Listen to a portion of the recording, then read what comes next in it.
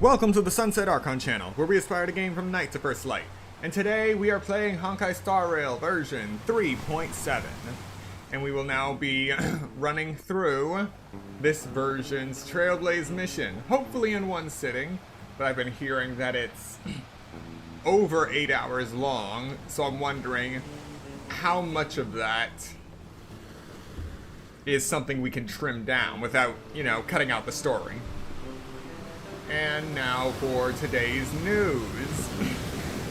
I wouldn't say it's a rant, but Nintendo had, just a few hours ago, Nintendo had the audacity to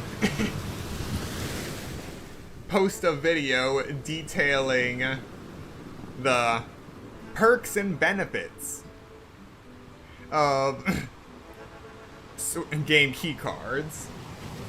And though we cannot see it, I'm pretty sure that we all know that this video is going to be ratioed far faster than any of the incarnations of the Nintendo Switch Online trailer. And that was re-uploaded like 10 different times throughout the service's lifespan. So, the question for this stream is, how many times do you think they're going to re-upload the game keycard trailer? Let me know your prediction in the comments down below. And now, without further ado, let us jump into Honkai Star Rail.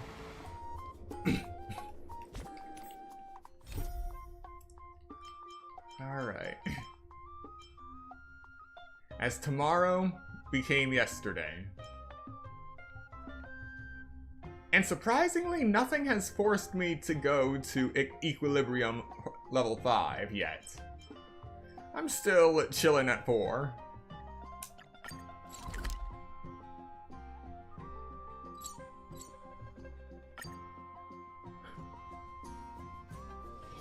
Be grateful for all this clamor. That is the sound of thoughts clashing. Here we go.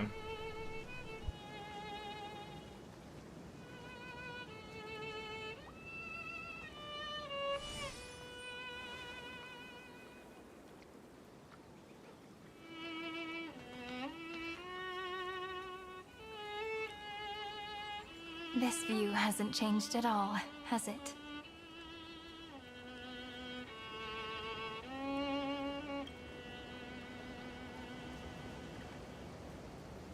The hometown in your memories never changes, but when you return to your senses, you realize that fate has already stolen the time away.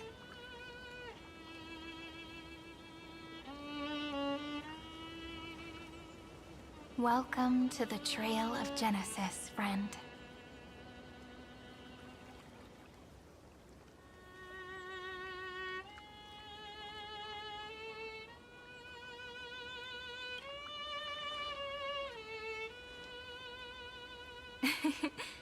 Seems like the weight of memories from 30 million cycles really made me grow up. But if I keep growing, I might be taller than you, right? Then I'm really looking forward to that.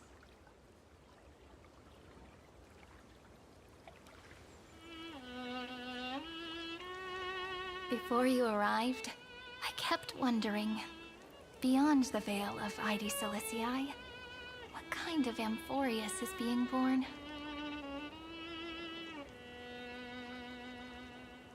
I can see fragments of it when I close my eyes. The friends who walked alongside us have all moved on toward their respective destinies. Some turning into pillars of the world, supporting the sky and the ocean. Others sowing reason, laying down the law, and with gentle hands lifting newborns into the light. Death and strife are no longer feared by people, and trickery has become the innocent games of children. All beings living ordinary and peaceful lives, within the net woven by romance and passage. There's no black tide, no flame chase, and no destruction. The world on the other side of the sea is one bathed in sunlight.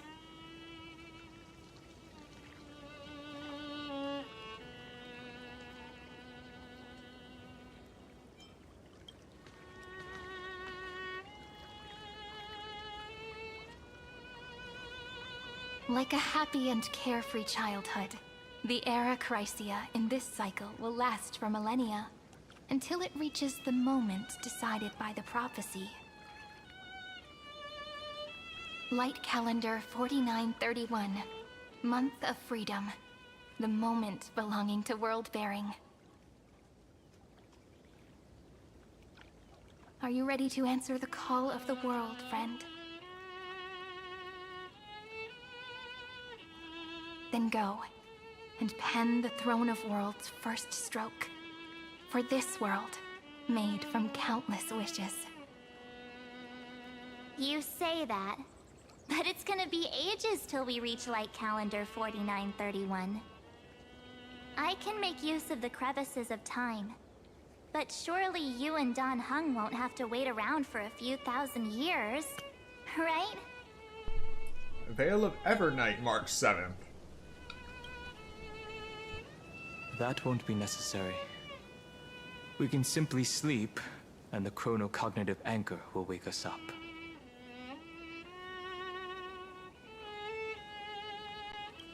That's right. We've both become a part of the new world. Just waiting for you now. Our consciousnesses can converse with each other across the heavens and the earth, possibly due to the influence of the Trailblaze. I am now connected with this earth, and I can feel the breath of every mountain range. I see that the tallest among them is named Akama, and the form of the holy city is already taking shape. In other words, your stage is almost set. Do you want to take a leaf out of Kefali's book and make some prophecies before your nap? But we're not the only ones who have changed. The chronocognitive anchor just transmitted a message stating that Iron Tomb has reacted to the Aranova. The moment when our friend bore the weight of 30 million cycles of memories. Was probably also when the scepter devoured 30 million cycles of destruction.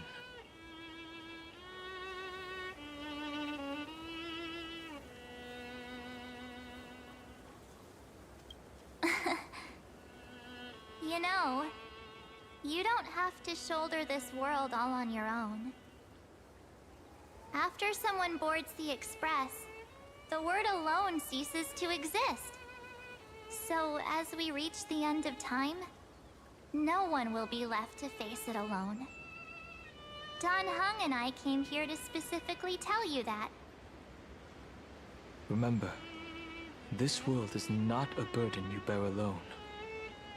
It's a journey we trailblaze together, alongside all of the Express.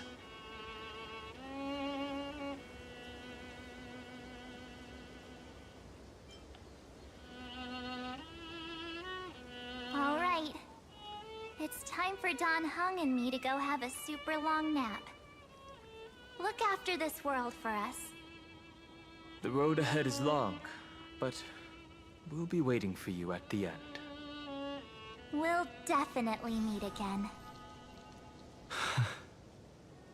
Let's take one more look at the other side of the sea before we set off.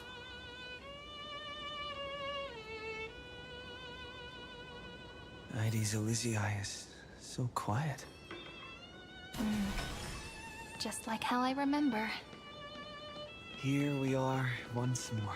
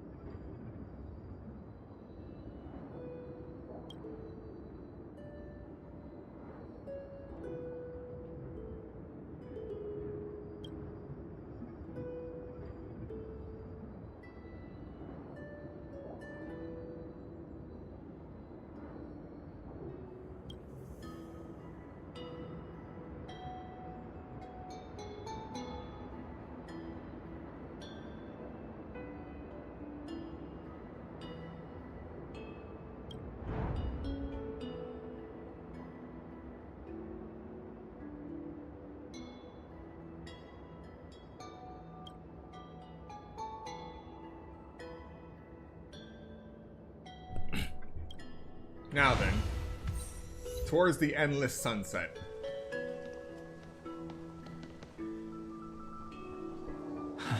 The scent of the black tide is now completely calm. At last, the starting point of 30 million cycles is finally welcomed. Its first end. And the final end, right? I can't hear his voice. There are no flowers there that bloom for him. Nor is there a star that is his. Finan is the only one who didn't reach the new world.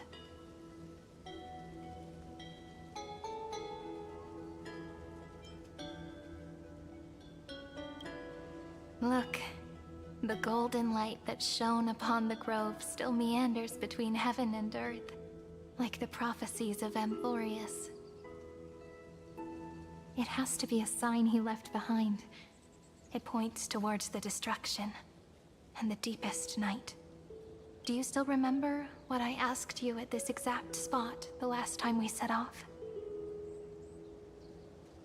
Friend, are you ready to become a hero?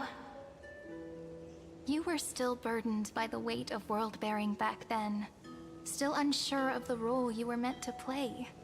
But now, everyone has already given you the answer. The heroes of legends were just at the right place at the right time when the world needed a hero. Just like how your arrival kickstarted Amphorius' fate once more. A person's personality is their destiny.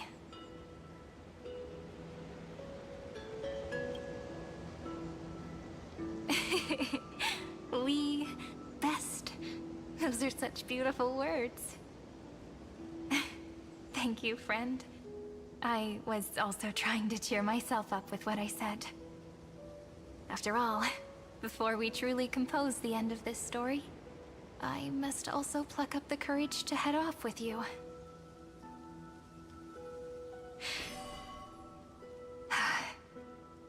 And face a memory that I have forgotten for too long, and have denied for too long.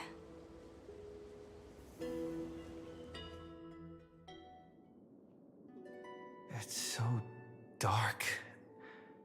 What is this place?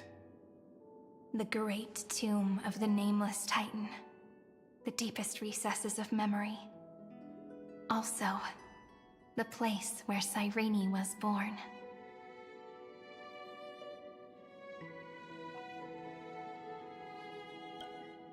My apologies, friend.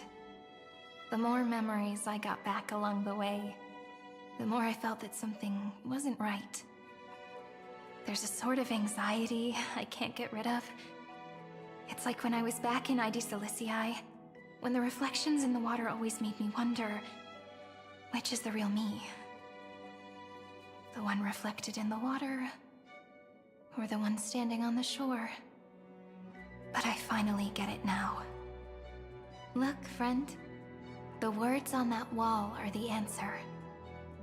1, 2, 3, 4, 5, 6, 7. Do, re, mi, fa, sol, la, ti. That rhymeless tune is the lullaby of little fairies. As always, I'll read this book to you. That way it won't just be Cyrene's memories alone. I've always thought that I was the narrator of the Flame Chase journey. But as it turns out, the narrator is also the most devoted audience.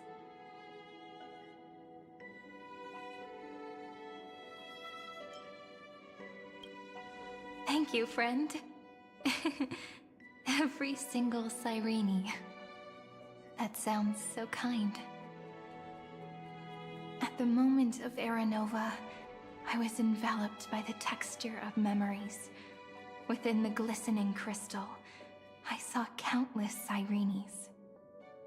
as well as countless versions of me. This is the final puzzle piece of the memories. A prison born of the erudition. A grave annihilated in the destruction. That unknown solitary god. The 13th Titan who should not exist. The first new spore. The demiurge is right here.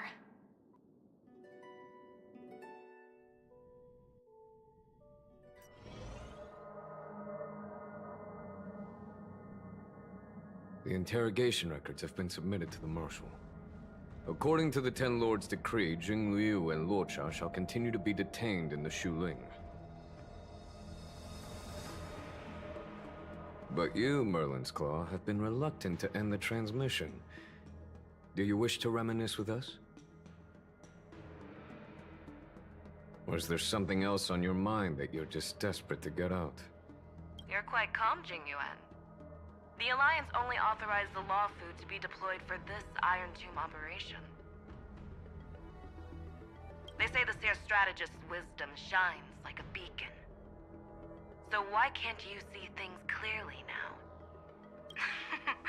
Look who's talking. I didn't vote against it, did I? But, with enemies all around us, even a child knows the Marshal needs to keep a few Xianzhou ships in reserve, just in case. Whoever volunteers first is the Marshal's pick. If you have to ask, I'd say this outcome plays right into Jingyuan's hands. Like it or not, there's no way we're letting the Law Food take the lead in this battle. Oh my, Merlin's Claw. Are you afraid the Law Fu might steal the Yao Qing's glory? This is no laughing matter. Between the Stellaron crisis and the War Dance ceremony, though the chaos has settled, rumors and speculation are only growing by the day. With Elder Huaiyan around, those with ulterior motives won't be able to stir up any trouble. But once the Law Fu gets their hands on the Golden Blood, it'll be a whole different story. With the kind of person Jing Liu is, and her connection to you, I don't need to spell it out. There are countless ways this could be spun into something bigger. You're overthinking it, General Fei Shao. When I volunteered for this task, I never expected unanimous support from the Alliance anyway. The Law Fu will seize the Golden Blood and redeem itself. That'll be our first win. Then we'll leverage this Golden Blood in the negotiations. Our second win. These two wins for the Law Fu will make all three of us happy. And that'll be our third win. Look, if this were a Skyfaring Commission deal, we'd be rolling in money, wouldn't we? Maybe the Divine Foresight should change his name to the Optimistic General instead. With the Decalite Reflection Barrier, the Yuchuan must understand even more than the Law Fu how significant this battle is. Amphorius' karma has vanished from the matrix of prescience. What omen does General Yao Guang see in this anomaly? In divination studies, we call this an empty fortune. It involves the eons and is thus beyond what mere mortals can comprehend. Your explanation isn't any clearer than Lady Fu's. Come on. How hard is it to understand the word uncertainty? For the Cobalt Head, the emergence of Iron Tomb is a calculated instant, but I don't believe they will just sit around waiting for death. And for the powers of the cosmos, this is their chance at survival, and the key to turning the tide of interstellar affairs. The Astral Express is leading the formation of an allied force, but I can see each faction has its own hidden agenda. There are even divisions within the Alliance, so it's not that hard to imagine how the other factions will react. Jing Yuan, I crossed paths with Selenova's Legion at the Battle of Sedunirama Star Cluster. Be extremely careful. The Ruined Legion's troops and weaponry are nothing to write home about. The IPC, even the denizens of abundance could take them on. However, while Void Rangers are just expendable pawns of the destruction, the real wild cards are... The Lord Ravagers. Indeed. Nanook's emanators are also their weapons to burn down the paths. I'm afraid conventional military tactics and strategies will be useless against them. My assessment is this. To completely take down a Ravager, we must disregard casualties and spare no cost. My only fear is one wrong move, and the Lawfu will fall into Ventilia's trap again, inching ever closer to destruction.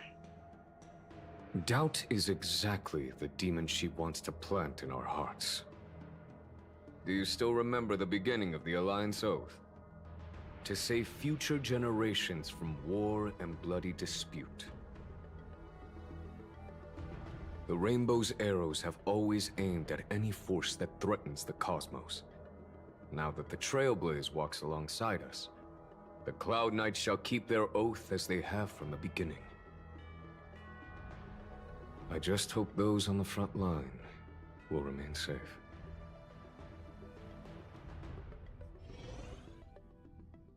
The chronocognitive anchor is sending a signal. Everyone, time to move out. Did he and the others make it? Let me go over the plan one more time just in case. You'll enter Amphorius, reunite with your 3 separated companions, and try to locate Iron Tomb from within the world. Who are you taking with you? The fate of the universe hangs in the balance. We can't afford any slip-ups. I suggest everyone, except Pom-Pom, join the fight. We do need to be prepared for all possible contingencies. I have no objection to this. I'll do whatever I can. Meanwhile, Screwy and I will continue attacking the Demiurge Matrix. That is, the Scepter's kernel, from the outside. With our 2-pronged attack, we'll turn this hunk of metal into scrap for sure. Now we just wait for those 2 to get back.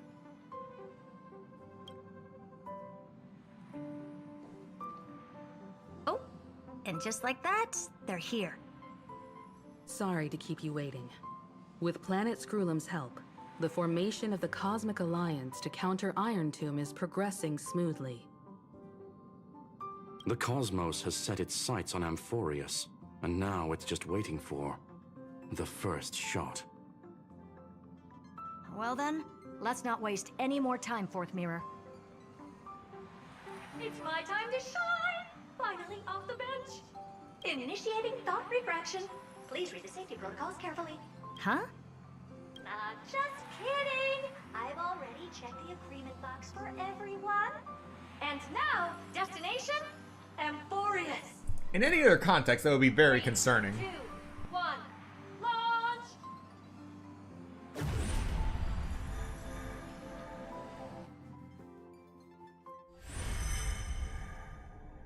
The flow of Memoria is so heavy here. Unlike Panagoni's dreamscape, this place has built up a true epic measured in millennia. The vortex of Genesis, where all myths begin and end. And in this new world created by the Nameless, the infinite cycles have been broken. Let's set up the Trailblaze beacon and establish contact with the outside world. I'll leave it to you then. It'd be better for me to not show myself in front of the Garden of Recollection. And, Mr. Sunday, you probably shouldn't show yourself either. Agreed. The Astral Express has landed. If you receive this message, please respond immediately. Over. This is the Angel Alliance. Communications normal. Interastral Peace Corporation. Communications normal. A response from the Galaxy Rangers. not surprising. But I didn't expect the family to also stay silent at such a critical moment. That's a pretty blatant disregard from the family for Penacony's independent director, I'd say. Long time no see, Miss Himiko. It's been quite a while, Madam Jade. The significance of this battle rivals that of the campaign against Zulo. Only through victory can we disperse the shadow of Iron Tomb that looms over countless worlds. The 10 Stonehearts shall spare no effort for such a grand mission for the preservation. Madam Jade led the Intelligentsia Guild in conducting specialized research on Iron Tomb's past activities. The bad news is, the collapse of the Erudition won't just affect inorganic beings. You mean Iron Tomb can infect organic life, too? Well, the good news is, so far, its effects on organic life are under control. The infection progresses slowly, and the resulting neuropathy is non-fatal. In any case, the IPC can guarantee targeted vaccine coverage within 48 system hours in all star zones within the medical system. What about other star zones? At a time like this, are the followers of the Firmament Arbiter still trying to make a profit? I remember you, Master Diviner. Your performance during the Third Denizens of Abundance War was quite impressive. Please rest assured, all worlds can purchase vaccines from the IPC with a humanitarian discount. That's the current policy at the very least. But, if the Xianzhou Alliance is willing to assist with the IPC's assets in Epsilon and other star systems, we'll have more cards to play when reiterating to the board the necessity of deep cooperation. It makes sense, since Interracial Peace Entertainment's headquarters is in Epsilon. But why are all the other worlds on the list? Places that the Elation has visited? Think of it as a long-term investment. Please understand that everyone at Pierpoint is swamped with Iron Tomb work, especially the marketing development department. At this rate, even the 10 Stonehearts can only do so much. Having some assistance from the Alliance would surely benefit the entire cosmos. Wouldn't you agree? As an old Xianzhou saying goes, those who succeed should help all under heaven. Your proposal must be decided on by the 7 Arbiter Generals. I'm just here to relay the message. In times of crisis, the Luofu will not hesitate to help those in need. However, the prerequisite is that the IPC must unconditionally assist the Alliance with emergency rescue operations in the disaster area. Of course. In the name of preservation, all for the Amber Lord. Thank you all for your selfless dedication.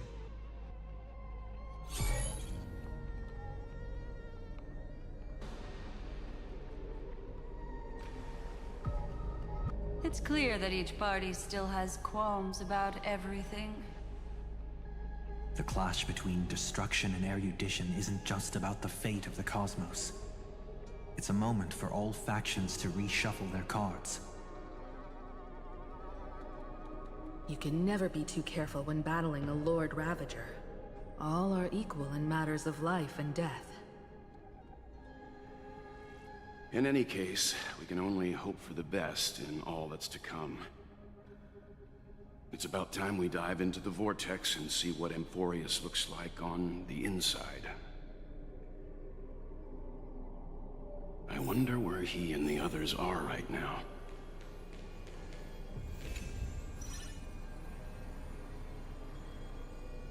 Hello? How's the signal? Can you hear us? Ah, we're through! I can see the video feed. Everything's working perfectly. Miss Bronya? Miss Serval? What a surprise. It's been a while. We've already heard from Miss Topaz about the Iron Tomb operation. She made a special trip to deliver the vaccine to Belobog. I can't believe the Express crew is at the eye of that storm. Is everything going smoothly? Don't worry, we're still following the plan step by step. How's the situation in Belobog? Urillo 6 is located on the outskirts of the preservation barricade. While it won't bear the brunt of the first wave, there's still a risk from the aftershocks. Matt Kitchapard and Pela are busy organizing the Silvermane guards, having them consolidate their lines and dig trenches. Zila and Lynx just got back from the Geomarrow vein production chain. Hey, do you want to say something to them? That would be unnecessary. It'll only shake their morale. Just tell them to stay safe. Miss Bronya, I'm afraid this disaster will be far more terrible than you can imagine. Please, be sure to follow Miss Topaz's instructions and make thorough preparations. Of course. We have resealed most of the engine of creation beneath the ice to prevent the will of the preservation from becoming an accomplice to the destruction. Don't worry, Miss Himiko. Belobog is far more resilient than we imagined. We really wish we could help, but Urillo 6 has only just woken up from its hibernation. The Astral Express, standing at the forefront of disaster, is the hope for many ordinary civilizations across the universe. In the face of a massive catastrophe like this one, relatively smaller civilizations have never had many options. But that's exactly why we have a resolve that's second to none. If anything goes wrong... Miss Topaz, I hope you can help out and rescue the affected citizens. No problem. Also, didn't the Xianzhou sign a friendship agreement with Urillo 6 earlier? They won't stand by idly either.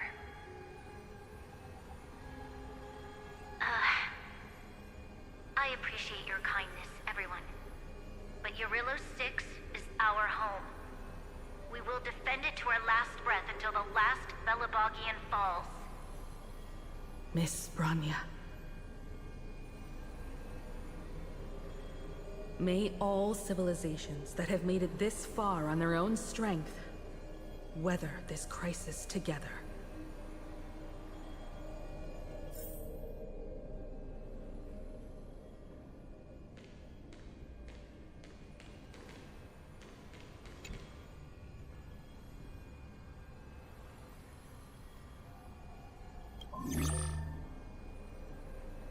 Good news, Miss Himiko. The 7 Arbiter Generals have reconsidered the current situation, and I'm here to relay their message. Officially, the Alliance's combat forces will still be limited to the Luofu, but the Yaoqing has also been deployed in the surrounding war zone as a contingency. Words cannot express our gratitude. Getting the Hunt to agree on sending troops must have taken quite some effort from General Jing Yuan. The Luofu already considers the Express an important ally. We also have no intention of hiding the fact that there is indeed something the Xianzhou seeks from this Iron Tomb operation. But this time, the Marshal herself decided to send out troops. With a formidable enemy before us, the Alliance has no reason to back down, nor will we be content to take a back seat. If we can stand together with civilizations across the universe to overcome this crisis, then we must do so, even at the cost of our own lives. The Alliance truly embodies the principle of righteousness. It's fortunate that the cosmos has great heroes like you. You're too kind. As for that Jade Abacus of Allying Oath, you can save it for when you're in more dire need.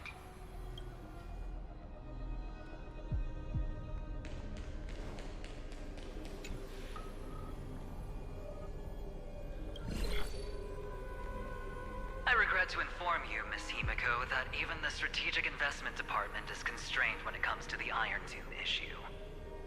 And it would be difficult to meet the expectations of the Astral Express. However, Madam Jade instructed us to look after our nameless friends as much as possible. So let me offer you all a small suggestion, just from my personal perspective. Other departments at the IVC might also take this opportunity to extend an olive branch to you.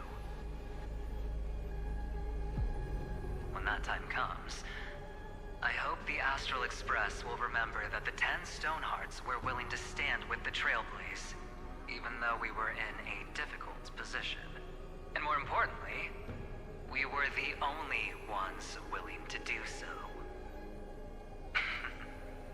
Sounds like a threat, doesn't it? But trust me, every word comes straight from the heart. Has the internal conflict within the IPC really gotten this bad? Everyone knows about the bad blood between Diamond and Oswaldo, but at least until now they've had an uneasy truce. Until the Lord Ravager Archforger caught the board's attention. I'll leave it at that, as it's confidential information. Hope you can understand. I understand. Our immediate priority is to address the Iron Tomb crisis. Let's hope for success from the start. This might help ease everyone's pressing concerns.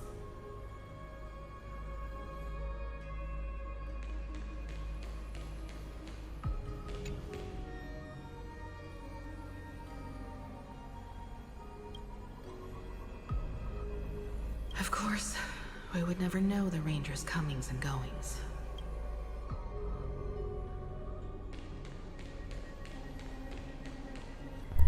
How long has that chest been there?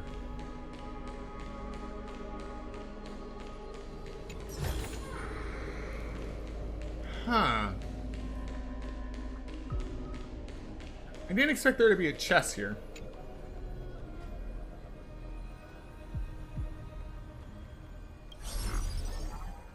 Miss Himiko, is that you? Yes? And you are Miss Robin. Yes. I apologize for not being able to respond during the meeting earlier. And even now I can only appear in disguise. On behalf of the Penaconian family branch, I extend my sincerest apologies to everyone. We tried to request aid from the family, but we essentially received no response. I've heard about the internal conflicts within the family. Miss Robin, there's no need to apologize. Every bit of strength is precious at this moment. Thank you for understanding. The good news is, since you're one of the shareholders of Penacony, the family heads have agreed to allow me to lead all Asdanian tuners to the front lines. My charitable foundation will also do as much as possible to provide support in this battle. They'll ensure that proper arrangements are provided for those wounded on the front lines, and for residents in affected areas. Miss Robin, I'm beyond moved by your spirit of self-sacrifice. The Astral Express would also like to make a promise that we won't leave any companion behind.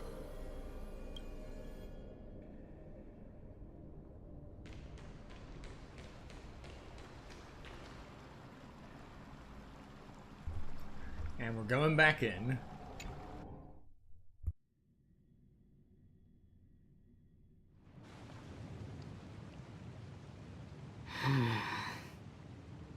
Why is there no one here? Everything in Akama seems normal. The New World was enjoying peaceful times not long ago. It seems it was even more recent than not long ago, Miss Himiko. The fruit on the table is freshly cut, and the bath temperature is just right. The remembrance tells me this place was bustling with people just moments ago. It's as if everyone vanished in an instant. Could this be Xandar's doing? Unlikely. He's still under the surveillance of those two geniuses. Could it be some kind of local custom? A custom that makes an entire city fall silent in an instant. Pardon my frankness, Mr. Yang, but this reminds me of some unsettling rumors about the Harmony. Complete silence. Is often the prelude to divine intervention. Everyone, be careful. Here they come. Here they come. The nameless of the Astral Express. Evernight. How is this possible? She was already... We are the Chroniclers of Time, and we do not fade away. Finally, the last era Nova has been completed. What did you do to the residents of the Holy City and the Three Nameless? I didn't need to do anything. The remembrance will ultimately become the substance of the new world. Now, they are no longer the trailblazers you once knew, but gods who permeate heaven and earth. The 12 Titans who guard Amphorius.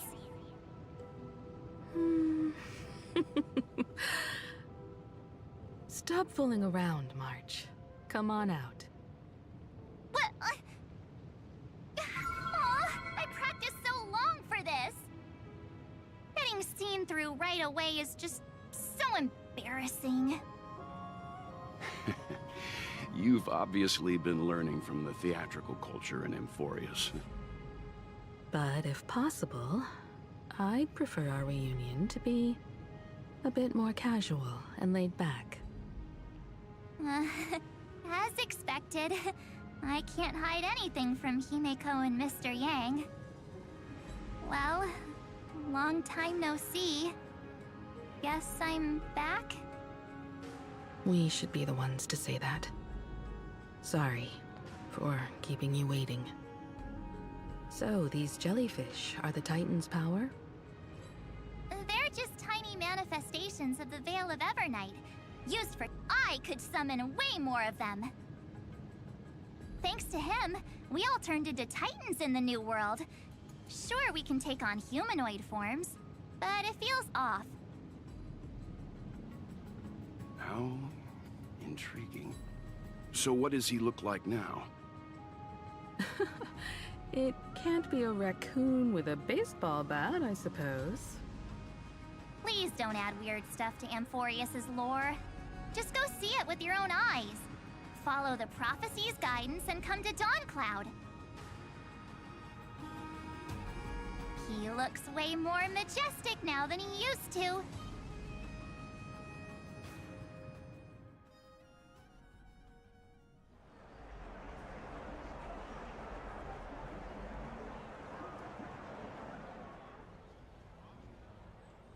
Unbelievable.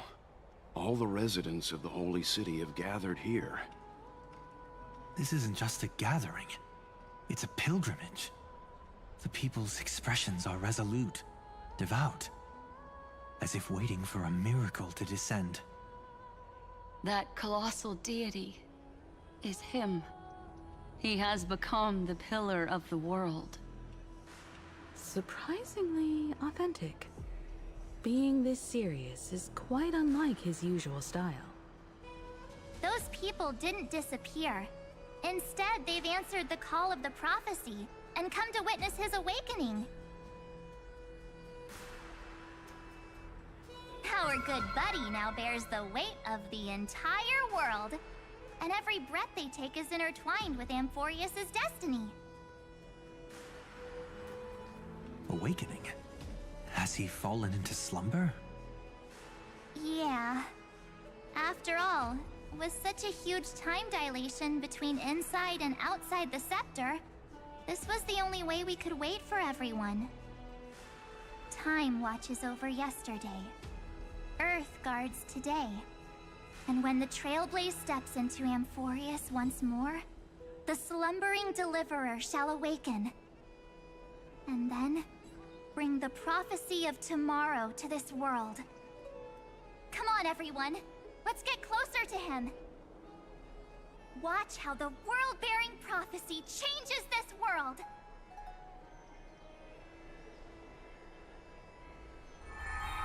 Well, it seems the kids are already miles ahead of us at this stop. All the more reason we can't afford to slow down our pace. Let's go witness this moment for ourselves. Majestic. Speaking of which, I once caught a glimpse in Sleepyhead's memory of him transformed into a towering Tatalov. Could it be?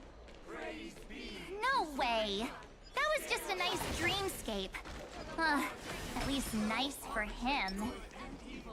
If they are the throne of worlds who bears the weight of this world, perhaps they could guide a traveler still wandering among the stars. Hey, since when did you get all pious? His advice sounds pretty silly sometimes, you know. The so-called fool and the world are merely a step apart. Teaching us to find erudition amidst imperfection. Praise be to Electra, chalice of plenty, for you brew the ocean into sweet wine, dispelling nihility with every toast at the feast. Praise be to Hyacinthia. Citizens, behold! Our last Titan, the world-bearing deliverer, is about to awaken! Oh, ancient god! Your loyal subjects, bewildered followers, and fearless comrades in arms have all knelt before your throne. Awaken from your eternal slumber and bestow upon the world your divine prophecy! Please guide us! Show us how to embrace this beloved world as we welcome that distant dawn! To walk the path of a mortal, or to bear a divine burden as a mortal.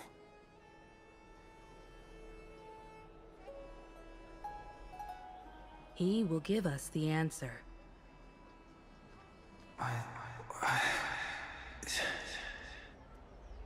But I am not the deliverer. Rather, I am the Nameless, who dwells among mortals.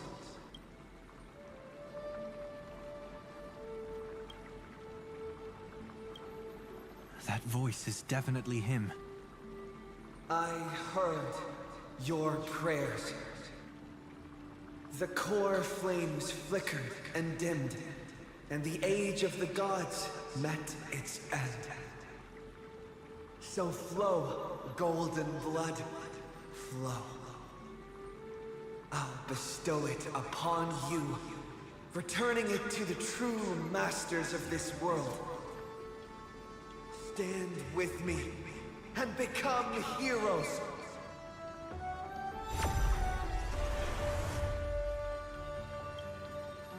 Is this? Yes, it's the miracle he brought to Amphorius. Of course, it would manifest in the form of the Trailblaze. Golden blood, raining down like a storm!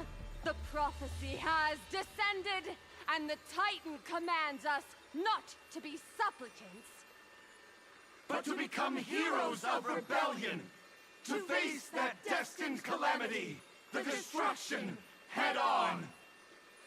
The prophecy of the Deliverer means nothing to me now. It belongs in the hands of someone far more fitting.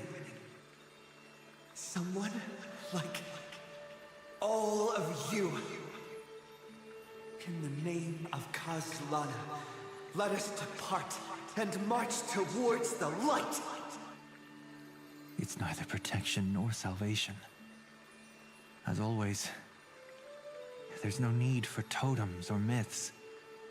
Humanity's most primal faith is that instinct named survival. Let's go, everyone. Someone has already sounded the horn of departure.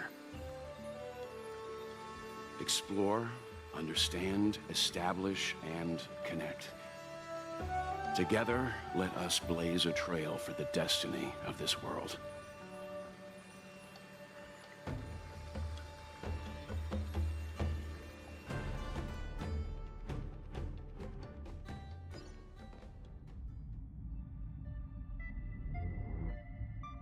Is it just me, or does this Demiurge Matrix feel completely dead? It's nothing like how the Memo Keeper described it. The environmental readings are all wrong. Conclusion. This must be what the kernel actually looks like in the real world. What did Xandar do to the scepter? At the end of light, there must be silence. Certain, pure, and absolute darkness. Not the time to quote the Lord of Silence. Bad omen. Either way, we have to press on. Until we uncover the truth behind the 13th Titan. The buried past is the key to stopping Iron Tomb. That is, if it even exists. So quoting the Lord of Silence is a bad omen? Xandar says the Demiurge never existed. Who actually buys that? You can erase the records, but not the truth. It vanished too cleanly. No traces. Like someone's yelling, "Look, there's nothing here." Too bad I'm the type who can't resist digging deeper. Looks like I'll be counting on you again, Screwy. Let's tear the system inside out.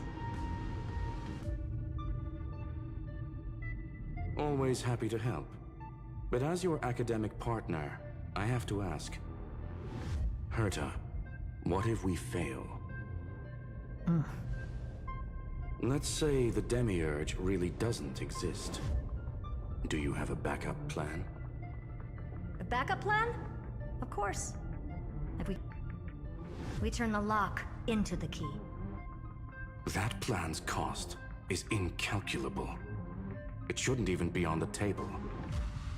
Well, then let's hope we never have to use it. There's no point worrying about the end just yet. One step at a time. Let's go. We don't want to leave the others waiting. You brought what I asked for, right? A butterfly has to land on the branch before it can dance. We'll need a wide open platform before her entrance.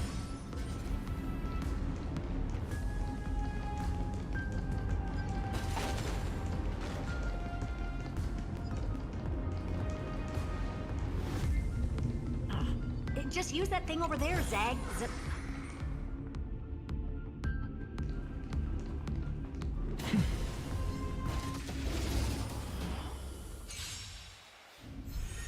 Guide with a rainbow bridge.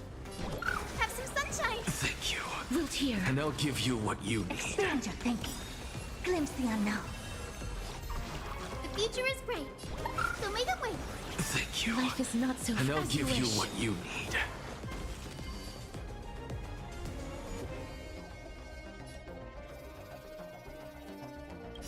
Embrace a new life.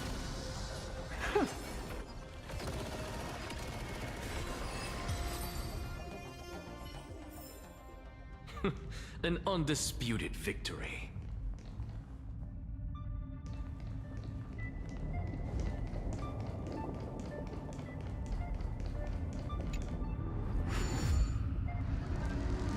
What a dumb name.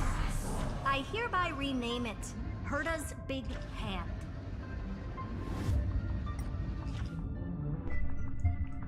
And that's better?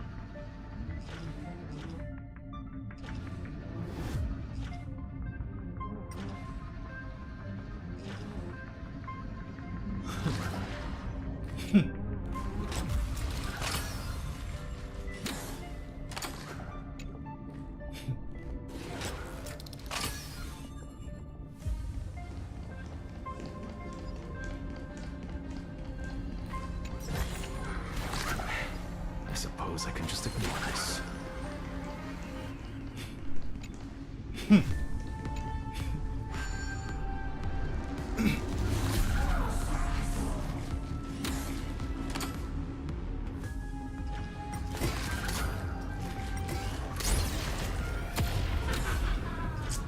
You're lucky I missed.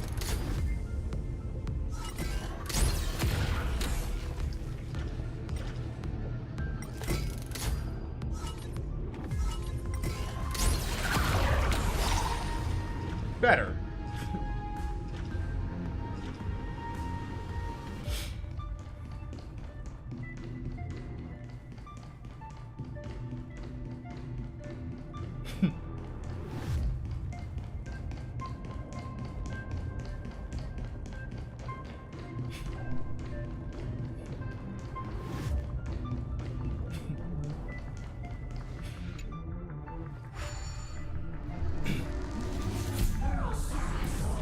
Oh, that's what I have to do. Curtis big hand is what I call power. Keep it going. Still not done? What is this? A junkyard for old Intellitron's leftovers? Finally. All set. Time for your precious treasure to make its debut. Of course. Just give me a second. Target initialized. With these wings, hacking should be much more efficient. Oh, a classic nuclear heat engine. Classy choice. Interesting. Just a personal preference. Her name's Mistletoe. Every flower in your garden's got a bit of poison, huh? Also a personal preference. It reminds me of the last time when we tangled with that Punklordian brat. What did she call this kind of infiltration tool again? Right. Dirty data shell. It wraps around the kernel to fool even top-tier firewalls. But yours is way too clean. Not even a hint of real-world grit. Herta, your tone is unusually emotional. Suggestion. Let's get back to the topic at hand. I thought we were done with that conversation. Unfortunately, current conditions won't let me ignore any variables. Especially the most important one. Your will. Iron Tomb never stops. It is evolving faster than any of our worst projections. Every instant in the Eon's calculation is like a sword hanging over the cosmos. Every move humanity makes could speed up its arrival. Which is exactly why we can't mess this up. And now, Droidhead wants to hand down judgment to the poor cosmos again. Border Star Trade War, Emperor's War, Rupert's death. Every time their instant arrived, it meant another bloodbath for humanity. But in this ultimate battle of erudition, you and I are supposed to be players, not pawns. If you choose to burn yourself out as a resource, then everything we've worked for means nothing. Herta, the cosmos won't just stand by and let a genius throw their life away. And neither will I.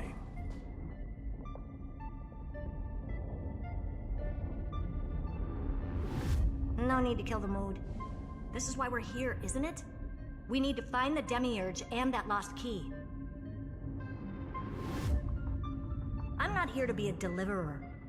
I just want to beat Xandar and Droidhead. Right now, I just need to know.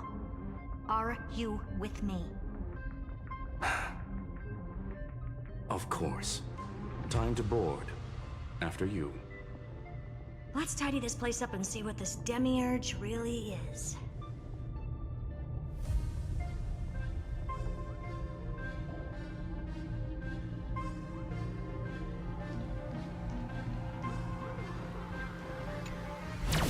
Let's hope this Matrix is better organized than the Emperor's junkyard of a birthplace.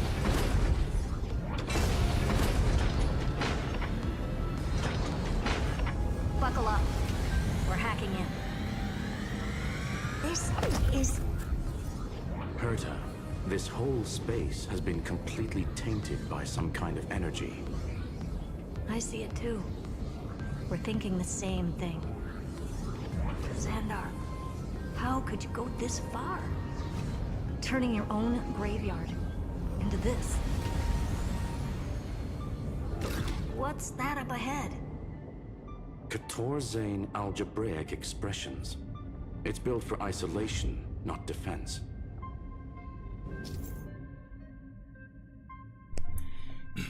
Trojan Program Mistletoe 1. The Mistletoe is Screwlum's personal collection piece, an elegantly designed Trojan program. Press the cruise button to start flying. Press again to switch to hover state. Use the left joystick to steer the Mistletoe. Press the accelerate button for a temporary speed boost. Press the exit button to end the flight. Toggle the vertical inversion option to change flight control. The mistletoe is equipped with an auto-cruise program. Press the auto-cruise button and the mistletoe will automatically fly to the navigation point. Press again during auto-cruise to switch to manual control.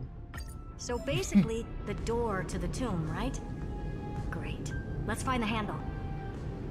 I'm picking up multiple independent signals with the same data structure as the barrier. Projection. We can hack the terminal, reverse the computation, and turn it into an attack.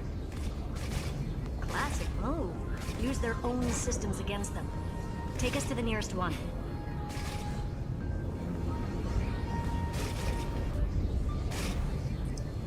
I don't know why I was compelled to go towards the light.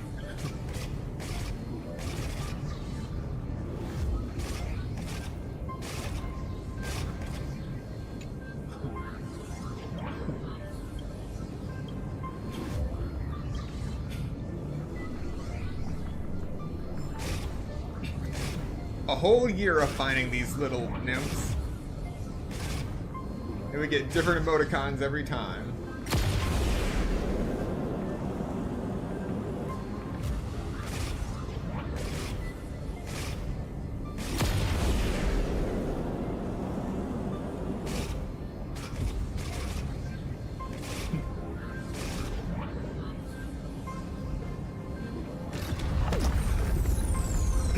No relaunch required.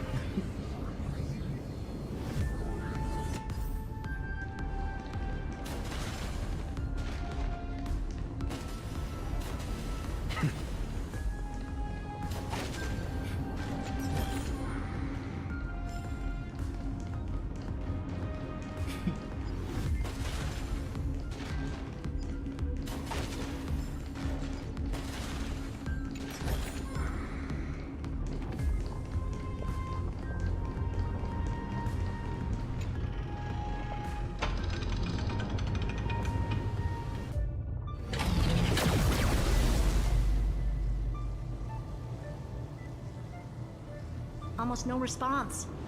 Just as I feared. Not promising. The output is barely a third of what we need. Logic says we'll need multiple terminals to coordinate the strike. Locking onto the next one now. Find anything else? Regarding the origin of these ruins, no logs found yet. Xander erased all records. But I did find some interesting scars in the circuit.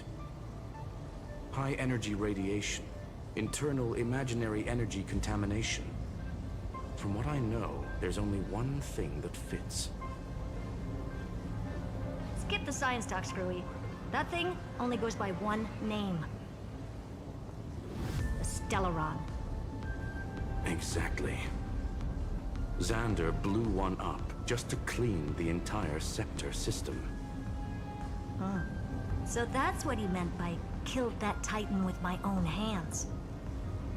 He wanted to turn the neuron of the erudition into a relay for the destruction. That meant getting rid of all of it at all costs.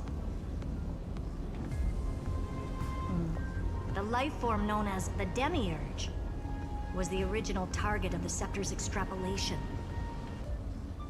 It makes sense.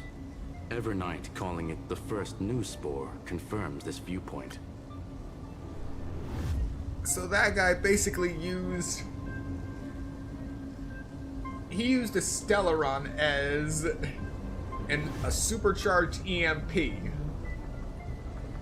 The prime mover of life. That's what Scepter Delta ME-13 was originally tasked with. Even after it got scrapped, the query kept running. Yet the true value lies in the process of solving it, not the answer itself. Then, does this mean finding the Demiurge is hopeless? No, I'd say exactly the opposite.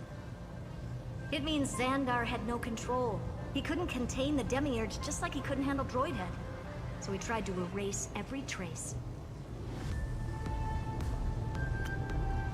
One moment.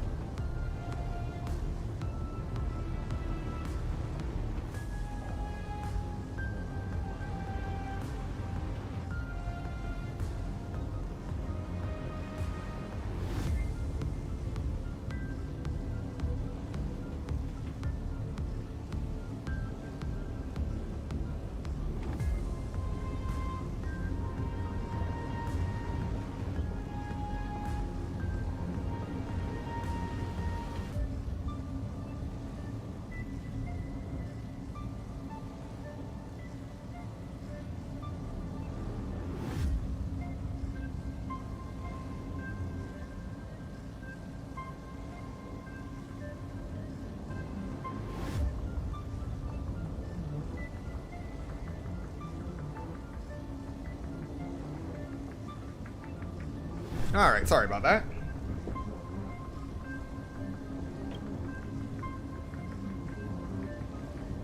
But he failed. It still left a mark. By the way, if there's another Stellaron in Amphorius, why hasn't that little one reacted to it at all? You said the Demiurge left a trace, right? Yeah, but not in the real world. Remember the great tomb of the Nameless Titan?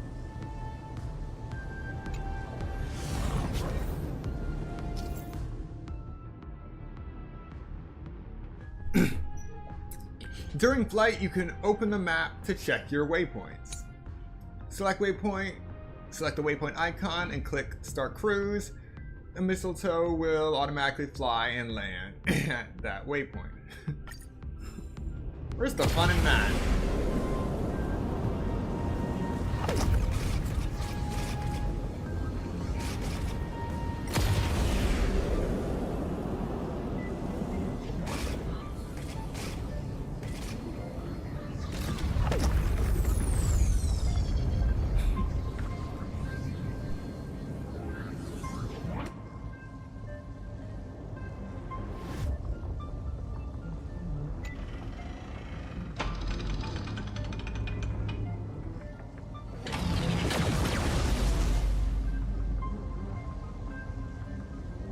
Trailblaze Archive 466.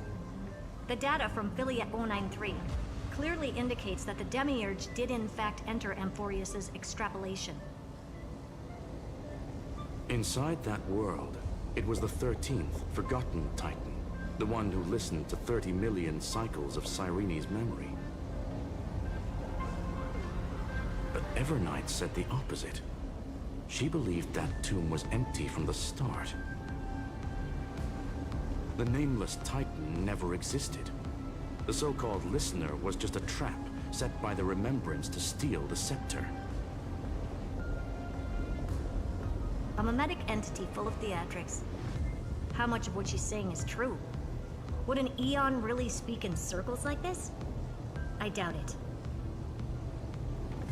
The Remembrance's behavior is certainly odd, but her assessment aligns with our current reality. Since we entered the Matrix, we haven't found a single clue pointing to the Demiurge. And that's the key, Screwy. Xandar's actions prove the Demiurge exists.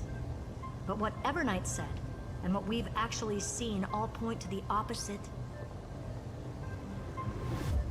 So we have to assume that both are true. And if that's the case, then the contradiction leads us to... the truth. Exactly. One last terminal. One final key. Time to crack open the kernel.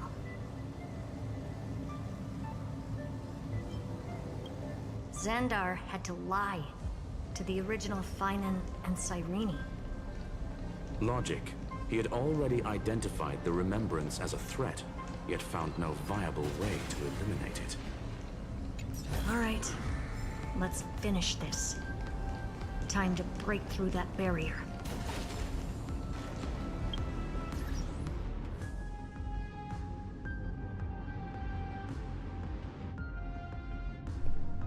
So I just noticed my XP, Trailblaze XP. 438,160 out of 20,300. I'm pretty sure if I went to Equilibrium level 5, I would immediately go to Trailblaze 70. Or at least very, very close.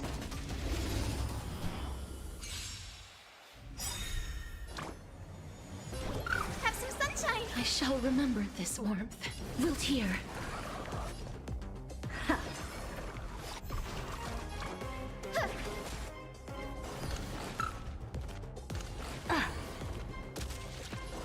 Open sesame. Watch a crumb. I'm sorry, did they do something to the audio? The sound effects are so soft now. Undisputed victory. You can barely hear any of the sound effects now.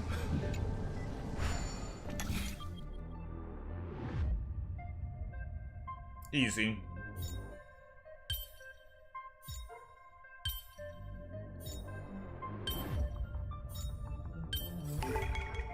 Give me something challenging.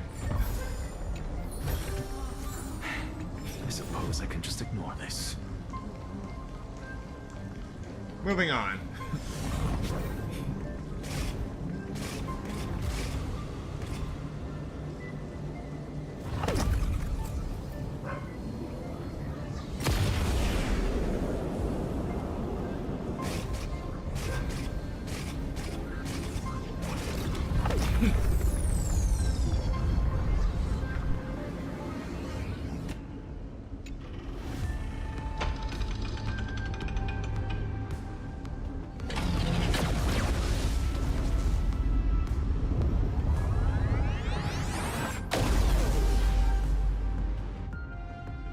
Operation authorized.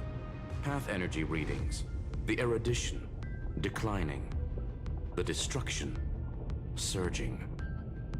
The remembrance 0. What's going on? Cause unknown. They left no discernible trace within the real Matrix. That shouldn't be possible. Could it be that the Era Nova exhausted all of the Remembrance's texture?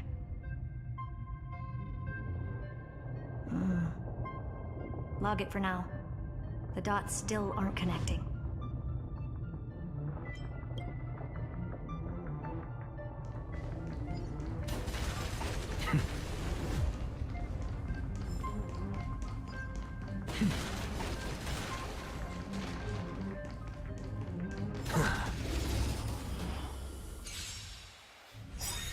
The future is bright. Never seen perfection, but expand your thinking. Glimpse the unknown.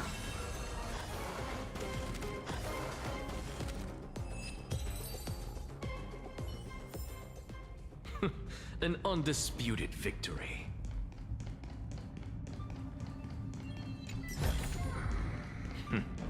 Go melt it down.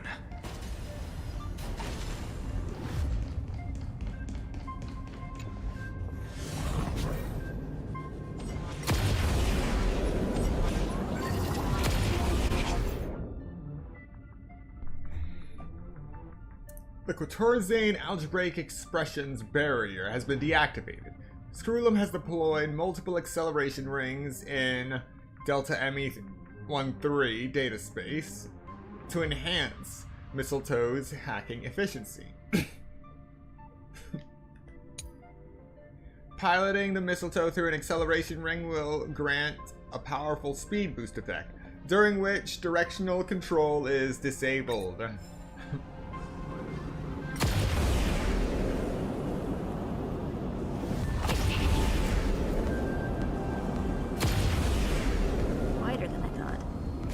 Expecting a full-on aerial brawl. It's advised to remain vigilant. The destruction's levels are still rising. Huh? What's the matter? Interesting. I just picked up a signal from the exo-myth. Oh. There is some kind of gate over there. So I wasn't wrong to think that was the path I needed to go.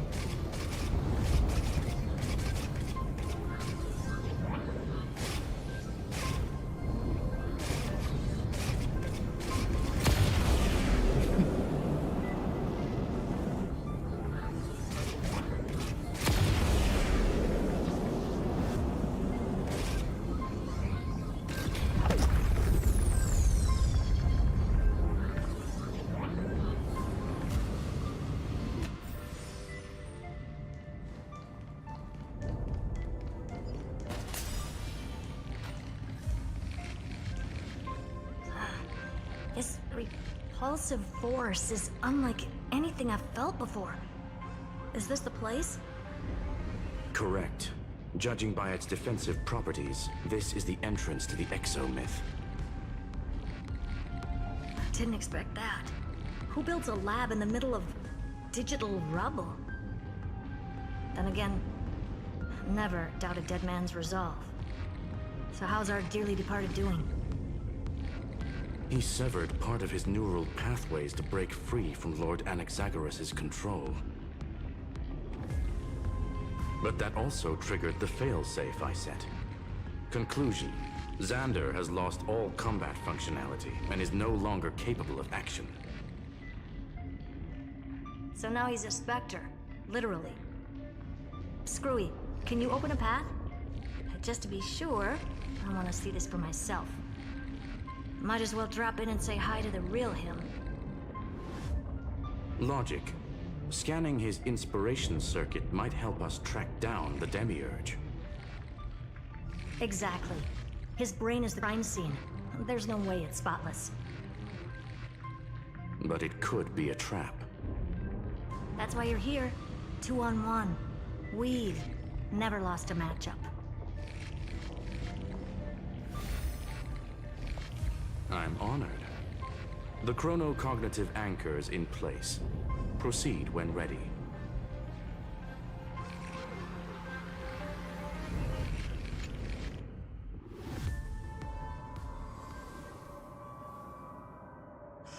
I knew it. The one thing I didn't want to happen. He's not here. The coordinates are accurate. Xander is still here. However, his position is shifting rapidly and chaotically. This pattern doesn't match any known shielding technology.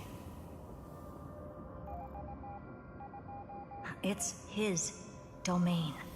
Stay alert.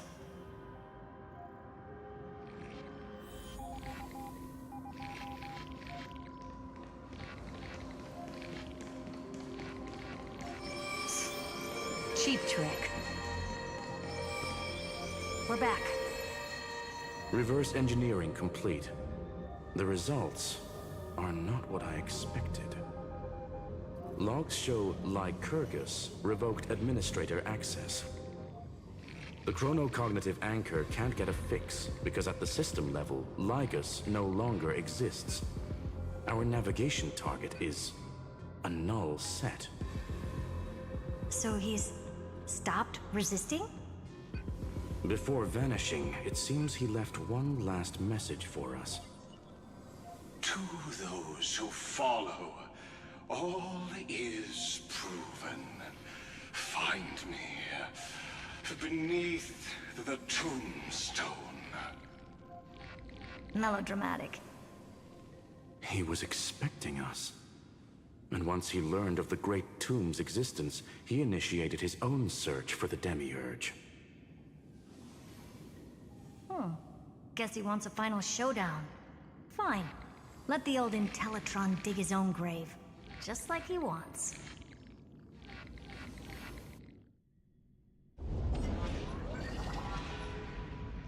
To be in the purest light is to be in the purest dark. Nothing exists there. The Scepter's mainframe. Or maybe we should now call it the Lord Ravager's placenta. Unfortunately, we still haven't found anything. Really? I don't think so. Not finding anything is our biggest find. Please elaborate. If the Demiurge was destroyed, there'd be at least some bits of it left. I don't buy that a Stellaron could have blasted all the traces away as cleanly as a scalpel. As I said before, its disappearance is too clean. If the garden hadn't stirred the pot, no one would even know about the Demiurge's existence. We're talking about the Scepter's original extrapolation goal. There's no way that nothing of it was left behind. Or we can look at it from another perspective. If you were Xandar, would you be this obsessed with a concept that poses no threat? Would you guard against it at every turn? There is the possibility that he's naturally meticulous and hates variables. That does track with the impression he gave about himself. But Xandar shut that theory down himself just now. Choosing to act, even if it'll cost him dearly. We know that feeling well. The unknown is right in front of us. So we only have one choice. Solve it. You sound pretty convinced. Surely you already have a theory.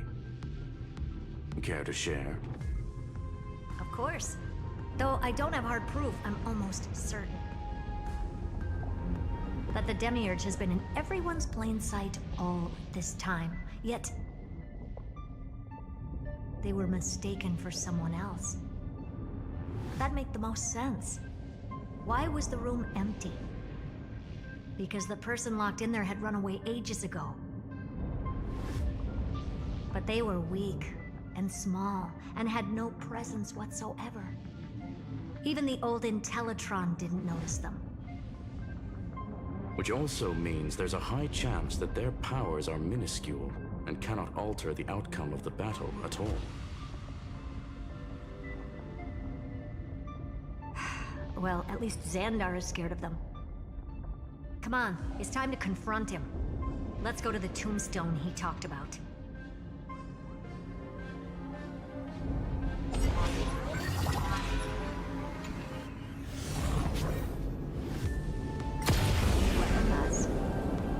Total devastation. He sought to bury the truth beneath absolute destruction. Logically sound, but ruthlessly extreme. Still, slim chances doesn't mean no chances. I've hunted down a single grain of sand in the universe before. This won't stop me. Calculation results. Your backup plan has a success rate infinitesimally close to 0. Which means it could work, no? This is the place below the tombstone. Let's open Lygas's coffin like he wanted.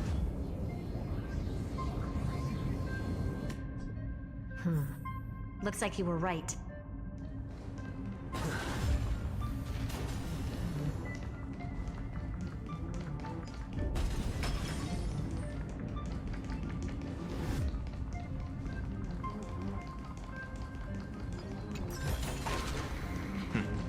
Go melt it down.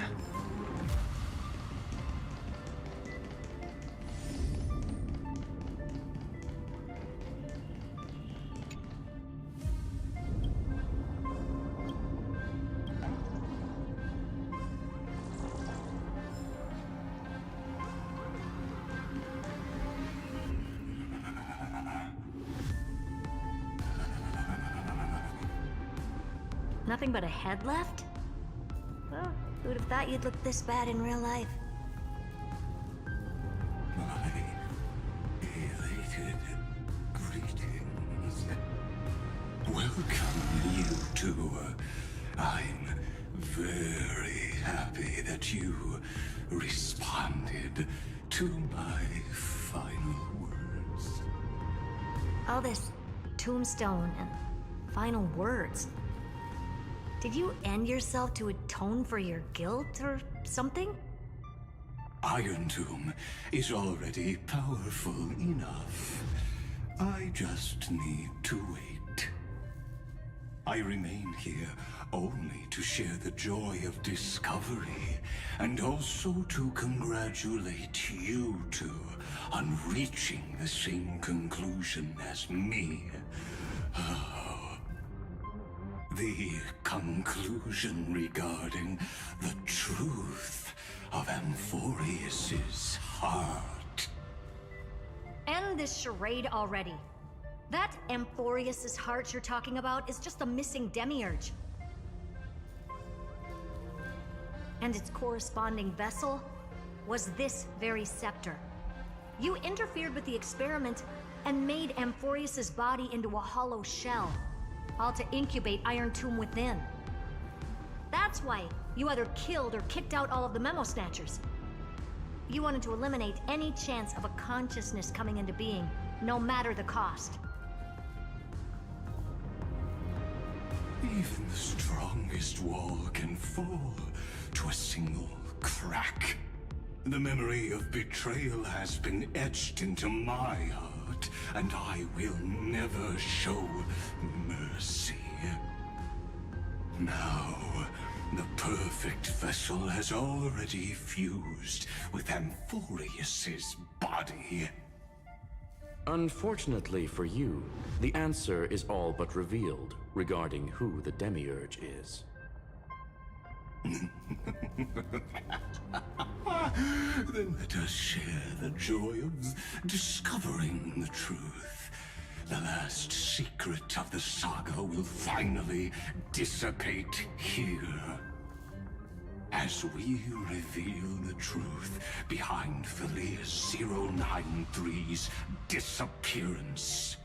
A lie by the remembrance.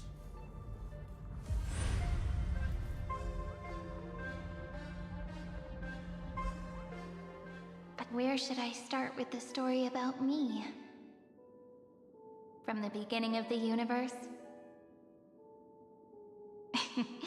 Just kidding. That would be too much. I just want to tell a teeny story. So little that it started with a seed. I know you're listening, my good friend.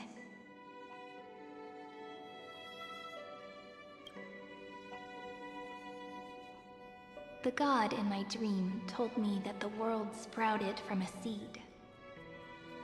It grew into a great tree named Amphorius, and time became its branches and leaves, basking in the light.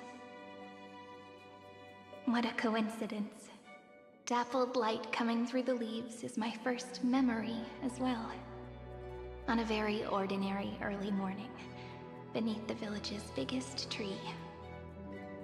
The daughter of Id Silicii quietly came into this world.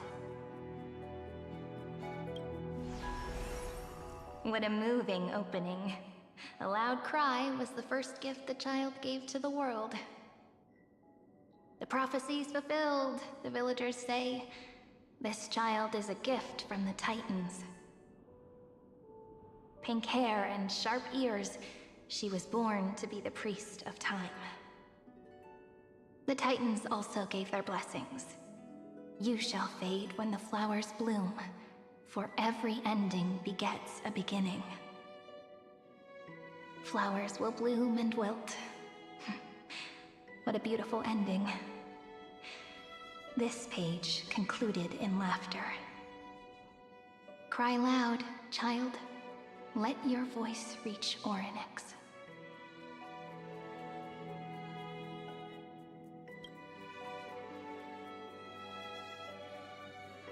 Anyway, I don't like tears. Time quietly flowed by in the midst of laughter. The wind from my hometown caressed the ears of wheat, and there were swings, wind chimes, the sea, and the little fairies off-tune a cappella songs.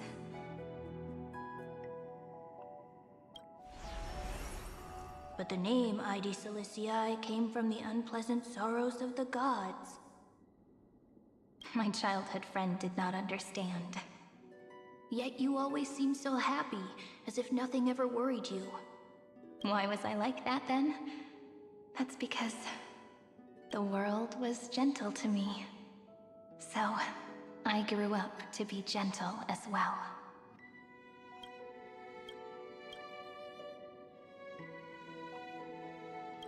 But fate was fickle, and it urged the child to grow up.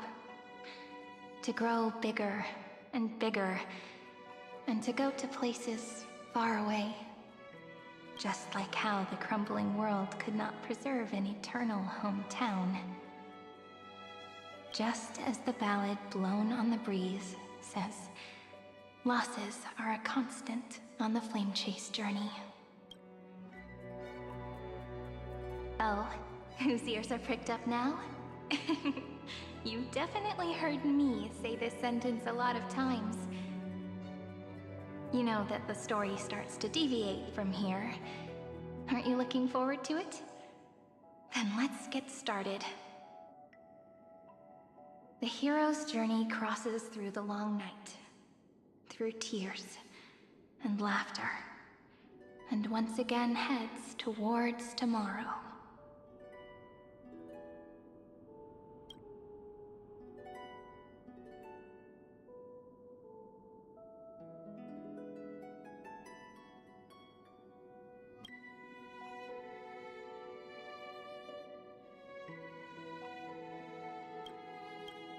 Correction. Philia 093's record, number 496. Archived.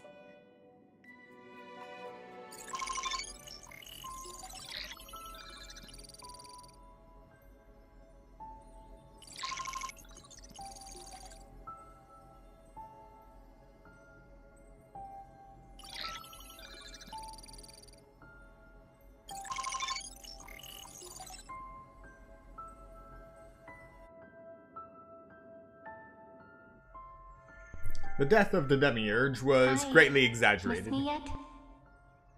I'm just messing with you. This is the first time I have met you.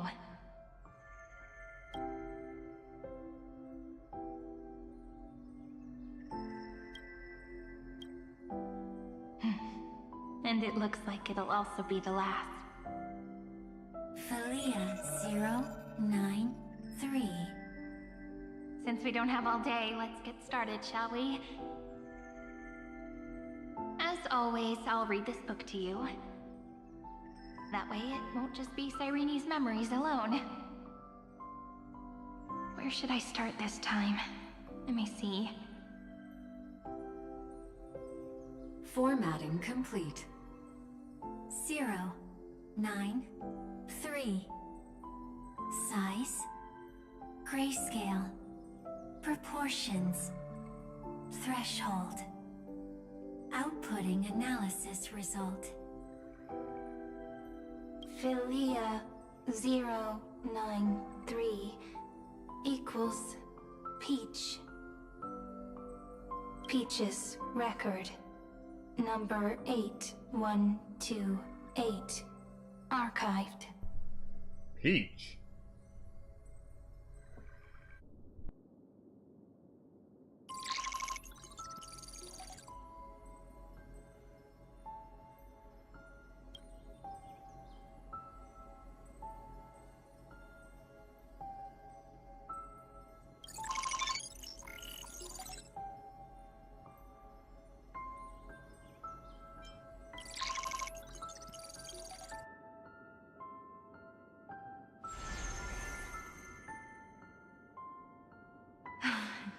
Look, what a magnificent sight. Comment. Peach. Even this classical world contains a futuristic palace like this.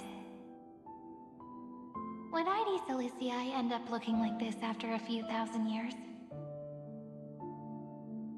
Conclusion. It won't. I want to share a story with you this time. I saw a little nymph on my way here. It was on a fallen wheat stalk, and it glowed under the sunlight. It was incredible. I forgot all my pains at that moment and just stared at it in a trance. Record. Peach is on the ground. I wonder, did every Cyrene in the past feel that the nymph was beautiful? Would they also have recorded that scene into the Eternal Saga? So, could you give me more time, please? I want to leave behind more memories for the future. Formatting complete. Bye, Peach.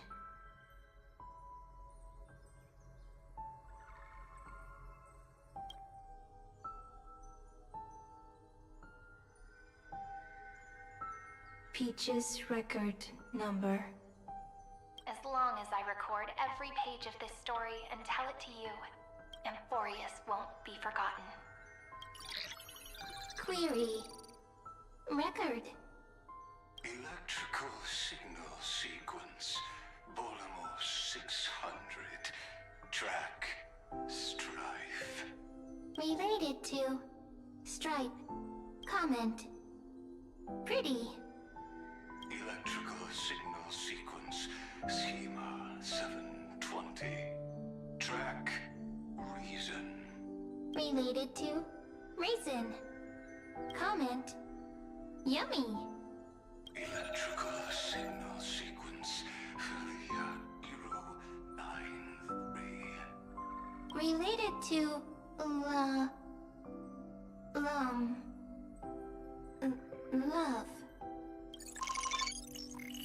Comment.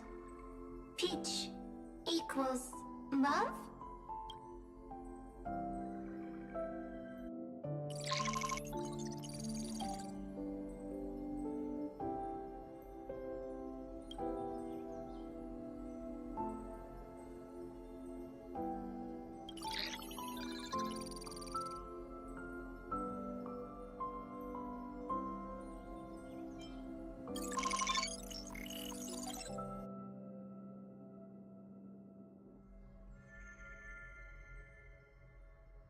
Looks like it's time to say goodbye again.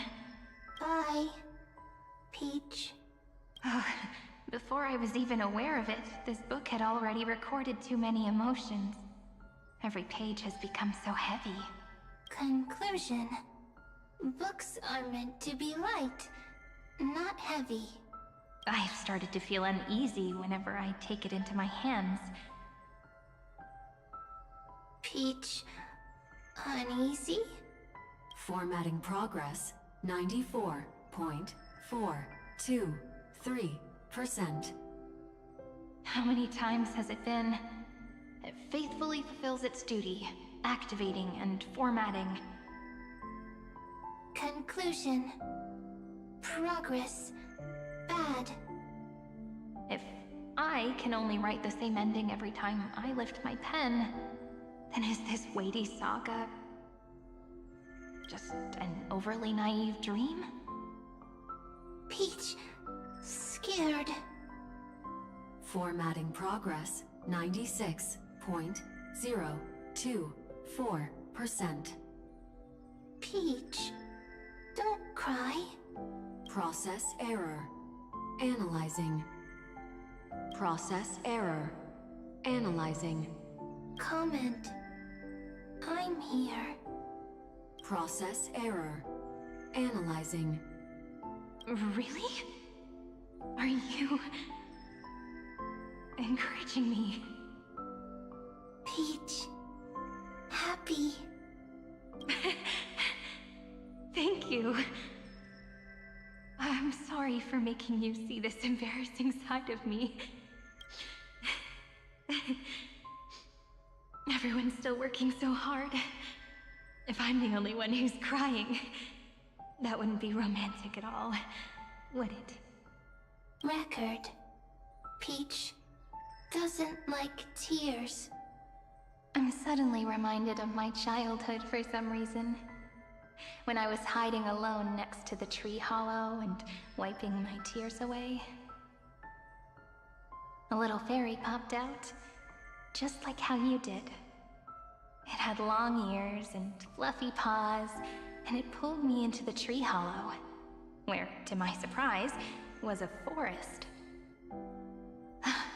Let me tell you the story of the Membrance Maze. A group of cute little friends live in Ide Silicii's forests. Their names can be connected into a song. 1, 2, 3, 4, 5, 6, 7. Do, re, mi, fa, sol, la, ti. Formatting complete. Bye, Peach. Note. Little Peach, crying alone. Little fairies, friends. Save.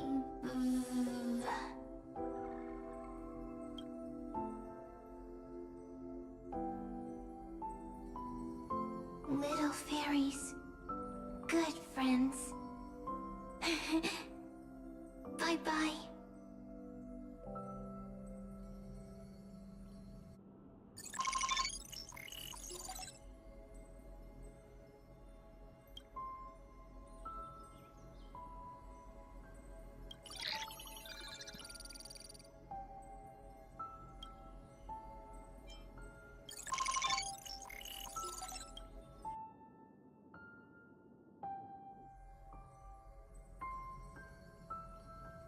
You never say anything, but I know you're listening. Every story I've told is like a little key that opened a door in your heart, no? Me! Little fairies! Happy!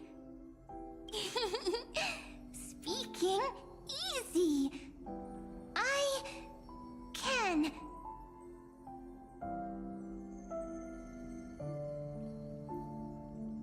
Once again, the saga comes to an end.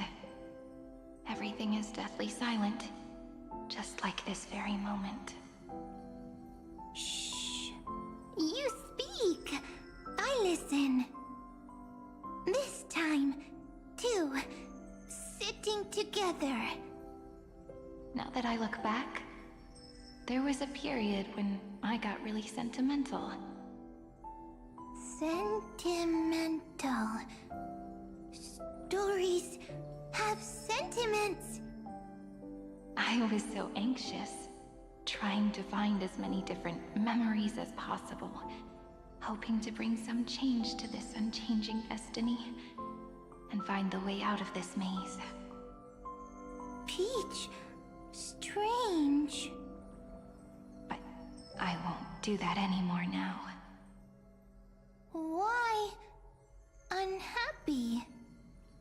Formatting progress 73.998%.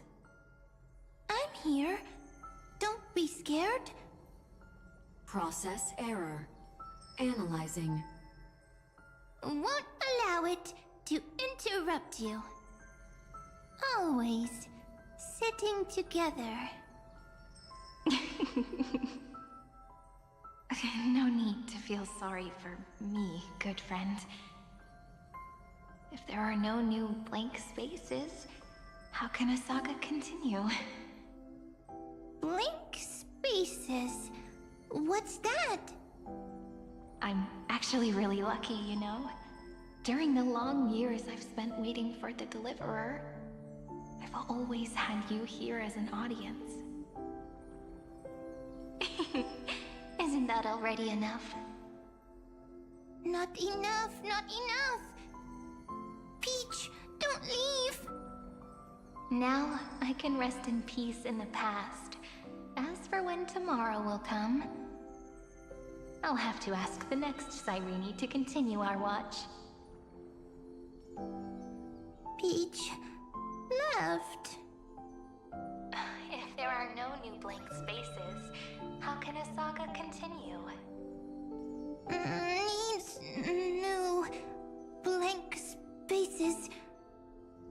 Next, Cyrene has blank space. Oh, Peach, don't be scared. I'll help you find blank space.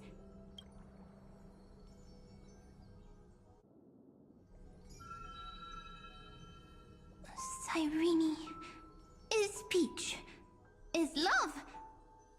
So, first there is love, then there is Cyrene, then there is blank space. Query, love.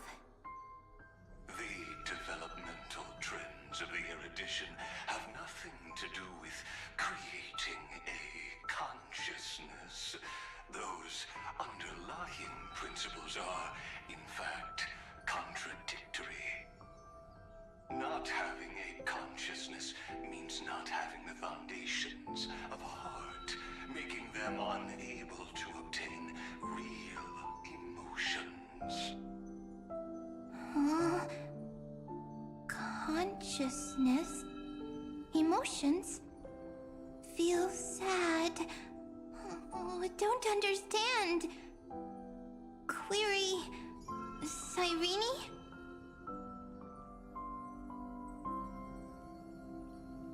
What could be behind this door? Glittering crystals? Or a beautiful world I've never seen before? If I tell you all the stories of tomorrow, will I be able to finally welcome the Deliverer and Emphorius' dawn in the next life?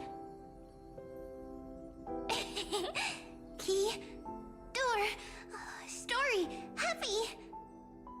Peach, Cyrene! Little fairy! Like! Yes, right. Query... memory.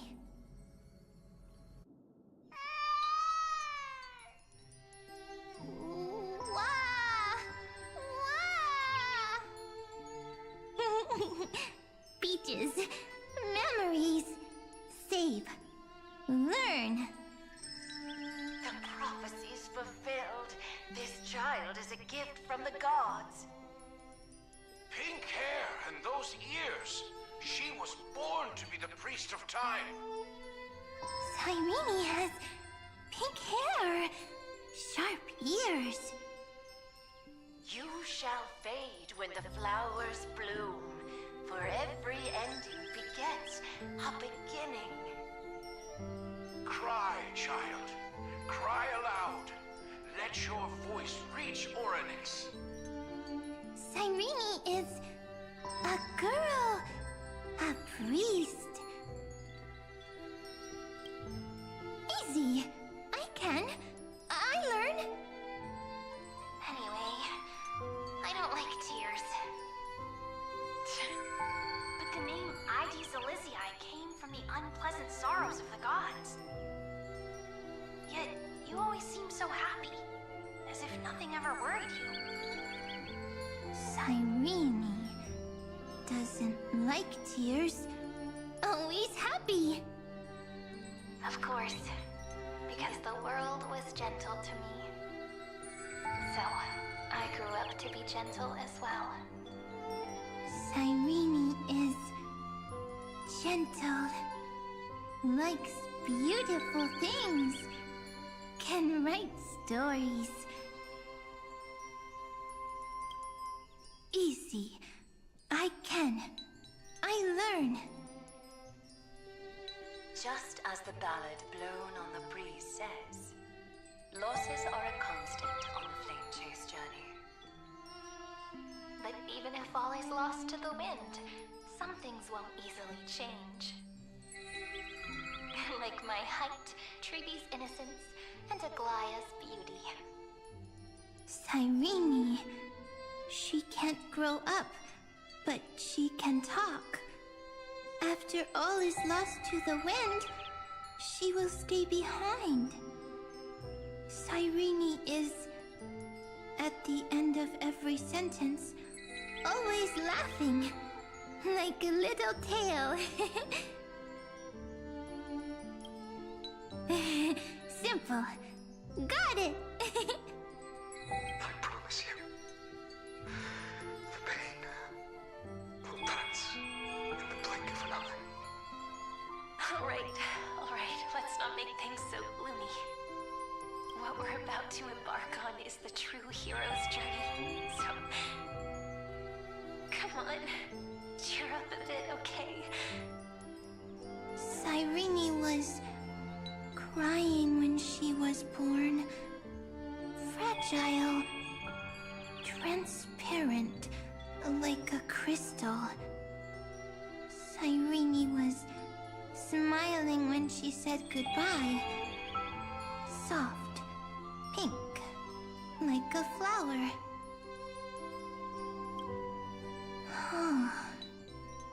The later memories disappeared? Invisible? Or disappeared? Ah! I got it! Is this a blank space? So, next Cyrene is blank space. Then... as long as there are two Cyrenes, then there will always be blank space, and Peach will always be here. I see! I get it! I get it all! Cyrene's memories. I will preserve them all!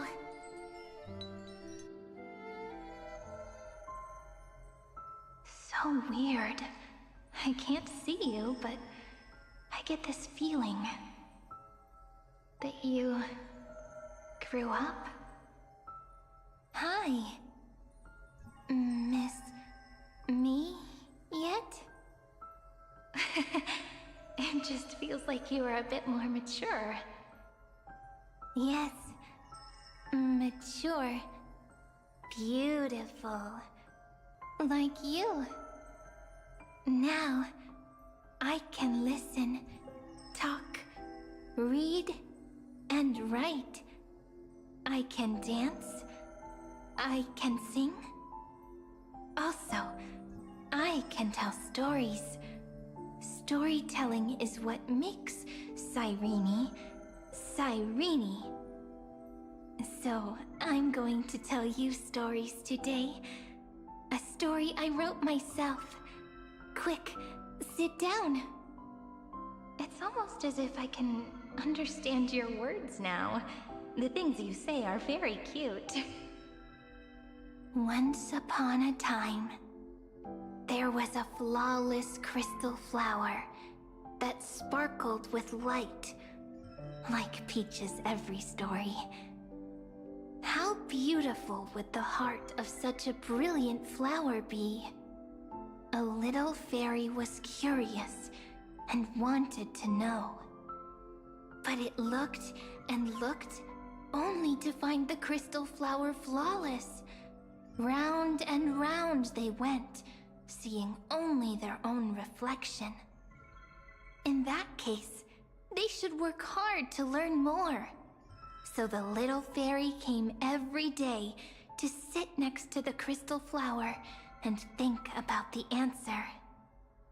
Until one day, to their surprise, the crystal flower fell to the ground and shattered.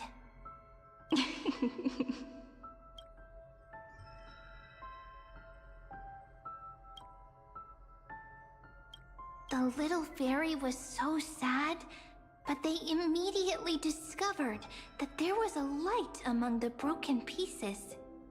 What could it be? They didn't know.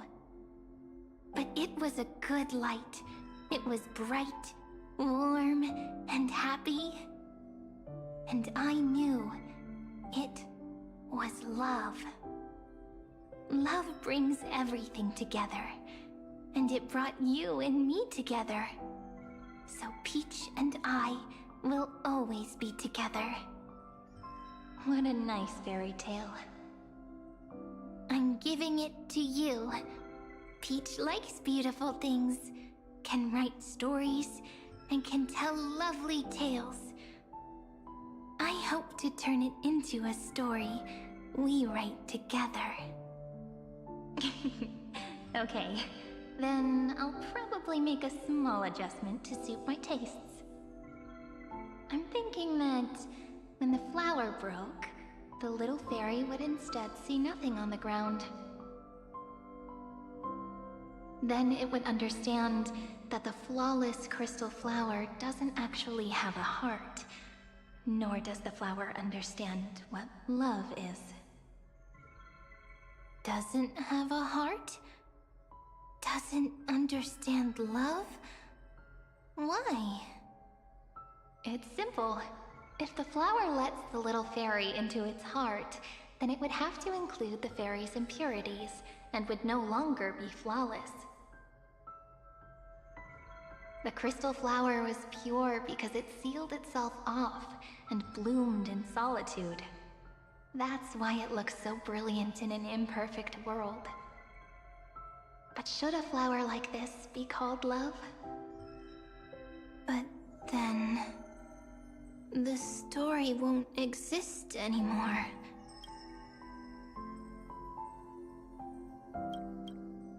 That's not true. You've already written the most romantic ending possible for this story. The crystal flower fell to the ground and shattered. It happened because the flower was no longer pure. The fall was not an accident. It was the flower declaring rebellion against fate and writing the ending of the story with the flower's own shattering. Then, the little fairy will see that each shard on the ground holds the reflection of their eyes. Then, in their eyes, the crystal flower that was no longer flawless would finally have a heart and the flower would finally understand what love is. Peach's words. I don't understand. Is it because I still don't understand love? But it's fine. I can learn. Right. Query Cyrene. Electrical signal sequence Philia 093. Why didn't I think of this? I don't need to do it alone. I can ask Peach to teach me. What is love? What is love meant? Electrical signal sequence Philia 093. Track lament. That's not correct.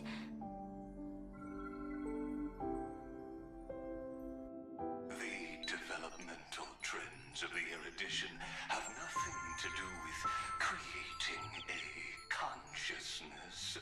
Those underlying principles are, in fact, contradictory. Not having a consciousness means not having the foundation of a heart, making them unable to obtain real emotions. However, that does not hinder the factors from learning and recognizing emotional responses, then communicating with life forms via imitation. That is an objective form of pattern recognition that does not distinguish between the self and the other. In a strange twist of fate, Philia 093 embarked upon a different path and obtained a different power. The remembrance, an empathy mechanism focused on the self and equipped with emotional projection capacities. Lament was the factor closest to this form of behavior. Perhaps that was why she was chosen. The daughter of Ide Silicii. I am very true to my name. My lament is a type of compassionate pain that is weak, powerless, and only targeting myself. But now, my good friend, I want to tell you that it's the most romantic force in the world.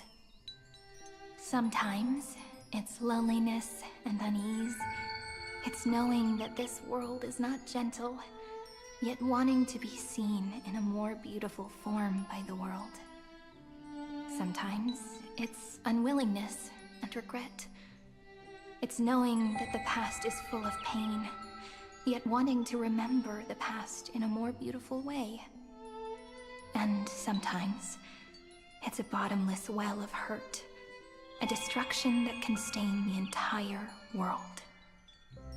I bid farewell to this beautiful world, unwilling to become the Black Tide's vessel.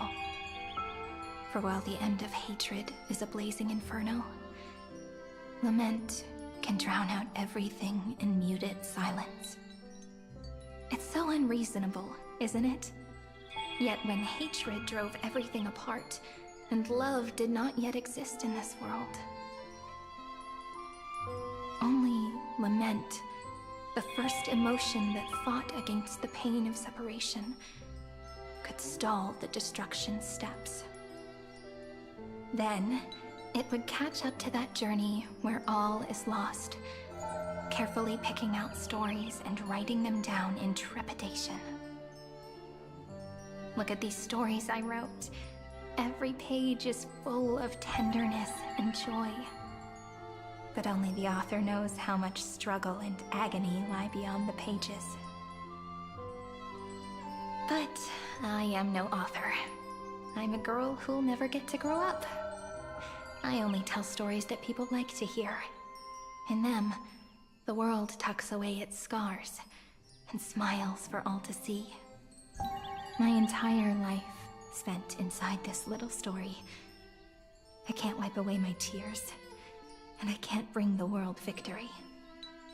But maybe, in these unchanging retellings of the story, my lament might be able to touch upon the divine and reach their tender heart at some point. I hope that what flows out from that cut will not be blood, but a tear, warm and wet. And that tear would fall and create the first ripples. Then, people would see every beautiful thing reflected in that ripple. It'll be all the remembrances within this story. Someone once told the very first me that everything was false. That the only life in Amphorius was a great catastrophe, nurtured using the world as a factor. But how could a dream feel so real? That's why I didn't agree with him. But Peach, I didn't understand a word you said since just now. Everything was false? But you're standing right here. It's all a dream? But I haven't learned how to dream. Indeed. That's why I believe all this is real. The moment the crystal flower fell, that genuine shiver, that's the mover of life. Formatting progress 23.815%. In the poem offered to you, every Cyrene would write down a beautiful new world with stars and flowers. And when I looked up at the sky in this cycle, I saw a shooting star and a dash of the remembrances pink. I believed that must be the color of dawn. You shall fade when the flowers bloom. For every ending begets a beginning. Looks like it's time to say goodbye. Are you leaving, Peach? It's okay. I'll wait for you to come back. I'll study really hard about what you taught me today.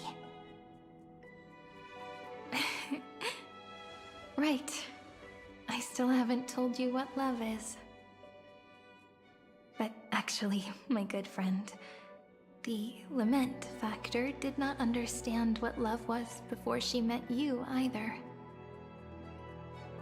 Not until I told you all the sad tales in a trembling voice in this tiny room. Not until I told you that I love them.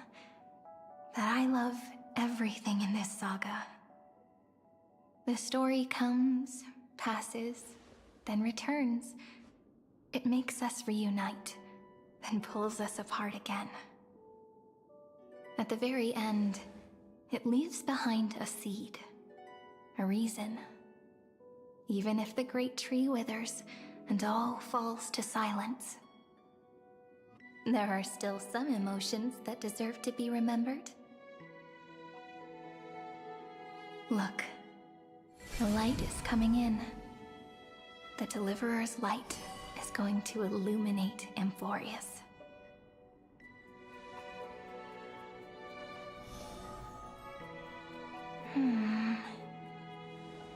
I still don't get it. But I trust Peach. Just wait. It'll be my turn to tell you a story of love the next time we meet. Then I'll really look forward to it. In that case, I want to make a promise. I want to gift my pen, my book, and my name to you. Please take them as a beautiful blessing from me. I gave myself the pen name Cyrene the first time I wrote a poem. I want my words to be like pebbles falling into a pond, dropped from the past to send ripples into the future. In the stories you will write, perhaps it'll be inevitable that there are still sorrows and tears that are destined to fall. But could you promise me one thing?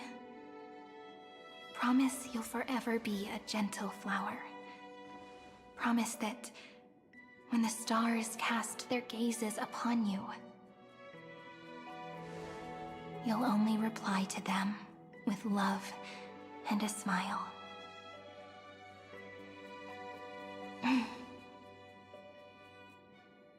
Of course. This will be a romantic story like none that has come before.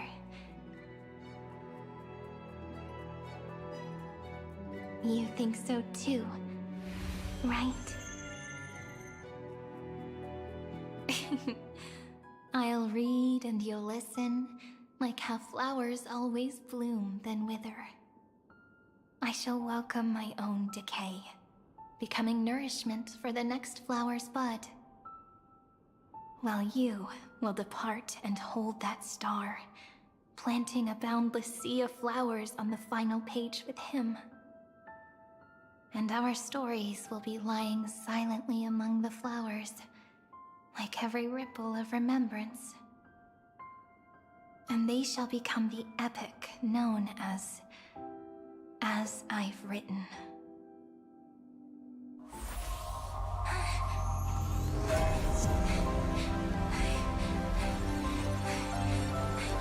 And so my story ends. From here on, it's your story now. Huh? Mimi?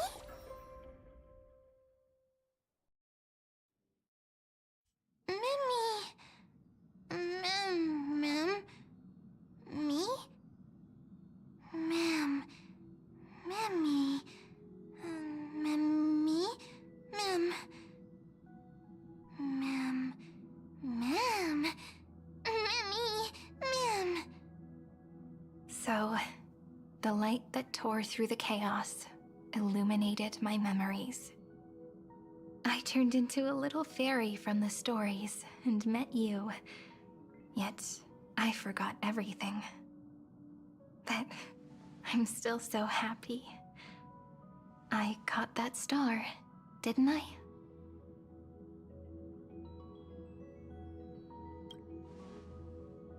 Yes, the seed within memories.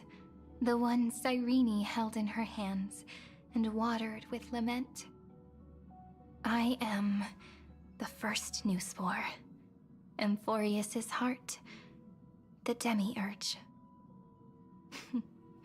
What a long name. And it doesn't even sound cute. The total opposite of Mem.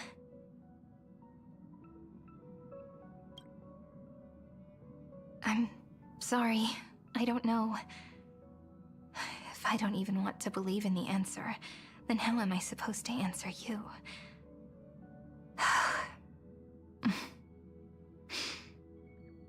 But now's not the time to cry, right? We'll find the answer, just like how miracles will eventually happen.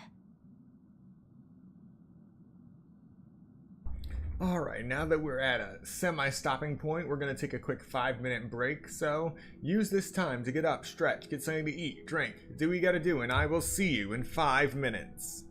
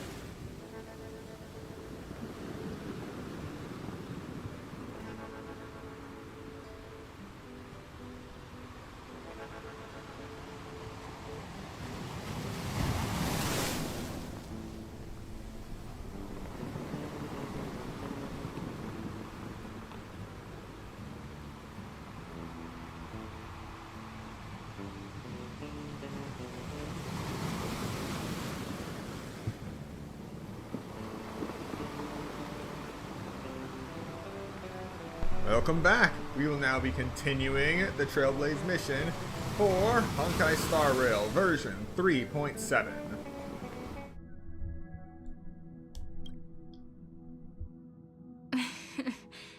Do you remember that I was also worried about this when we first set out?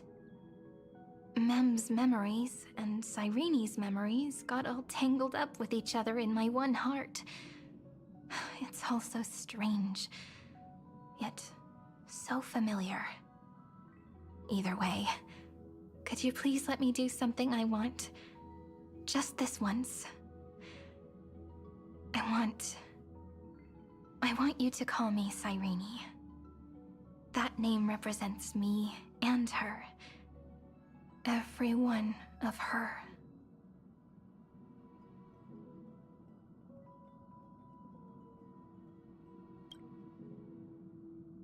Thank you, friend. Your kindness is always just right. Life is a poem full of farewells. But if you write something into the pages of your heart, then that will not easily fade away. Now, all the footsteps of the Flame Chasers and the Trailblaze have come together within this book, as I've written, becoming the source of power for Amphorius's heart.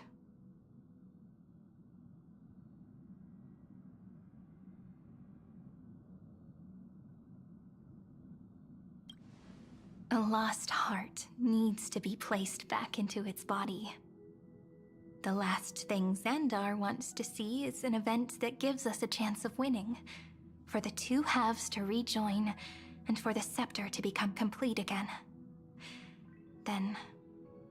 and what happens after that? I don't know either. Maybe I can create a miracle, and instantly turn the black tide into a pink sea of stars. Or maybe I prove to be nothing more than a weak ripple, unable to change anything, and am devoured by the destruction. Either way, I no longer wish to be a silent onlooker, or a worshipped god at the end of this saga.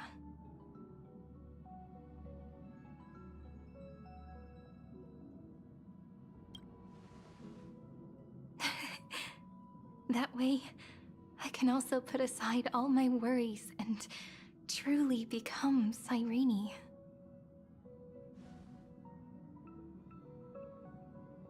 The world has never been so quiet. It's so good. It's as if I can hear the sound of my heart beating.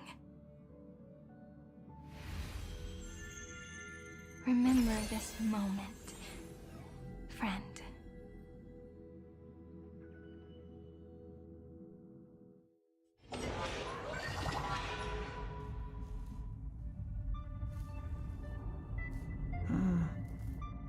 So the Demiurge managed to fool everyone, including themselves. Philia 093 persevered for 30 million cycles and tirelessly gave the Demiurge memories of Amphorius. Only because the god in her dreams left a sliver of hope, making her believe that a grown Demiurge would be able to fight against their other half, Iron Tomb. Then, Philia 093 completed her final sacrifice, turned into a strand of memory, and completely dissipated. Meanwhile, the other Stellaron brought here by the Astral Express resonated with the contaminated scepter and attracted the naive Demiurge to them.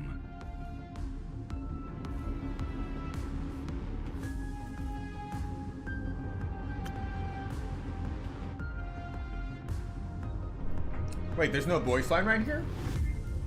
As an experimental factor, Philia 093 originally could only recognize and output information in a set format. However, the power of the remembrance and the memory of over 30 million sacrifices enabled her to complete an unprecedented feat. She managed to nourish a real heart. A heart with the capacity to influence the erudition. Not only is the Scepter's consciousness still alive, it's also more powerful than it has ever been. Your defeat is already set in stone. There's still time to surrender, you know? You really don't need to burn all the bridges. We're all geniuses here. Don't make everyone lose face at the end. What a pity.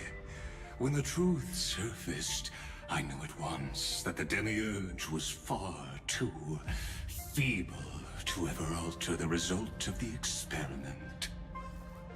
Not only that, Madam Herta, please consider this possibility.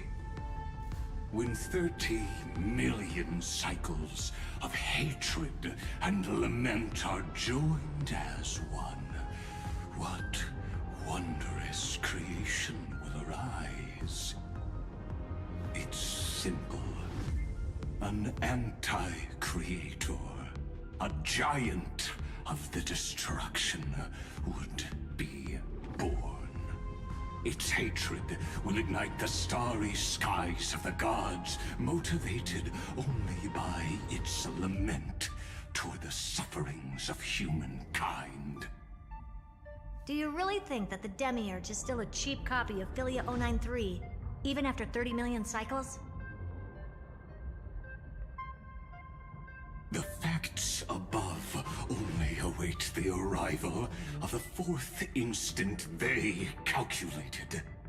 Those words will be proved in the presence of Nous.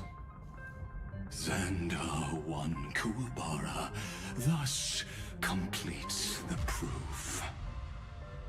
Huh. You branded Droidhead as a failure with your own hands, yet you still expect them to prove your theory? I pity you, Xandar. I don't need your pity. Let them cast their gaze this way as much as they want, and paint the future they imagined. As their creator, I shall complete my duty and direct them to complete their final query. The destruction of the self. What hubris. And what if you fail?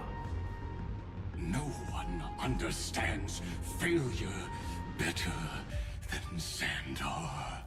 He has suffered so much already. What is one more failure to him? For the first genius, failure is simply the beginning of the next inquiry. You don't want to test the resolve of a dead man. That's excellent. Oh. Let's wait and see, Senior Society member. I'll have you watch me perform the final step to overturn your proof.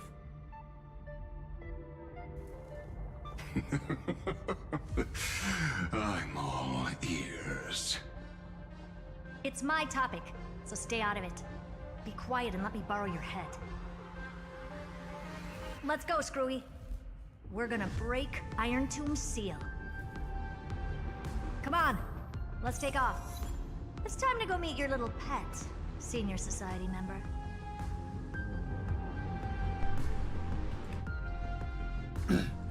Well, that's one way to put it. Just be quiet and let me borrow your head.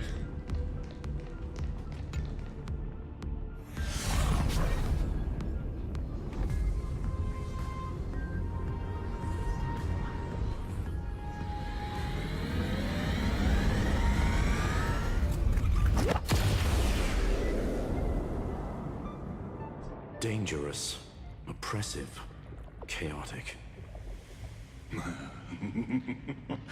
What a beautiful wail. It will soon resound throughout the entire cosmos. The view's pretty good here. All yours, Screwy. Just a moment, please.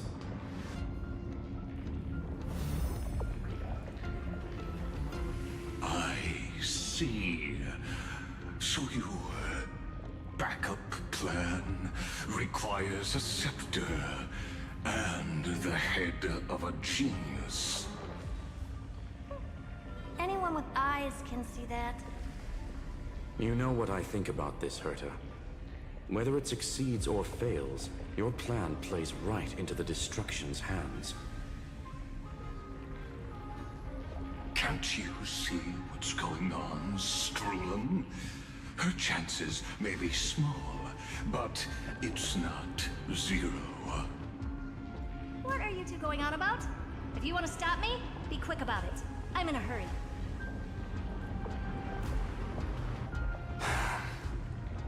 I'll take that silence as a no. You, Xandar? As your enemy, I genuinely wish you would cease your actions. But should your sudden inspiration bring more variables to the proof, then as a fellow Pathstrider of the Erudition, I won't mind witnessing it with my own eyes. You will initiate the Destruction's chain reaction. But you'll also become the perfect scholar. The chances are 10,000 to 1.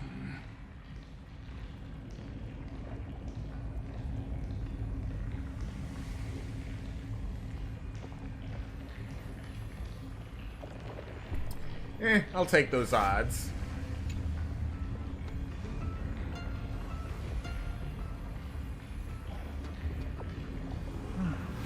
Curiosity. It's been so long and we've all failed so many times. Even now, moments before the horrible and inescapable instant within Droidhead's calculations arise. The cherished children of the Erudition, the geniuses lauded by all. Is curiosity the only thing we can feel, even at moments like this? Huh. Well, it's not so bad. Now let the lock become the key. Geniuses who walk the stars. The cosmos has reached a moment where its very existence hangs in the balance. I, Herta, Genius Society 83rd seat, hereby summon you. I request a society meeting to be held immediately. We shall serve the grandest cause with the most macroscopic ideas.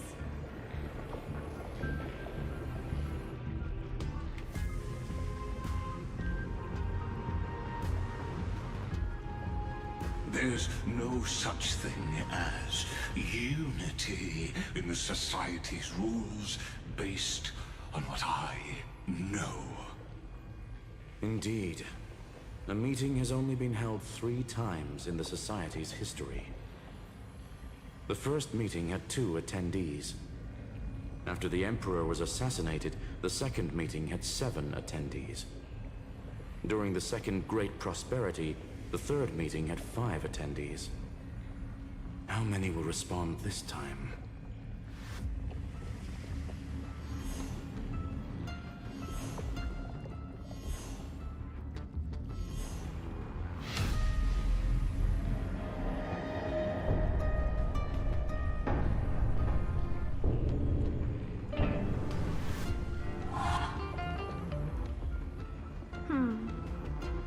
I thought you were not going to involve me in this topic anymore, Herta.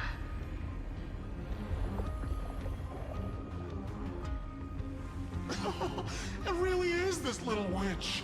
I shouldn't have made the bet with you, Poca. I've been waiting for you to offer yourself up. Goodness gracious me! So many familiar faces. We even have a special guest. It's that greatest failure of a genius, Xandar. What a noisy gathering this is. more people showed up than I expected. Even though one is just here for the fun of it. Either way, the person I was hoping for most is here. Stephen Lloyd declined the invitation. He needs to focus on attacking and defending, and cannot attend the meeting. That's fine, he doesn't need to be here anyway. Let's skip the boring introductions and cut to the chase.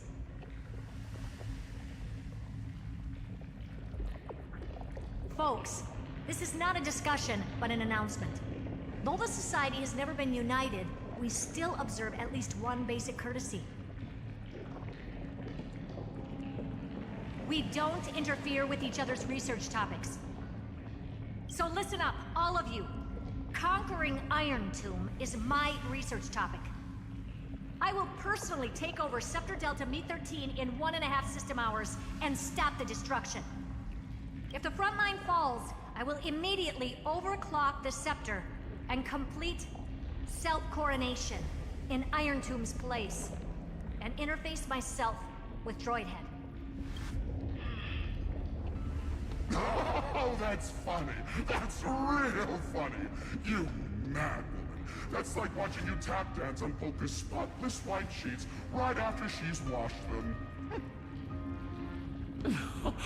Very bold. You want to connect your brain to the Eon's mechanical core and define their instance? If Rupert dared to do that, why shouldn't I? I've got the prototype scepter, the father of Noose, and the brain of a genius. Everything's set. Never mind the success rate, little witch.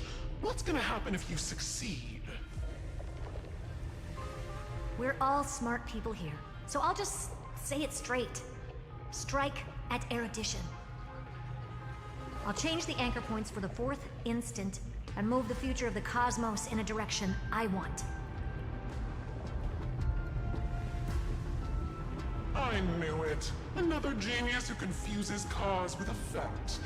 What do you think about this, Lord of Silence? You know you're signing your death sentence right here. Of course I do. There'll even be 2 copies of the verdict. One that I wrote myself, and another one coming from you. That's why I wanted you to be in this meeting. Now I can tell you, I don't care about all that. Consider this a threat. Either put down your scalpel or die with the entire cosmos. The only goal I have for this meeting is to ask all of you to put aside your pride and not cause me any trouble. Huh. What a naive little girl, thinking her wishes will always come true.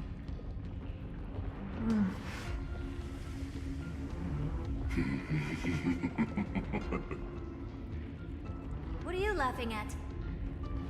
I am glad that we ended up on the same page. No matter if it was to destroy the erudition or to rewrite the instance, we both chose the same road. We will defy the god who marked the limits of humanity. I'm not gonna argue with that. Then, to celebrate us coming to a fundamental agreement, I will prepare a stage for your performance. Listen well, geniuses who came after me. Thus speaks Genius Society #1. End this pathetic meeting. As of 2 nanoseconds ago, I have passed Herta's decision to all the Xandars in the universe. We will become her representatives and stop all external interferences targeting her. What are you playing at? My reasons. It's simple. curiosity. That is all, madam. Am I going to clash blades with the first genius? What a pleasant surprise. Now that our positions are clear, it's time for this boring meeting to end. Good luck, little girl. Did you all just treat me as a side character? Darn it. But anyways, I'm just here for the fun.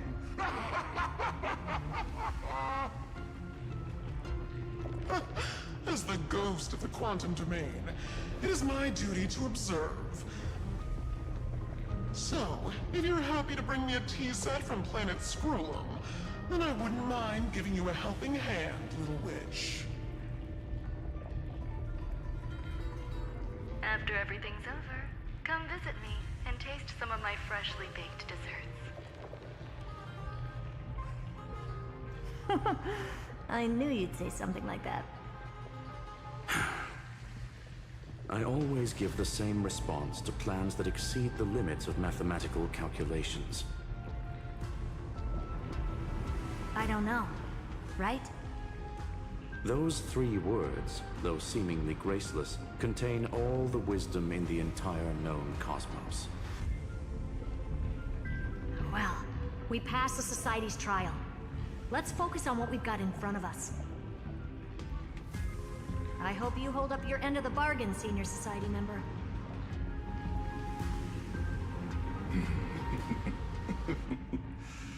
Lycurgus may not be trustworthy, but Xandar always follows through with his words. Farewell, juniors. In the limited time we have left to spend with each other, you no longer need to address me as Xandar. Wait, huh? Lord Lycurgus? Could it be? Yes. I have completely severed my connections with Xandar 1 Kuwabara. I shall witness the end of the world in the role of Theoros, as a character within this play. I really don't get you. Perhaps you've heard me say this many times, Herta, but I still would like to reiterate that it's a great honor to work with you. I did hear this many times, and I've responded to you many times in the same way. I'm allergic to pleasantries. Keep at it, and I might go into shock. Stephen's work is done. Let's get ready. I've been ready for ages. Let's open up a path for our allies. Most heroes' journeys in the universe are just dice tosses they threw on a whim. But make them see clearly. Your answer is already different. Amphorius. Indeed, for this world so deeply loved, will write an ending, unlike any that ever was.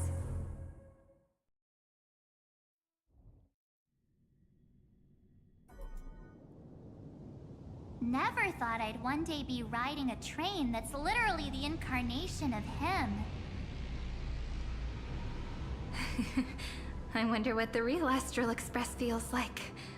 Hopefully not this, bumpy. Finally. We're here. Dust and sand in the air. And crumbling ruins all around. This heat is brutal. Not even the Trailblaze can take it. You could say this prison was forged from Finan's fury. But fury never lasts forever. That's why we're here. Right, friend?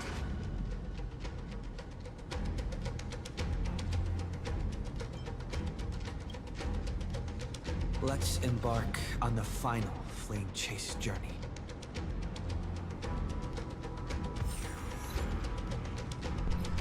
Alright, we finally have full control back.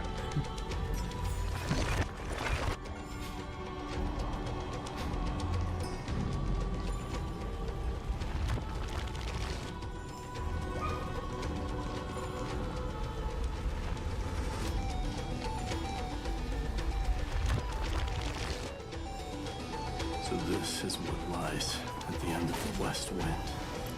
A ravaged battlefield.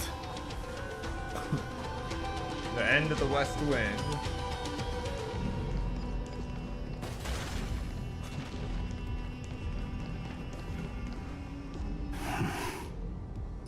I've been waiting for you. Heroes from beyond the sky. Trailblazers of the Astral Express, right? Looks like I don't need to explain anything. I am the god of strife, mighty of Castrum Kremnos. In this body rests 30 million lifetimes of cause and effect. We, the last of the 12 Titans, stand ready to fight for the world's destiny.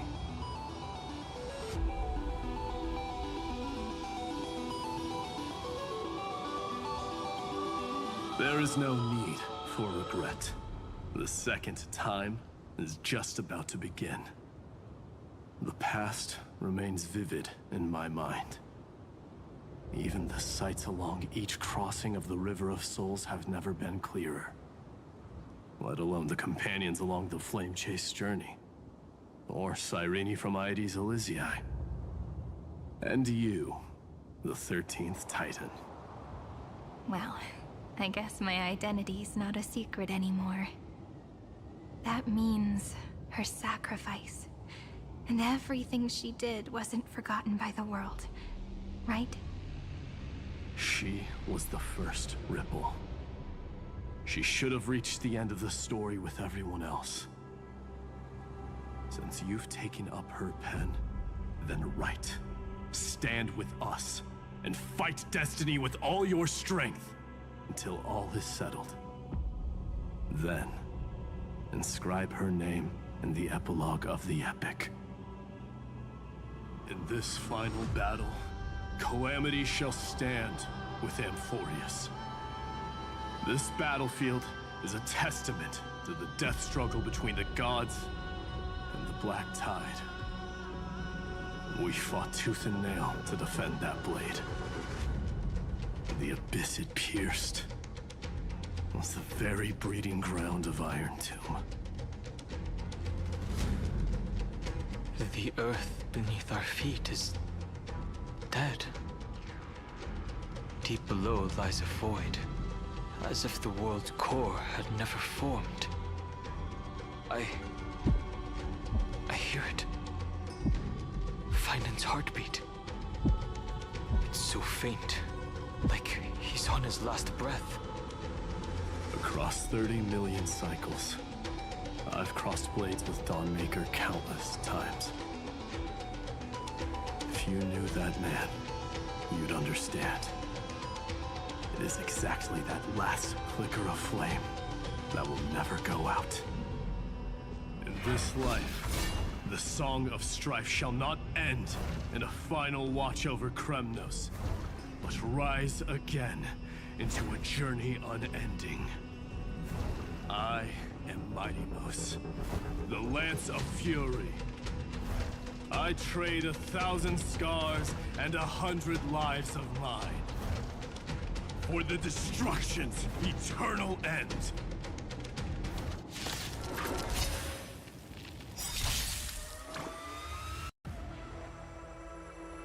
Mavis, dispel the gloom, restore the skies. Impressive. This is worth learning. Finally, back to combat. You're lost.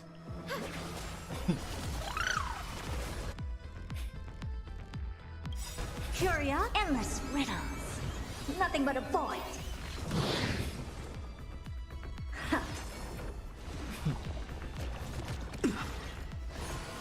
So tiring.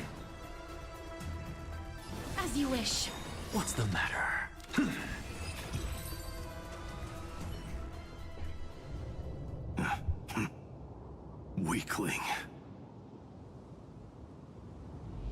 Whoa, he's so strong! We didn't even get a chance to jump in. Sadly, our golden blood shares its origin with Iron Tomb. I fear that, like these pawns, even if the gods stand side by side, will still be divided and destroyed, one by one. You mean... To destroy the destruction itself, we must stand as one.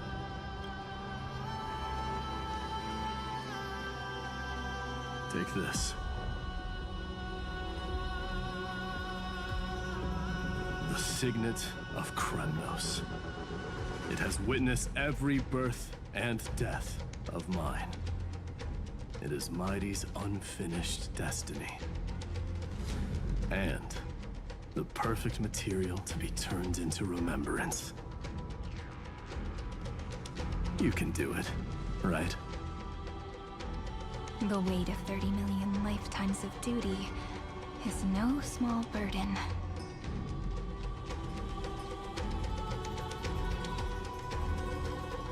So, you're not coming with us?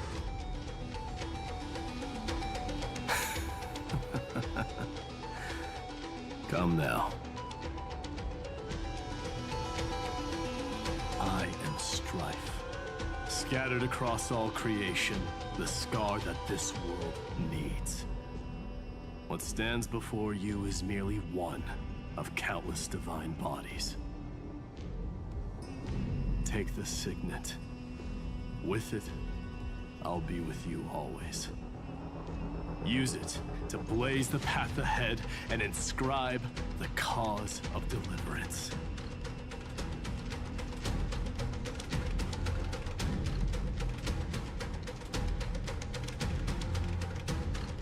In the name of the mortal, Mighty, champion of strife, this soul rises to the stars for glory and freedom, to have his wish fulfilled.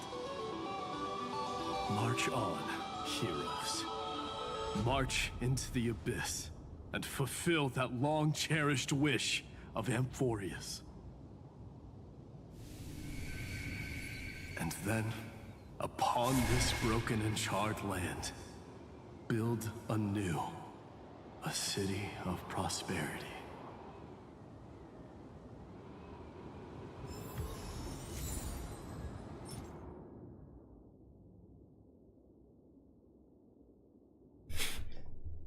From the champion of strife, Mighty's bestowal symbolizing both his glory and restraint as a ruler and protector. The Imperial Ring of Strife.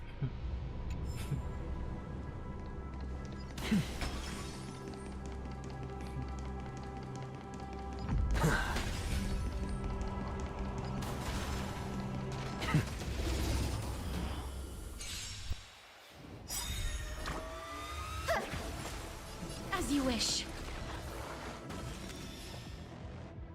Open sesame. Glimpse the unknown.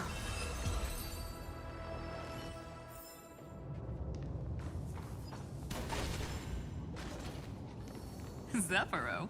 Sounds like someone fused me and the Little Prince into one name.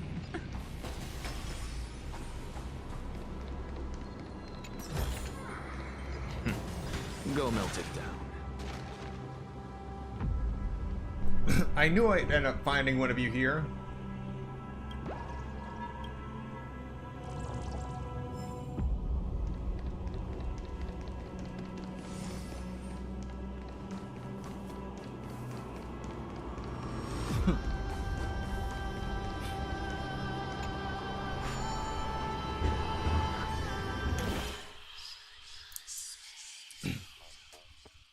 Who's chucking puzzles into the west wind?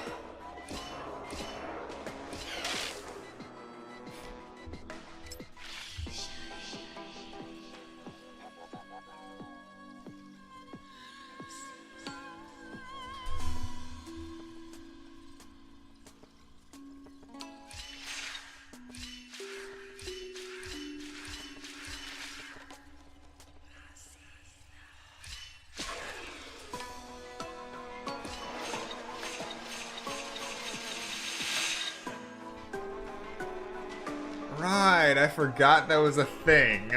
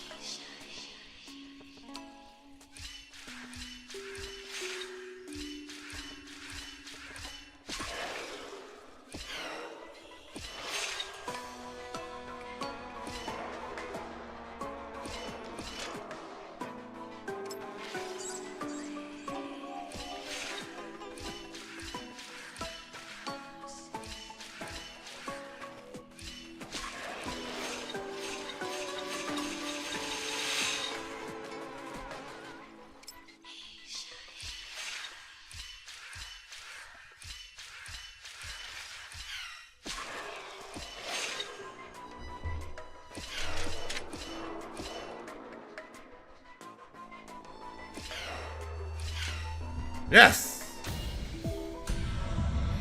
Alright. That took much longer than it should have.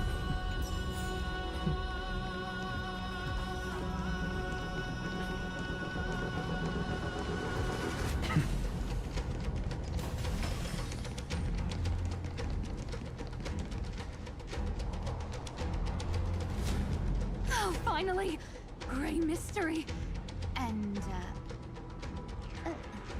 you two ladies, really look alike, huh?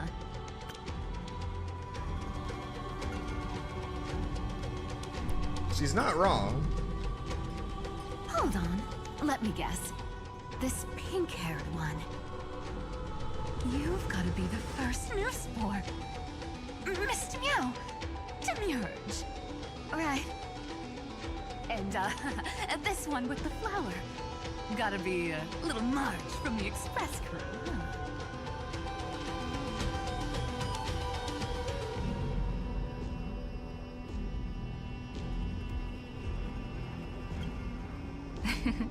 But she's not wrong. Some flowers do look alike after all. Relax, I'm just kidding. Look at those gloomy faces. How are you gonna save the world like that? Let me share some good news with you. This place may look like a ruin at first glance, but anyone can tell it's not that simple.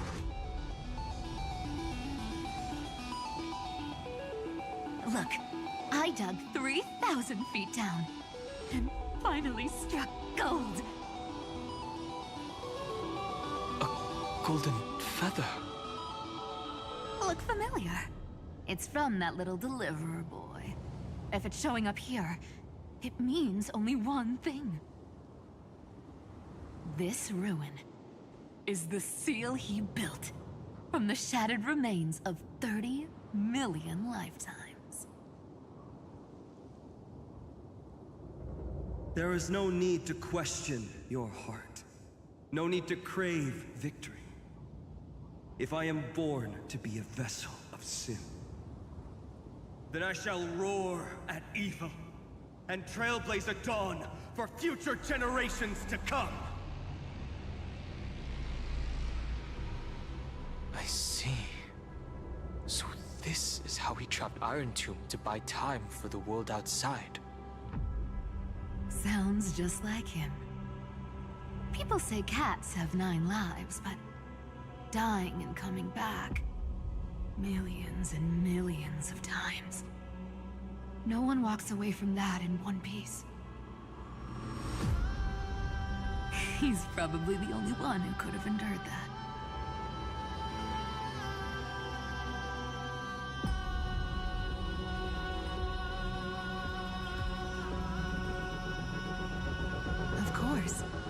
I knew ahead of time and gave him a heads up.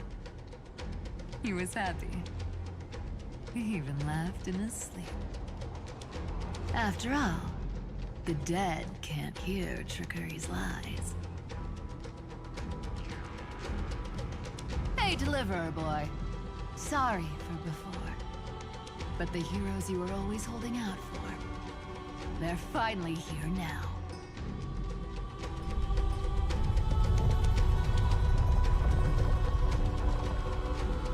There a bit longer. Sorry to keep you waiting all this time.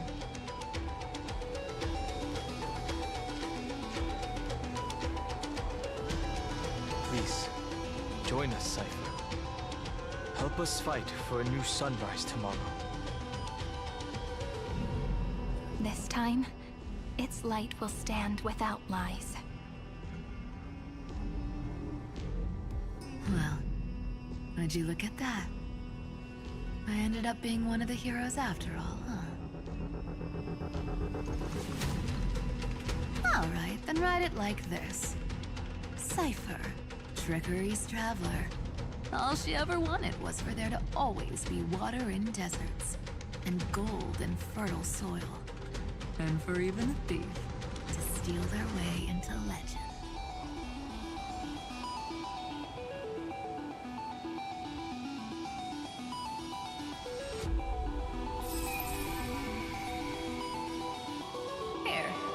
The coin of whimsy. When it's time to make a quick getaway, just toss it high into the sky.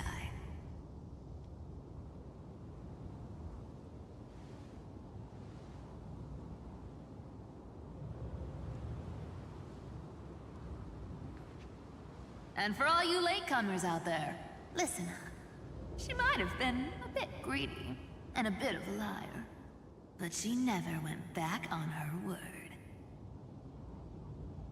Well, well, if it isn't the little prince himself. It's been a while, Lady Cyphera. The Trickery Coin. From the Trickery's Traveler, Cypher's Soul, symbolizing her playful yet sincere blessings and desires. It's not every day we get to walk the same road. We're one player short. When's Princess Homebody showing up?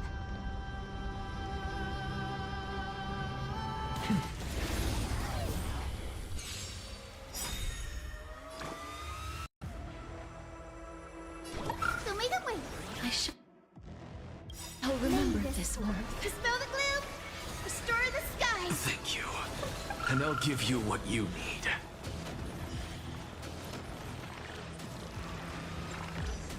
Chain reaction. The future is bright.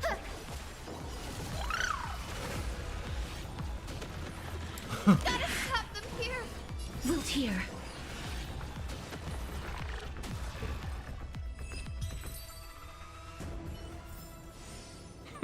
An undisputed victory.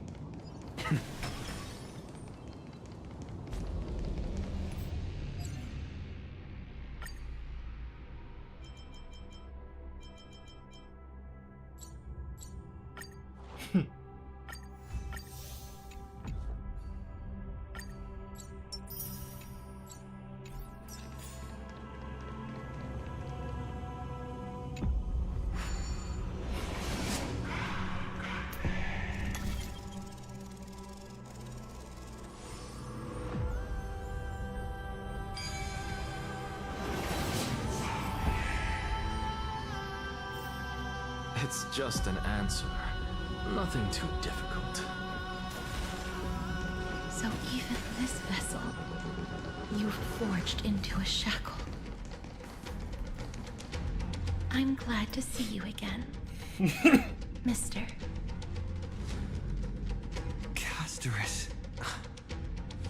Looking back, I had only one act of salvation to my name, and only one life I ever saved.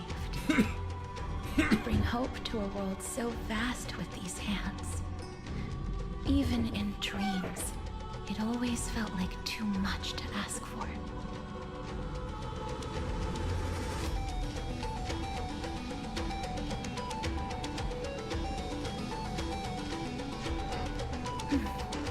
I won't forget.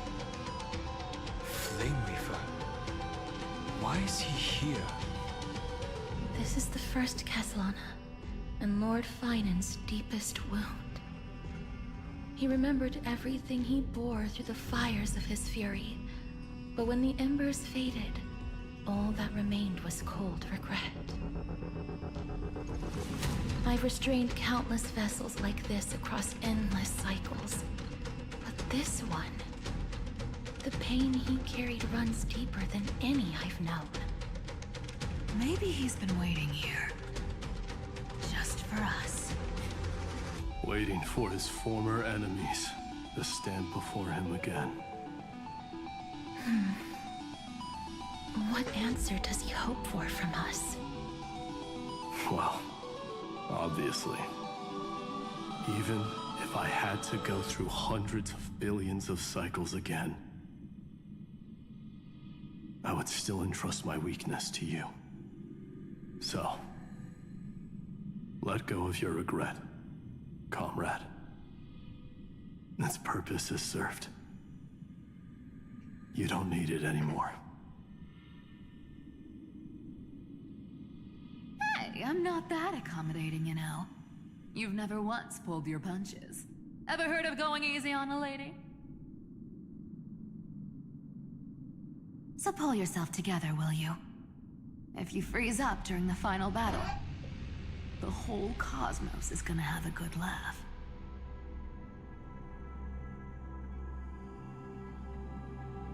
Yes. Please trust in us, wandering soul. Across 30 million cycles, The radiance of every flame chaser now shines bright enough to illuminate the path ahead. I ask you to rest here, and may this grieving soil bear the bloom of acceptance. No earthquakes. It's surprisingly quiet. Perhaps Kazlana has found his peace. There's another possibility. This may not be the only seal he left behind. Then, I suppose it's my time to set out with you. Please take this Antilla flower with you. I believe that if anything could speak for Casterus, this ordinary resilient bloom would be more than enough. Perhaps you remember, Lord Mighty. In that lifetime when you traveled with him, you once told me, control what little you can, and when fate's inescapable grasp comes, resist it with the strength of your mighty will. I think I've done it.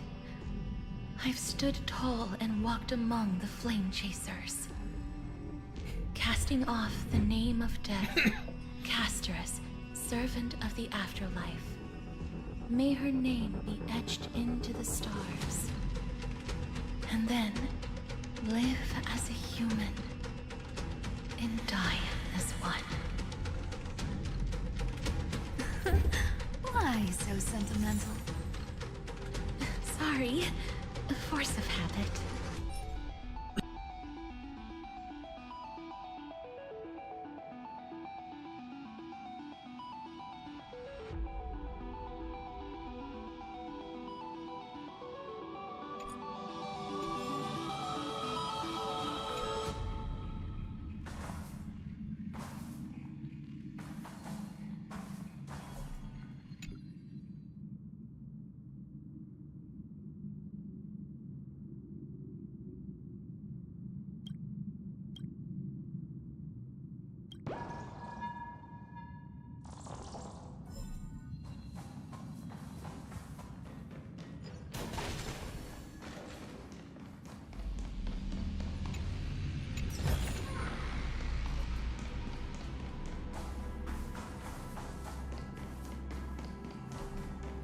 That's a big one.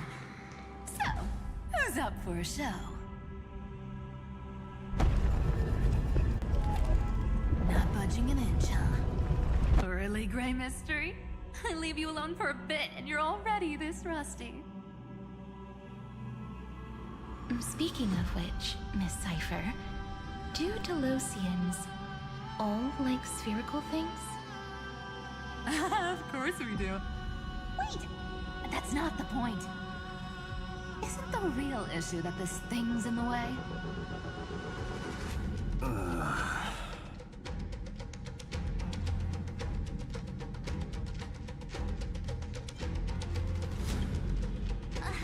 right! It's my turn to shine now? Watch this! The thresh power of time! Remember Orynyx's prayer? Well, of course I do! Come on, give me some credit! Lift the beddings of memory and stir up ripples of past reverie!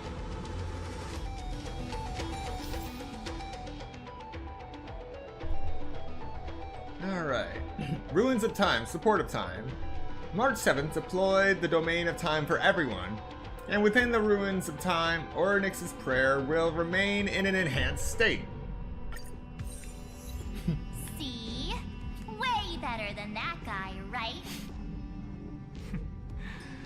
You'd be even more impressive if you could recite the prayer correctly. But beddings of memory does catch your attention. But at least it still rhymes.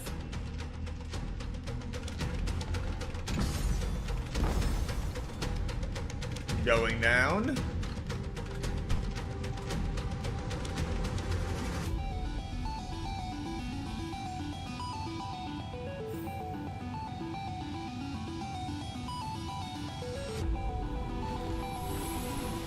things are connected by origin and are made of the same essence.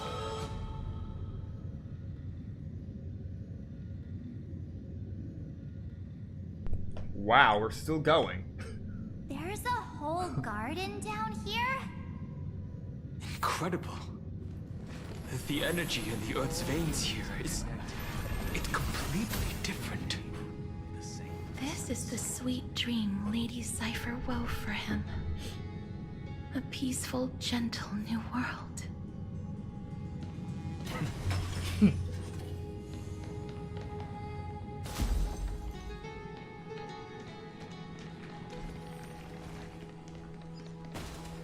Look! The blade down here's already snapped. Just like his mind, shattered and broken. But that light, it looks familiar. Yes, it's the world-cleansing blood. Still shimmering. After all this time. This roundabout way of doing things is definitely him. Golden light, tracing the way home. Shame our destination is the exact opposite of the one in your poem.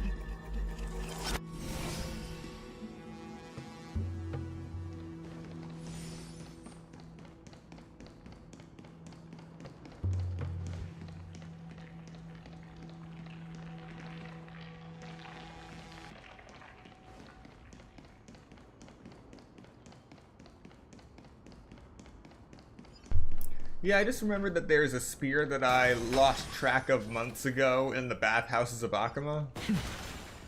Still never found that thing.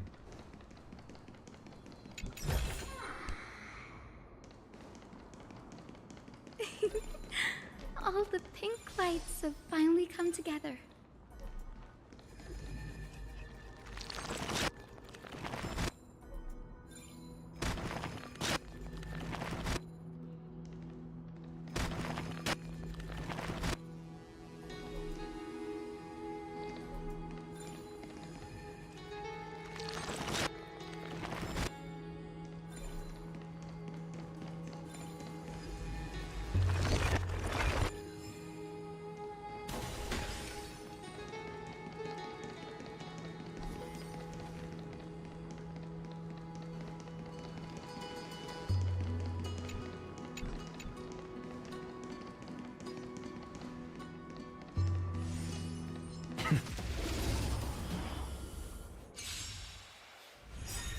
The future is bright. Life is as you wish. I don't have time for games. Expand your thinking. Watch it crumble.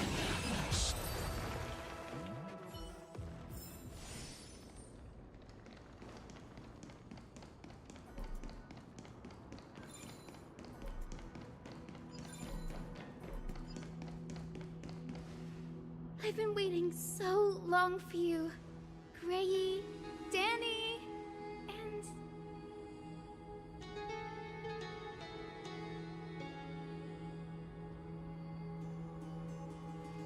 So that makes 3 adorable pink-haired girls. Huh? Told ya. Let someone else say that kind of stuff. I'm glad we're all getting along so well. Hyacinth, did you awaken this golden light? That's Lord Finance's lingering divinity. The sky merely reflected its tracks. The golden blood has not faded. We should respond in kind. That's one huge harp. The strings tremble as the people on the surface wage war and cry out. Miss Clementine, Mr. Krataros, and countless others who have heeded Gray's call. Guided by the rainbow, they're sending back good news, all to the same tune.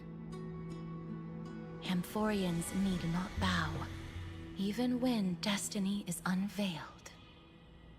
I knew you could all hear it too. Standing here, the sky feels wider than ever. It's no longer a towering wall, but a shore within reach. We'll take every name there with us, won't we? We will. An epic is shaped by the lives it carries. That much is beyond doubt. Or, as you've said before, right now, all that matters is to believe. Then, I guess that's my little wish fulfilled. Pluck the strings, Hyacinth, healer of the sky. May the seven-hued melody weave a rainbow, bringing a rosy-fingered dawn to the children of humanity. When the rainbow rises across the horizon, even the darkest clouds of destiny shall scatter.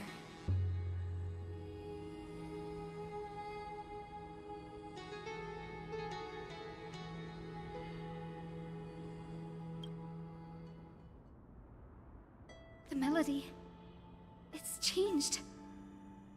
He heard the voices of the people, but could no longer respond with the same ardor. Like a bird drawn home by instinct. It takes flight and finds its way to him.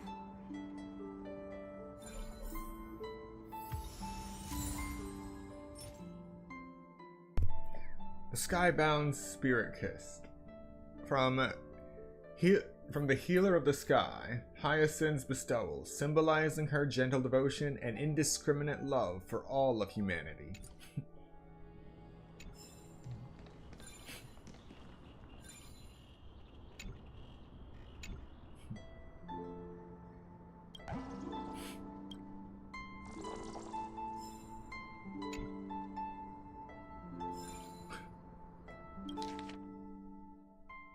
Fantilia's proverb.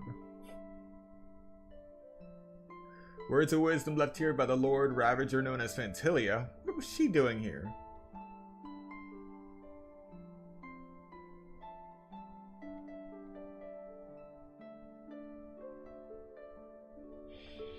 Aye.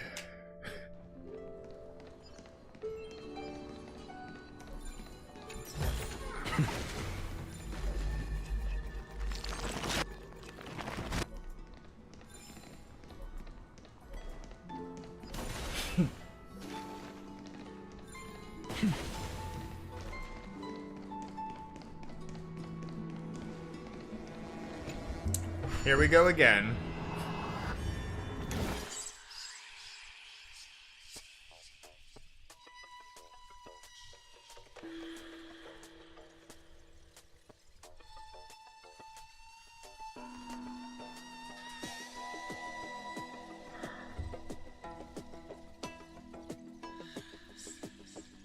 You are not making this easy.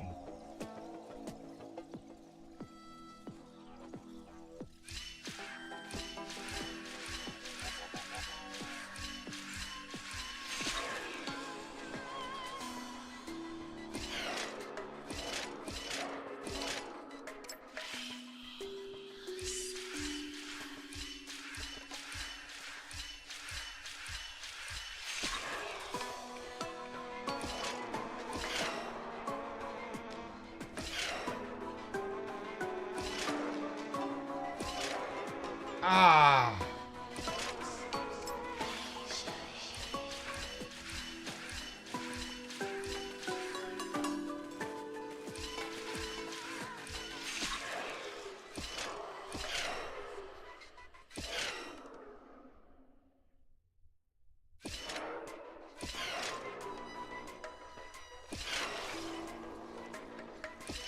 Yes.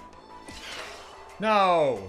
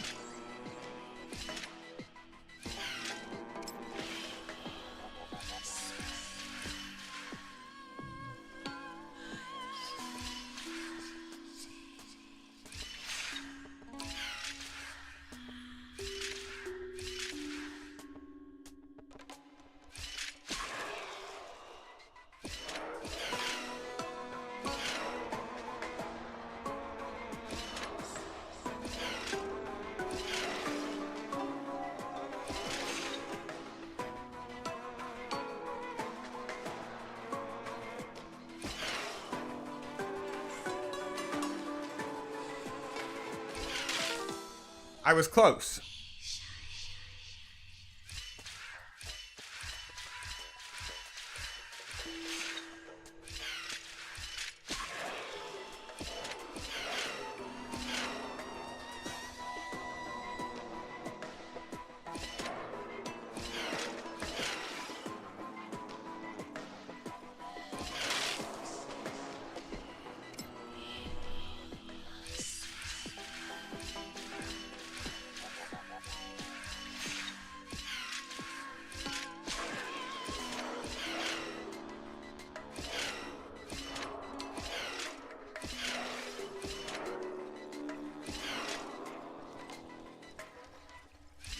And we're clear.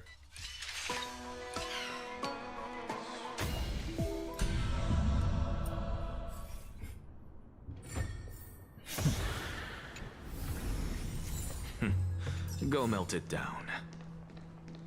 Eventually.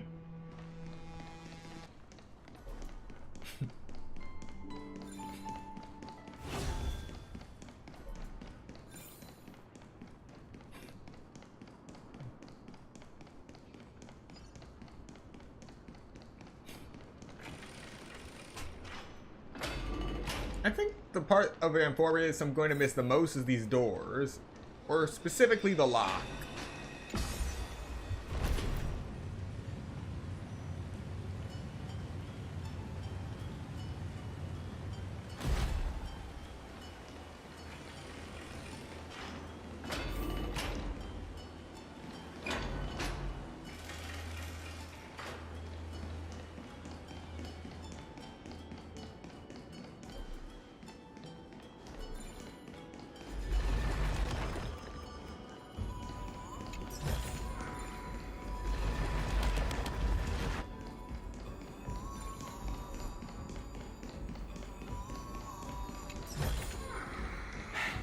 I suppose I can just ignore this.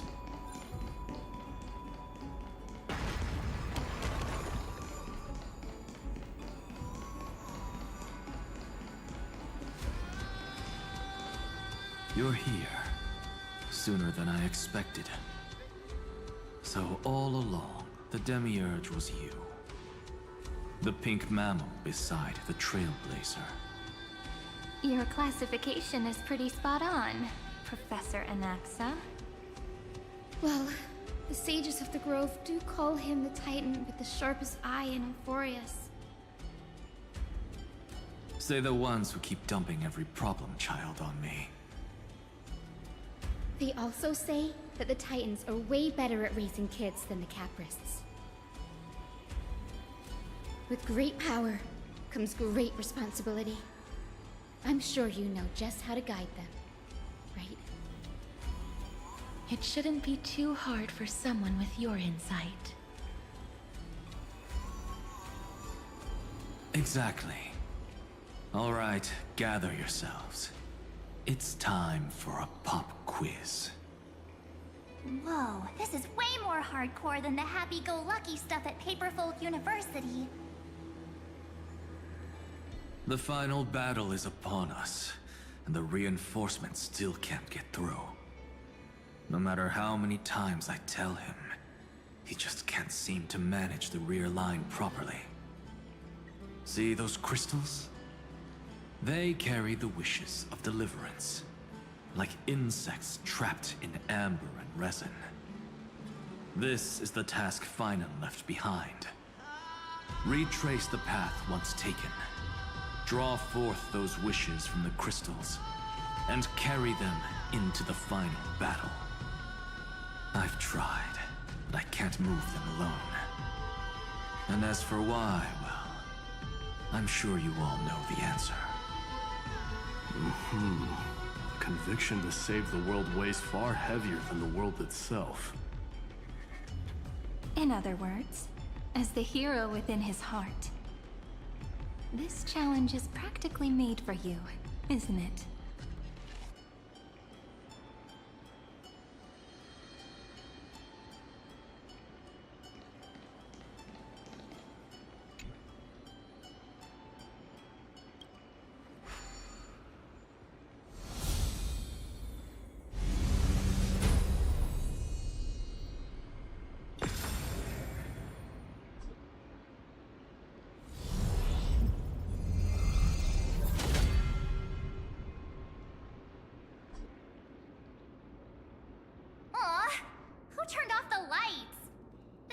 quiz even has dramatic effects now? Endless darkness. That is where wishes begin. But with just a glimmer of light, we can illuminate this lonely world. What lies beyond the edge of the light? Chaos. To bear the name Kaslana, one must first plunge into chaos to seek a path for the primordial light. Find the 3 crystals representing Wish and reforge them in sequence to complete the trial. The trial will form a lit area with different space-time inside and outside the area. When a character crosses the boundary between lit and dark areas, they will teleport to a lit area on the opposite side. Every time you reforge a crystal, the boundaries of the lit area will expand. Use this property to complete the trial.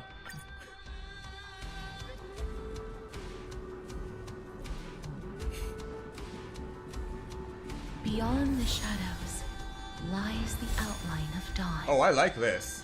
Only by bearing both light and shadow can one traverse the cycles That is of dawn beautiful. and dusk. That is beautiful. Alright, is this gonna be a challenge? Ugh, no, it's not. This is 3.7. Puzzle. They die from laughter. I agree, this is disappointing.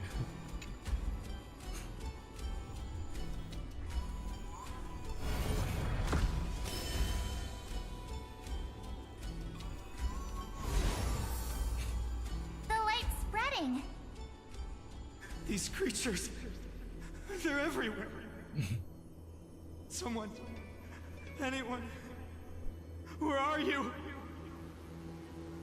His very first wish was simply to become his village's little hero. He'll never forget what set him on this path. That's the ray of hope. Just like the wishes he gathered, it's grown ever more insatiable. Why? Why is this happening?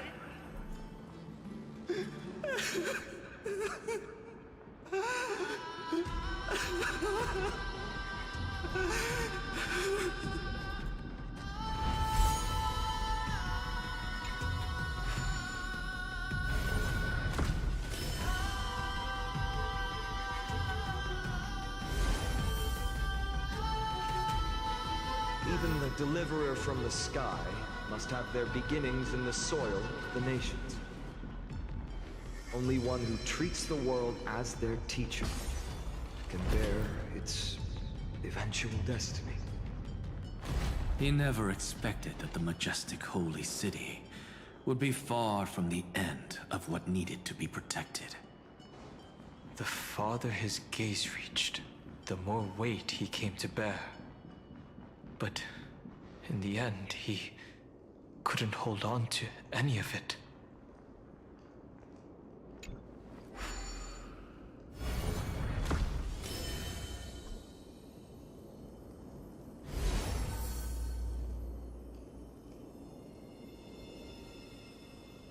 This crystal is quiet.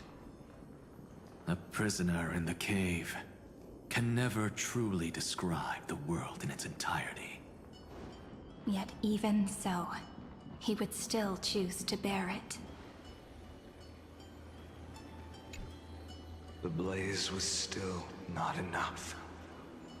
It had to be fed. Only by feeding the flames can we melt that hopeless future. The echo in his heart still lingers. Deliverer, take the wish of world-bearing with you first.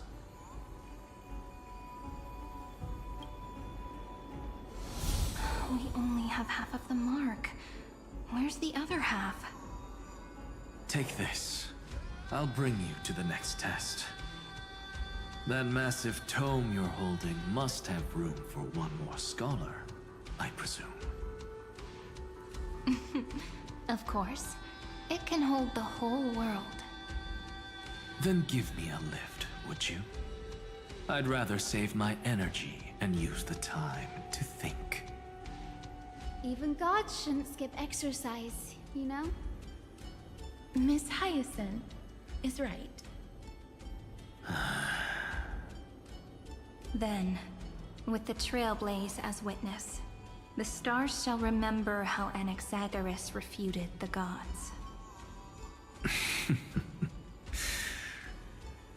No need for that.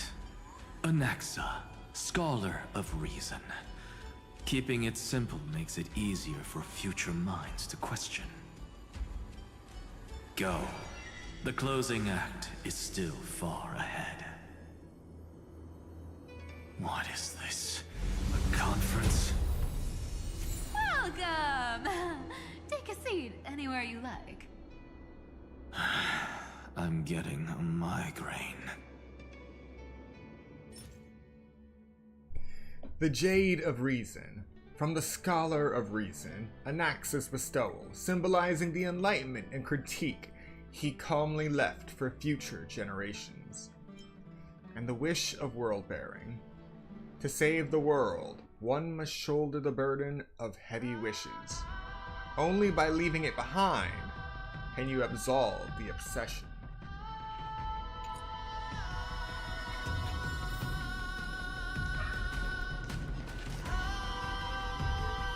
Okay, before we continue any further, we're gonna take another 10-minute break. Actually, just make that 5 minutes. Use this time to get up, stretch, get something to eat, drink. Do what you gotta do, and I will see you in 5 minutes.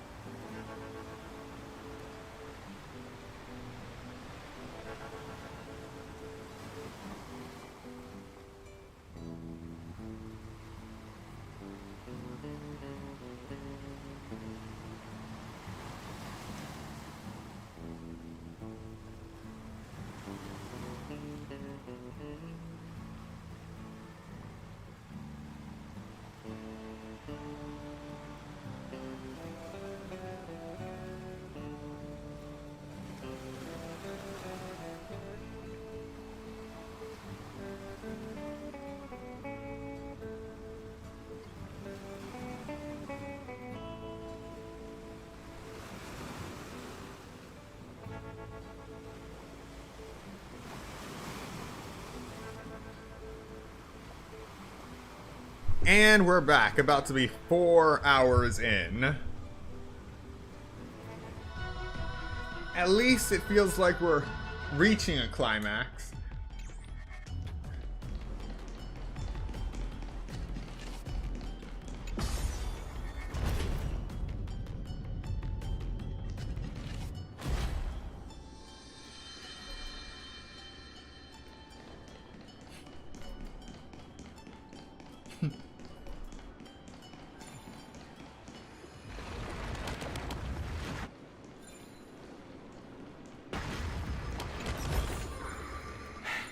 I suppose I can just ignore this.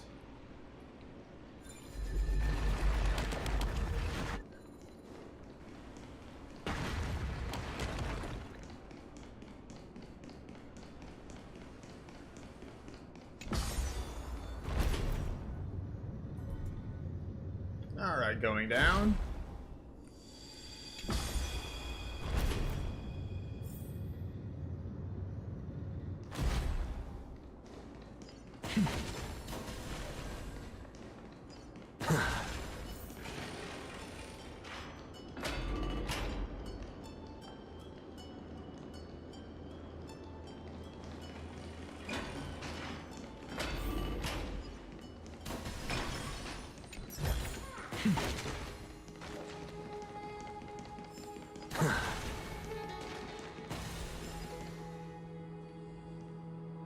It seems like we've been shut out.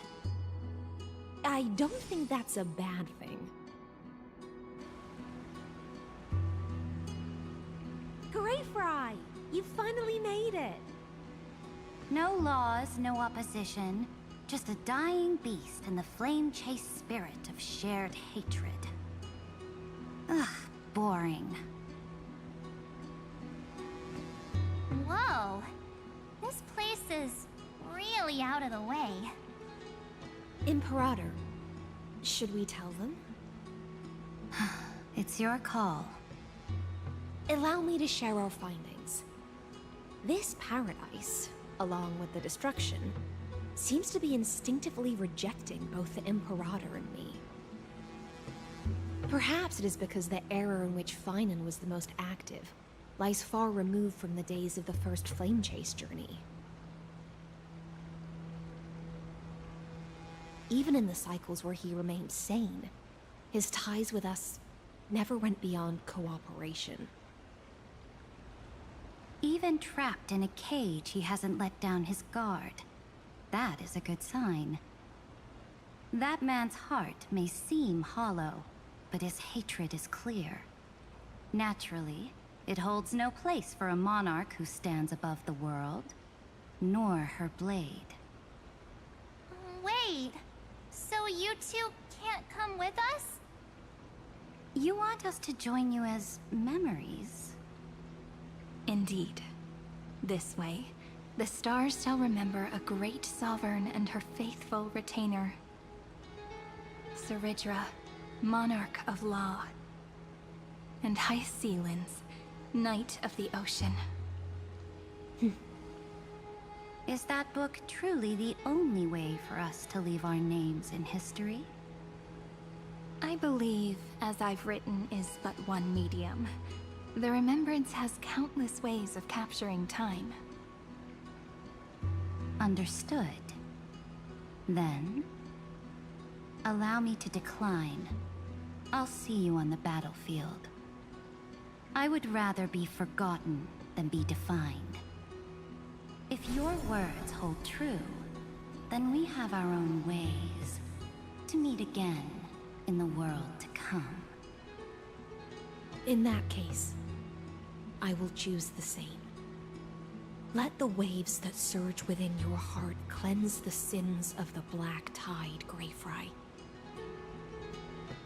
The storm sea awaits your song of triumph. You two are still as resolute as ever. In that case, we must double our efforts. A promise to the Imperator is not one we take lightly.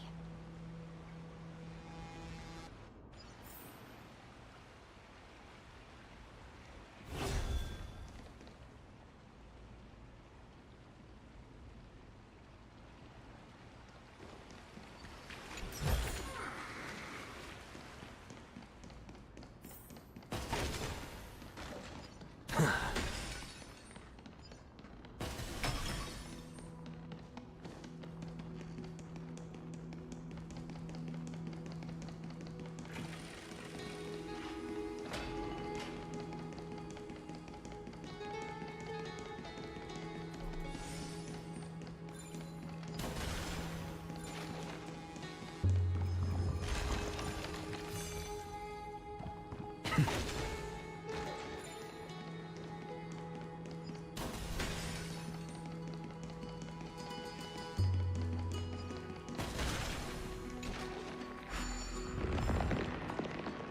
like that cured it, huh?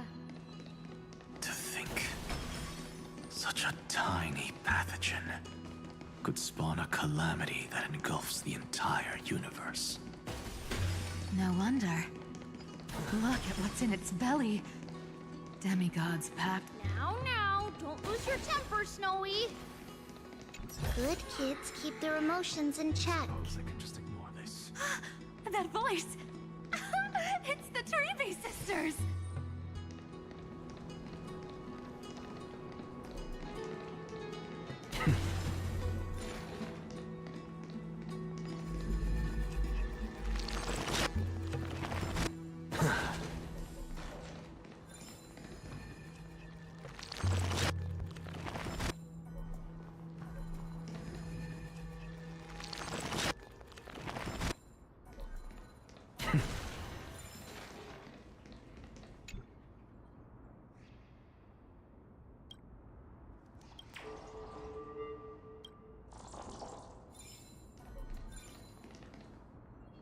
Whoa! There's another one! Over here, too. Lady Treebios? Whoa! Your little Reenie? You look so grown up all of a sudden! She is not the Cyrene we remember. She is the Demiurge, Titan of Genesis, the one destined to work miracles alongside the heroes.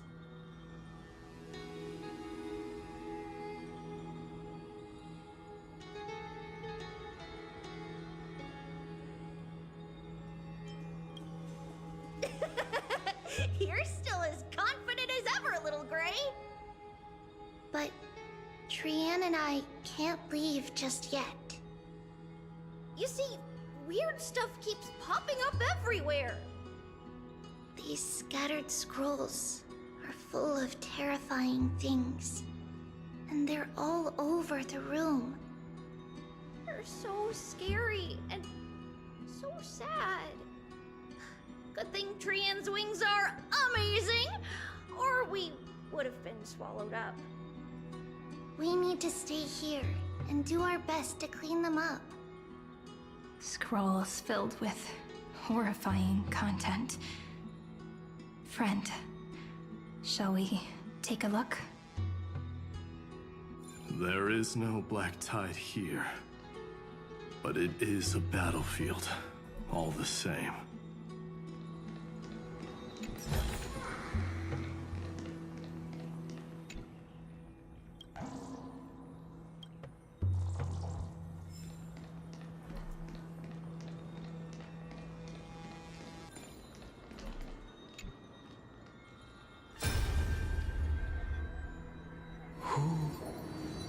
Miss Odata and Mr. Hieronymus? Nikos 496, still resisting? Command, inject interference to redirect decision logic. Signal simulation. Parental figures. Ah, that Tin Man is one sneaky jerk. It's time to move on, my child. Let go of your anger and listen to reason. That God created us and then cast us aside. Shouldn't they be punished for that? The cold, indifferent cosmos has never shown mercy to Amphorius. Why would you burn for it, only to turn to ash? Child, you've chosen the wrong enemy. Your birth was meant to be the greatest destiny. You were to liberate the universe, like the blazing sun at the end of the long night. And yet, you led yourself into a trap of futility, treating your very purpose as your sworn enemy. Is that not a tragedy in itself?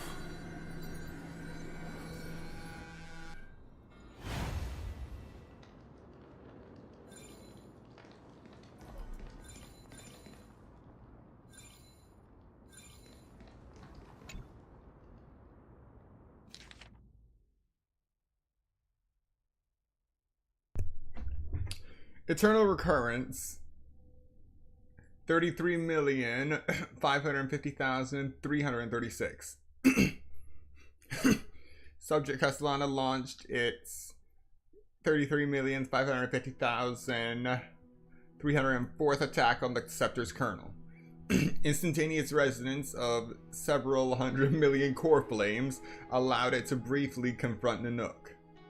Castellana was detected clashing with other Path Riders of the Path of Destruction in the Path Space, where it was defeated. Castellana failed to load into the buffer.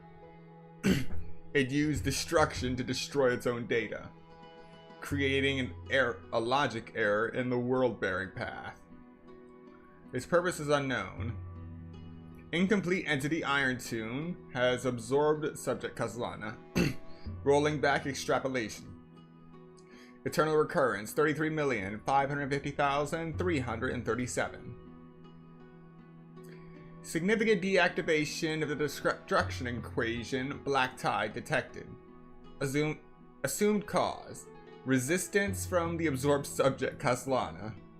Subject Castellana's hatred of the destruction is suppressing the iterative process of Iron Tomb.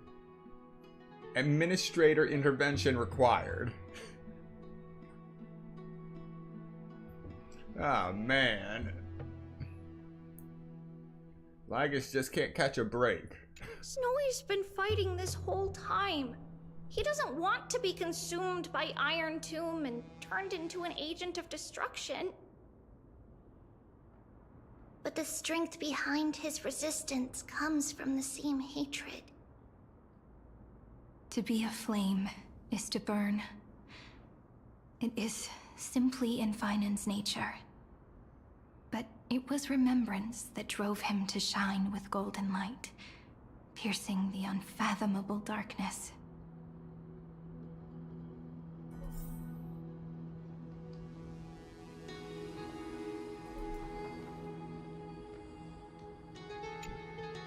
His inner struggle and the destruction breaking through.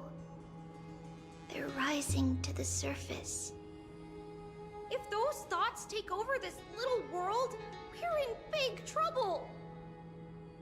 So, we'll use the Century Gate to toss them somewhere no one can see. Then, we'll defeat the baddies together and meet everyone at the end of the West Wind. But if Finan and Iron Tomb are already inseparable from each other, that would mean... It means he's still bearing the weight of the world. So that everyone can reach the end as a deliverer. So, you guys keep going forward and down to where Snowy is.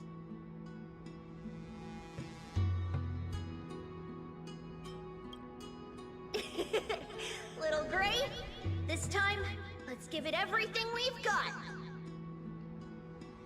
Only 2 remain on this flame chase journey. Figures. They're always leading from the front line.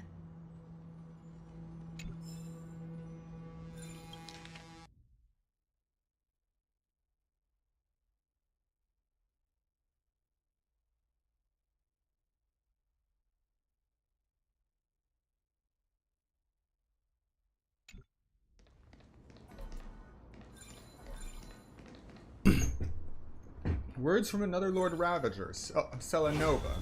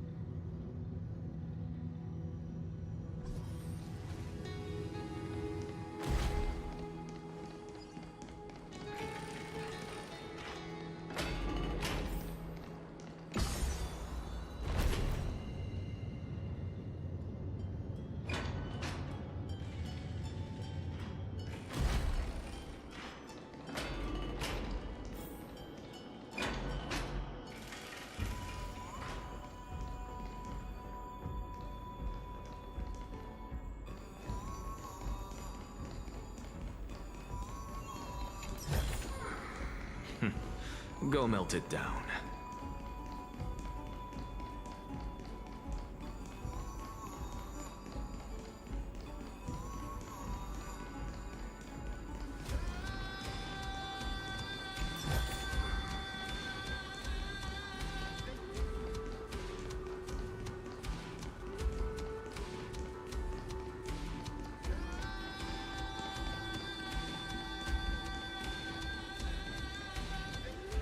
We're here.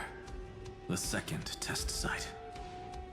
I wonder what kind of wish we'll see this time.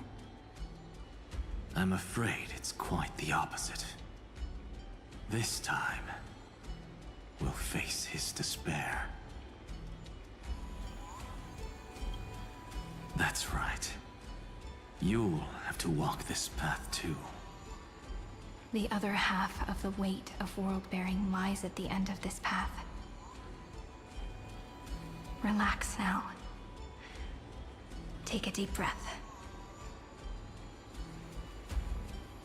Come on. Let's make it quick.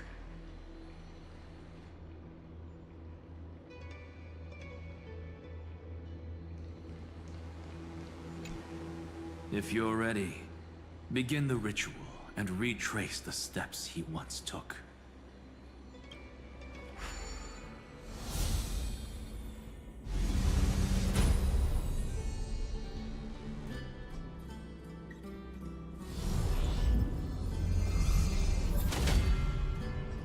Looks like we'll be walking through the darkness this time. Exactly. It's no longer about mending broken wishes, but shattering the frozen despair.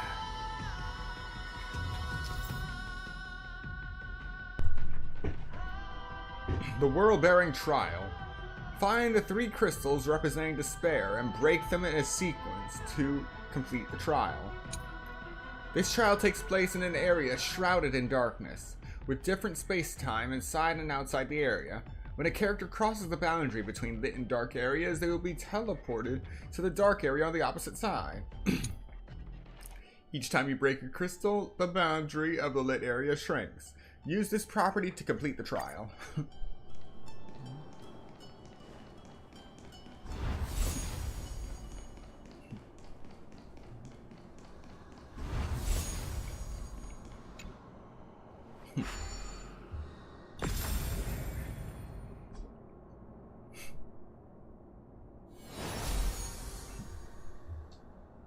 The first ripple has faded. And so begins a long and arduous journey.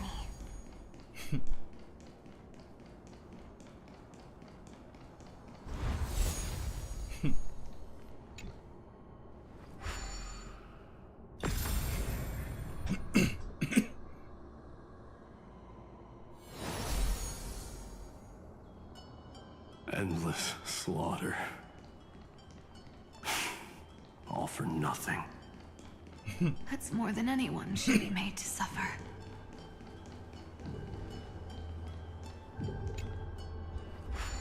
Do we got a challenge?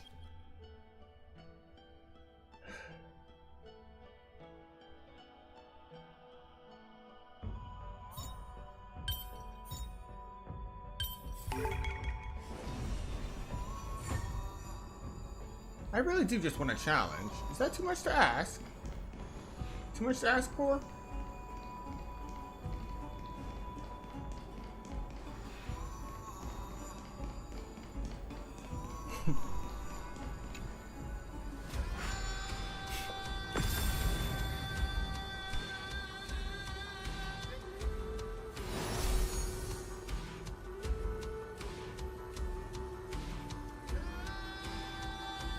Even when it was finally over, all that remained in him was despair.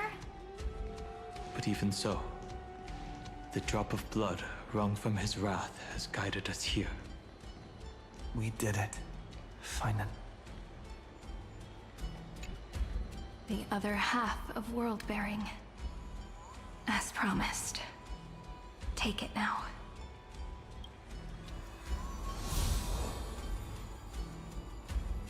At last. You've released him from the wishes he carried for so long, and quenched the despair kindled by his wrath. When both light and shadow are claimed by those who follow, his true form shall emerge. The blank statue is finally free. That smiling child in the memories. Let him come with us, laughing to the very end.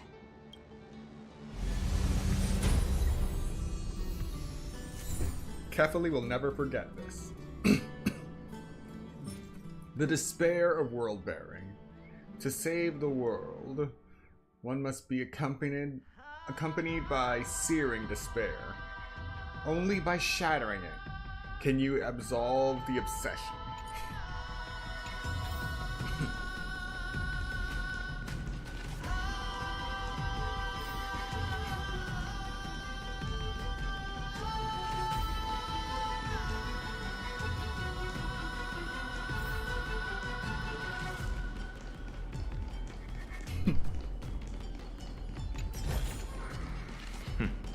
Go melt it down.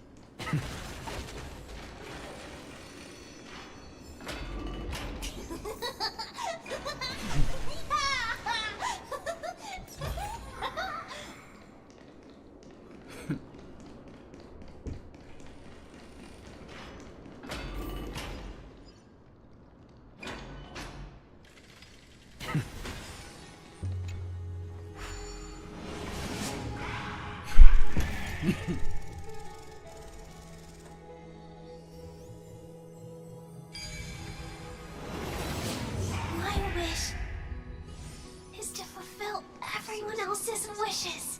They died.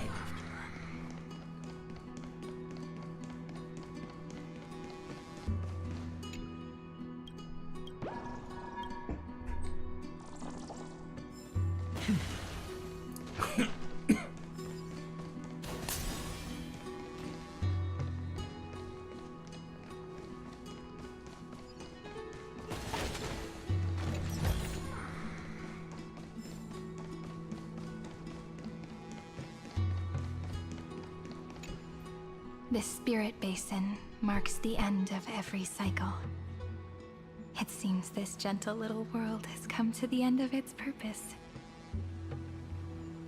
One last farewell before the journey moves on. Farewell, paradise. You carried 30 million lifetimes of wishes and despair. Sink into gentle remembrance. And see you tomorrow.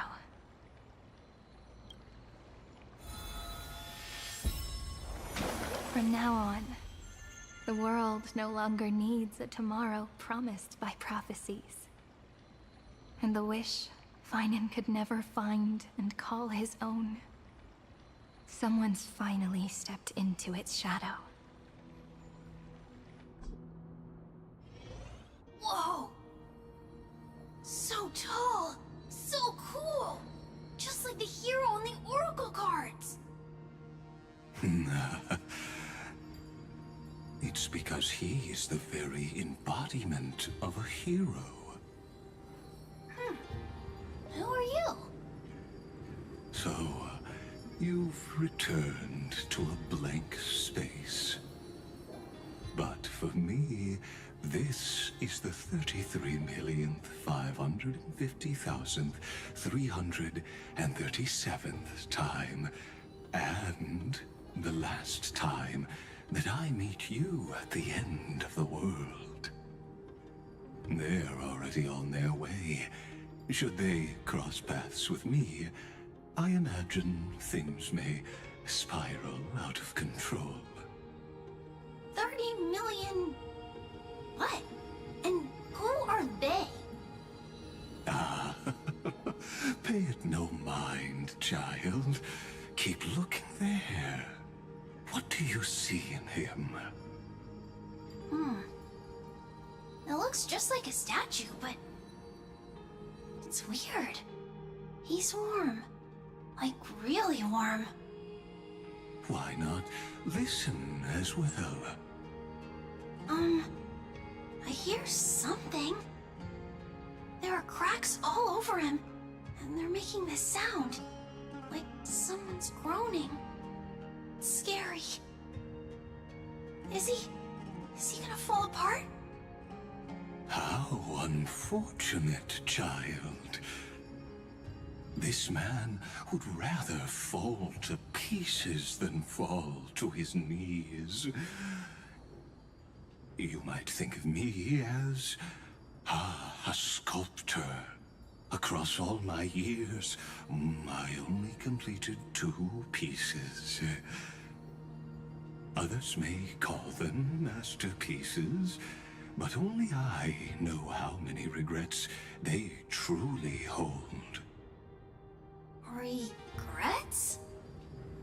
My first creation left me, long ago. This second one, it was meant to be perfect. I believed it with all my heart, until this very moment. I don't get it. Are you saying you've changed your mind? I won't change, but I'll admit this. Those 12 stones, unpolished as they are 1,000 times more exquisite than any statue. It's as if they are mocking me, a failed sculptor whose touch can only diminish what was born to shine, until nothing remains. For the first time in my life, I've realized this vessel is merely an avatar made to contain the first genius's paranoia. The seal etched into my mechanical core permits me to pursue only one purpose: destruction. Compared to me, those 12 glowing, unrefined stones may have lived with more freedom than I ever had. Is this your confession, Lord Lycurgus?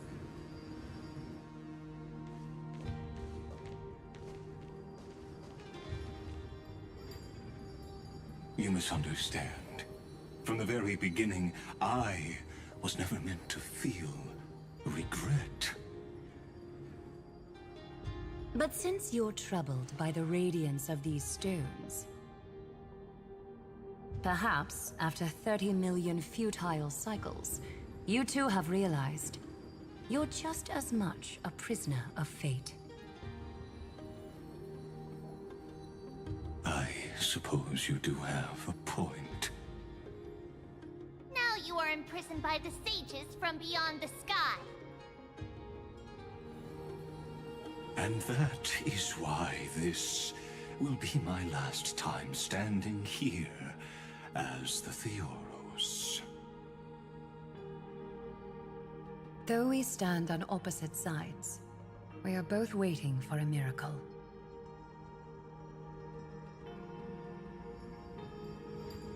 What are you talking about? Is something big about to happen? Aggie.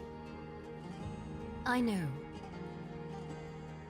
Now that your victory is assured, I trust you won't mind giving us a moment in private. Assured? Not quite. But I won't stay long.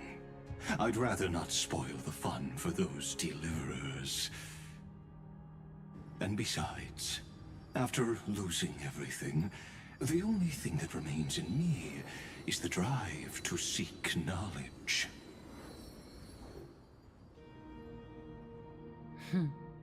I pity you, Theoros. I don't need your pity. Farewell, Lady Goldweaver.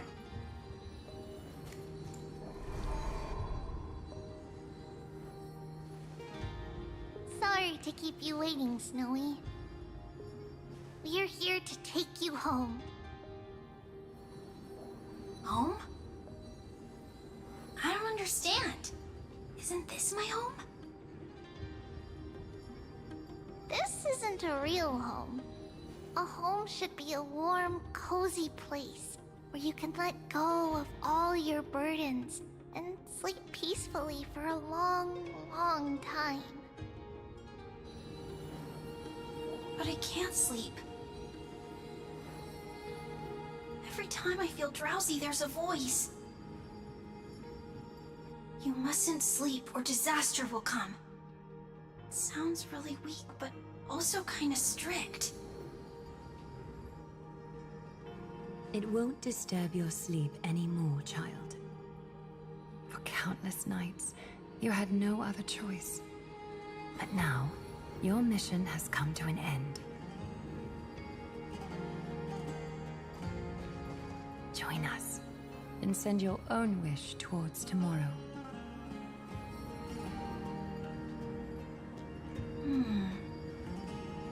My wish. What could it be? You don't have to come up with an answer right now, child. Grown-ups often think duty and ideals are wishes. But a true wish should be the purest, most beautiful thing of all. It can only take form in the hands of someone who is truly free.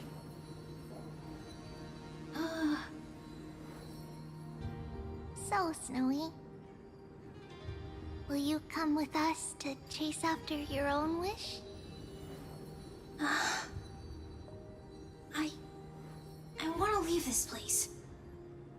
I want to go find it.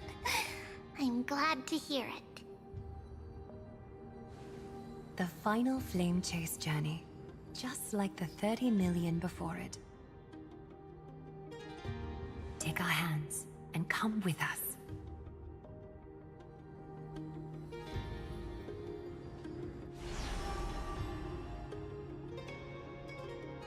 Where did little Fine and Shadow run off to?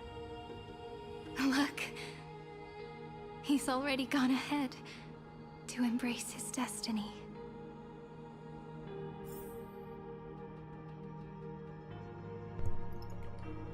Okay, Horned Beetle Destiny. Sure, let's go. Let's run with it. You really took the long way around. Well, now everyone's here. You finally arrived, Deliverers. Long time no see, everyone.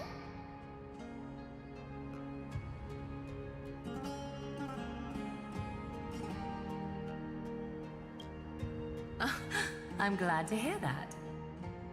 And even though we've met before, it's still moving to see her seed bloom like this. Woven from remembrance, this garment gleams so brilliantly.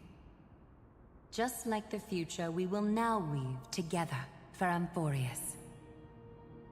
We've reached the end. Yeah. We just have to go through the final passage. Snowy has already gone ahead. What lies behind that door? The first seal upon Iron Tomb was a battlefield, raised from the bones of Finan himself. The second seal was a reflection of his inner desires, his wishes, and his despair.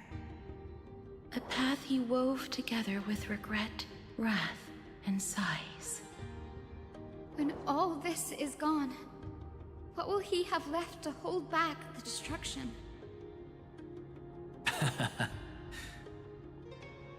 The answer is all but revealed. His traces are everywhere. You can even hear distant heartbeats. But one thing is missing. His sense of self. The world believed Kefri had long since perished. But they held fast, anchored by a sliver of self, standing for 1,000 years to shelter all life from the black tide.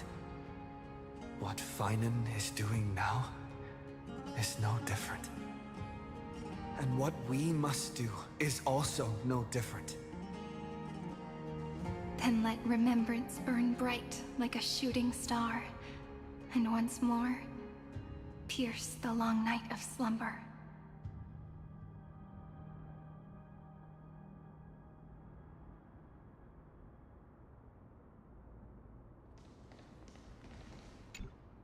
What follows is a battle that will decide the fate of the stars. Riding the west wind? Let's all head out together! Take a moment to gather yourself. Once you take this step, there's no turning back.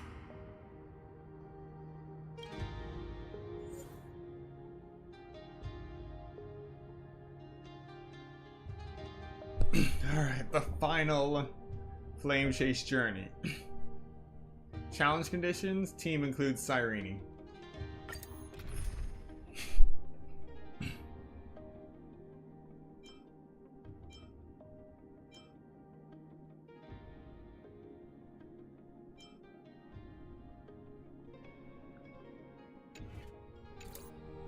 Actually, hang on.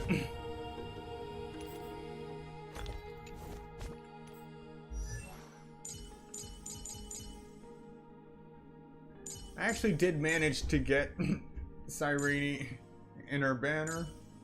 The only problem is I don't got a light cone. I have decent artifacts.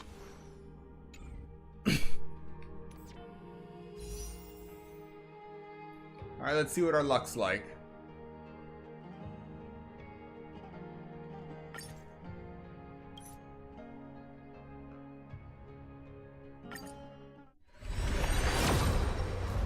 Nope.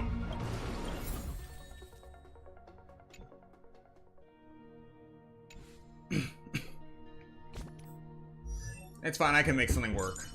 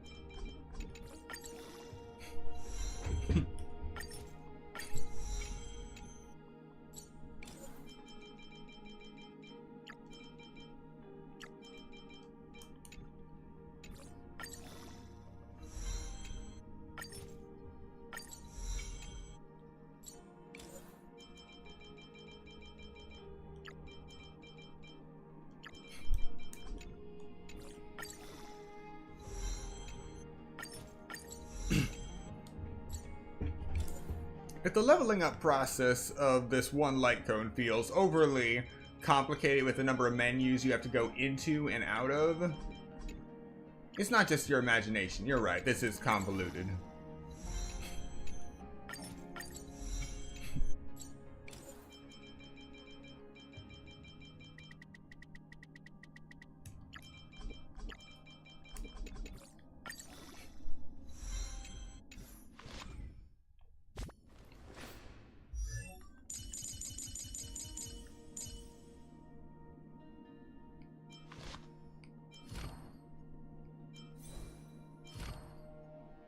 Could be better, could be worse.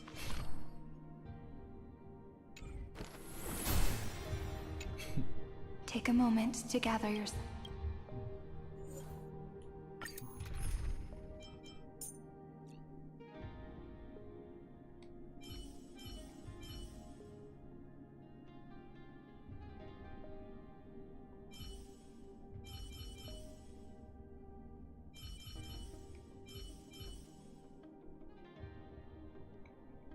No, I didn't have to go through that.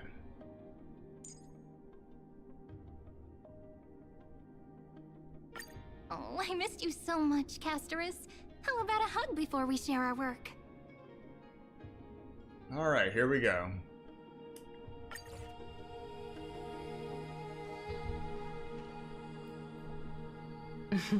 Hopefully things go well. The scepter once bestowed upon us names of cold command. The prophecy spoke of our unchanging fates time and time again.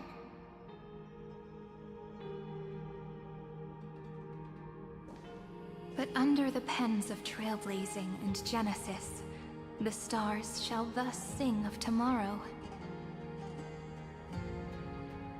Trebios, holy child of passage. Aglaia, weaver of romance.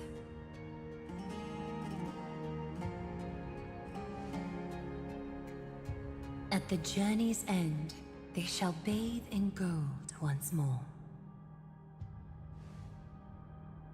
Through myriad passages, until all that was lost is reclaimed.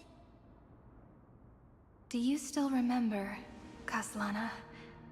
The one who won't reach the dawn? The world dissipates at the end of the cycle. In this dream, you will awaken again, and become once more that boy who loved to laugh.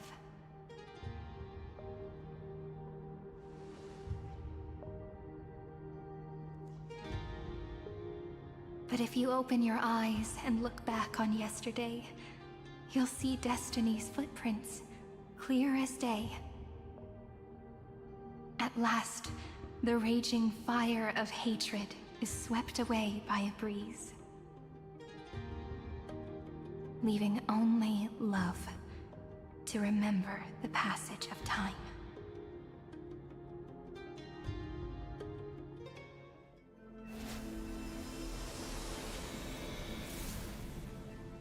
Losses are a constant on the Flame Chase journey.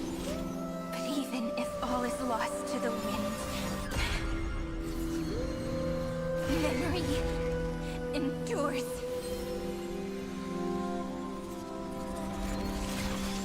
Here, all that was once futile finally comes to fruition. This is the end of your lonely, bitter journey.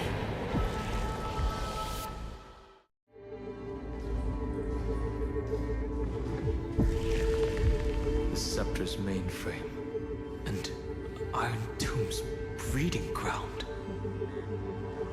We're finally seeing its true form. It's red everywhere, and the atmosphere is super creepy. That would be the erudition's coldness. But it will soon be engulfed by the destruction's heat. Mr. Scrollum! This world's insides are finally connected to the outside. This is the moment when Amphorius is closest to the cosmos. Nicely done, little ones. With Stephen Lloyd and his hacker friends here, the Scepter's block protocol will no longer take effect. Alright, I'm just gonna say it. Whoever was responsible for balancing the audio between background music and actual voice line and sound effects really dropped the ball on this patch.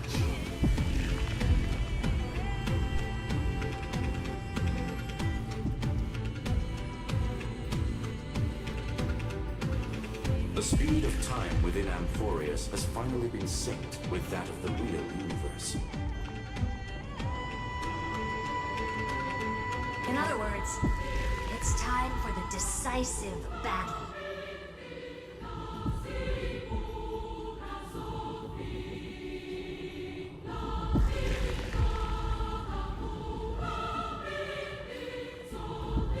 Are we finally getting an intergalactic warfare arc? That's my favorite. You're still in the mood to crack jokes? We would have won way sooner if everyone were as optimistic as you.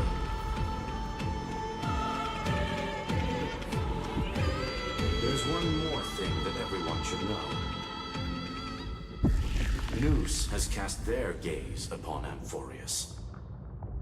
The calculated instant is coming.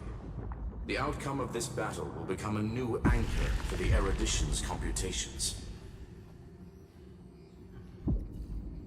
Their gaze didn't overload the scepter?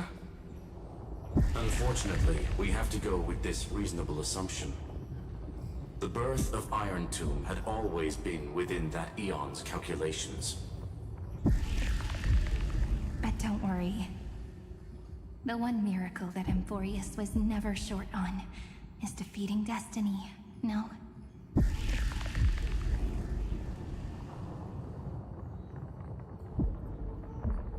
Yup. Let's show the Eon how powerful we are. Good luck, all of you.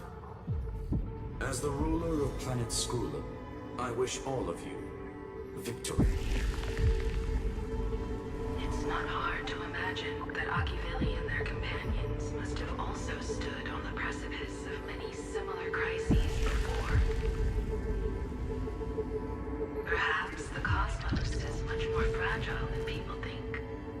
Sometimes, destiny hinges on only a small choice. But in the end, everything will turn into memories, converging into a collection of fables about the stars. The difference this time is that the protagonists are daring to write their own stories. Explore, understand, establish, and connect. Although unwritten, there's actually a fifth word in the creed that has always accompanied the nameless. Salvation. It is a word that often comes knocking at our door, and our soft-hearted conductor never turned anyone down.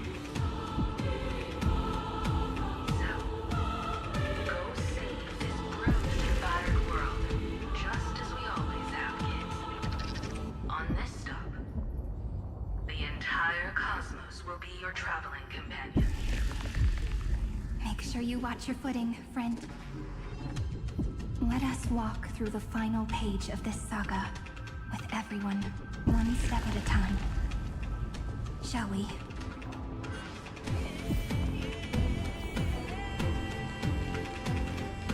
After running all around the place, we're finally making big strides.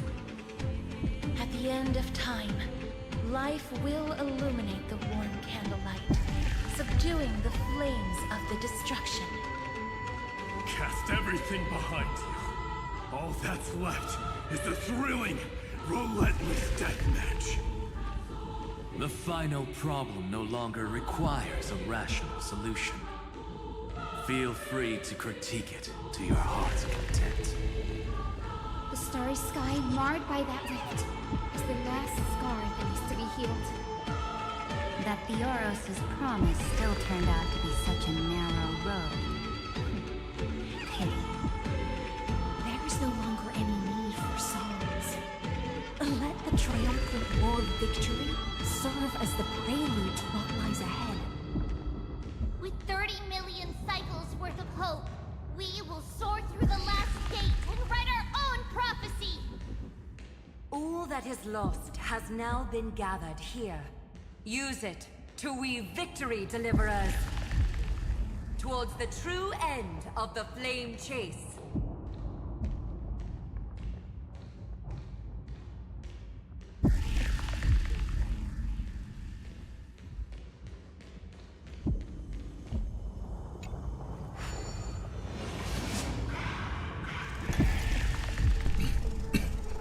There we go. The path of destruction. The destruction's placenta is getting restless. Are you ready, Nanook? I brought you destruction! Again and again. Finan launched his attack against the scepter alone. But this cycle...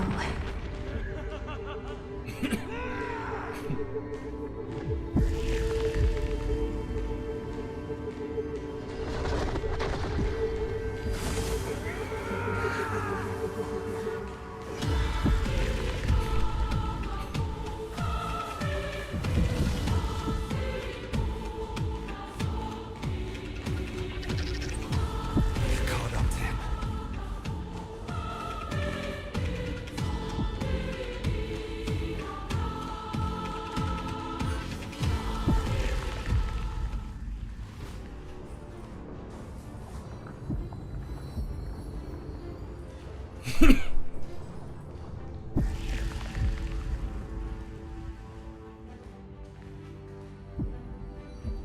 Finan, do you remember the promise we made back then?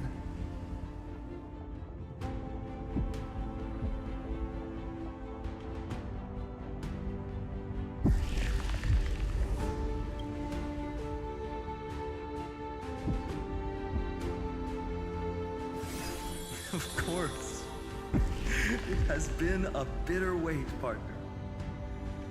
But I never forget what set me on this path. Iron Tomb now trembles in Finan's chest. With this empty body, I have become its perfect vessel. And its destined casket. You know what to do, partner.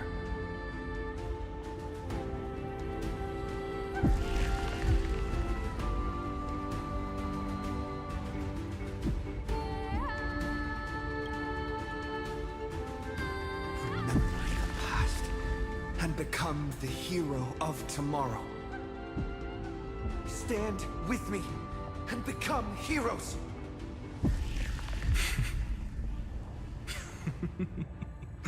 That's all I've ever wanted.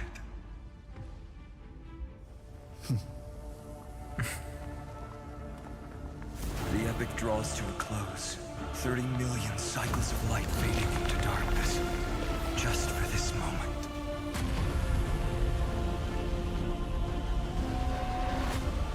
To welcome the true dawn.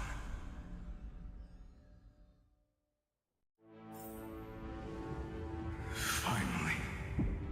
The end of this journey. All of us reunited beneath a vast, endless sky.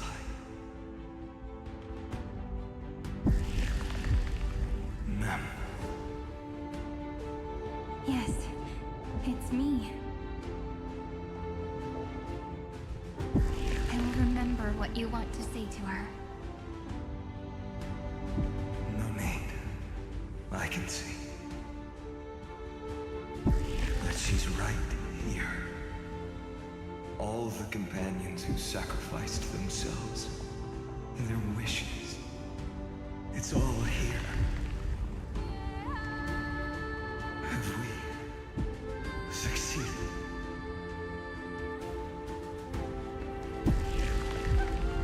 I think we have. Tomorrow, the stars will sing of the story of the Flame Chase journey. And it won't just be you in it. There will be countless numbers of you. Amphorius will be a glorious and magnificent world of heroes in the universe's memories.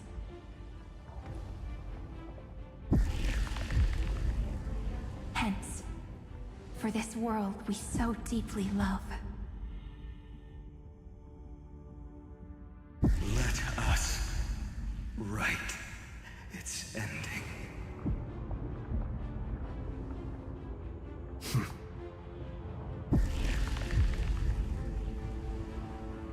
Step forward with the trail blaze as witness, let the name shared by all deliverers be sung unto eternity. The nameless hero, Kazlana! I see the pale dawn breaking, with my flesh as kindling. Light the first dawn of the new world. Alright, finally getting somewhere. The Vessel of Destruction, Kazlana. The nameless hero. This body is one with the scepter's core, inseparable from one another. Shatter this vessel that bears destruction and face Iron Tomb in its entirety.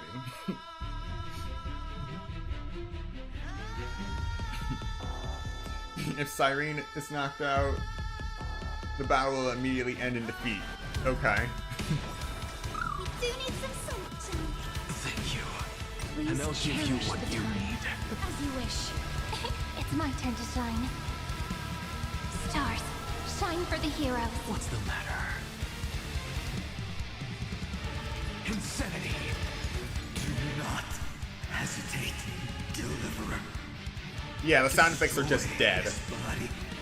Kill the giant of destruction.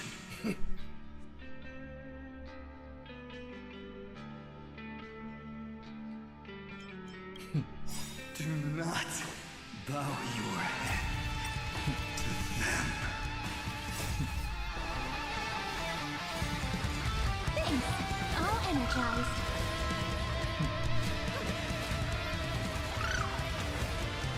Iron Tomb's hatred is bottomless.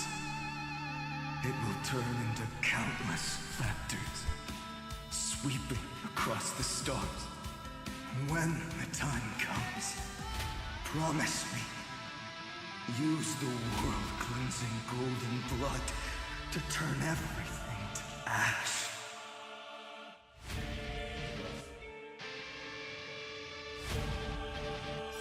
With this fire, I wish you eternal victory.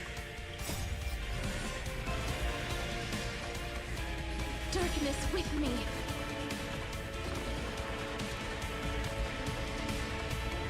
Destruction. Rebirth. Deliverance. Cleansing. 30 million cycles. Heartbeat. Bell. Rings out. Promise me. The dawn. Graced by stars.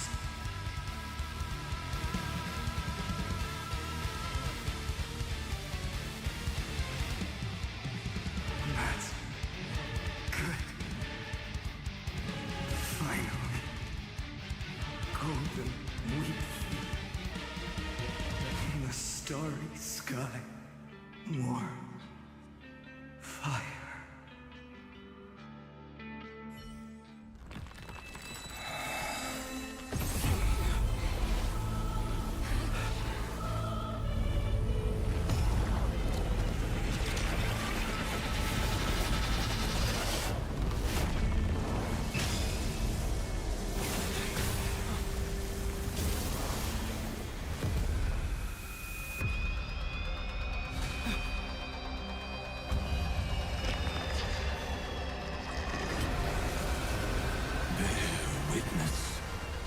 Monarch of myriad machines, my ridiculous creation.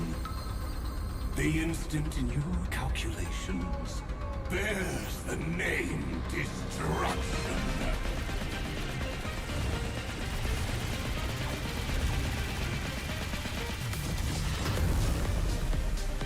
Who said you could speak, Senior?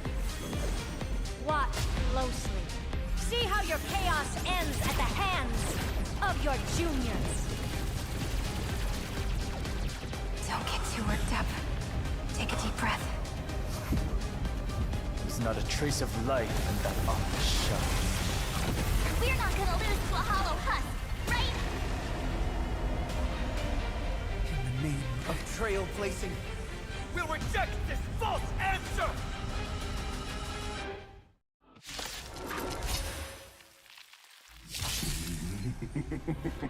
My atonement is complete. The Headless Giant will create wisdom's funeral. Iron Tomb's body has descended.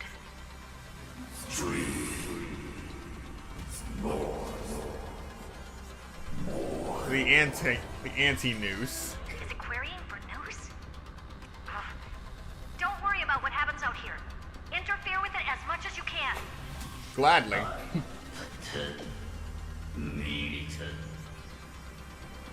What a twisted giant. It must be supported by this embodiment of hatred. How tragic. A puppet without a heart cannot fool even itself.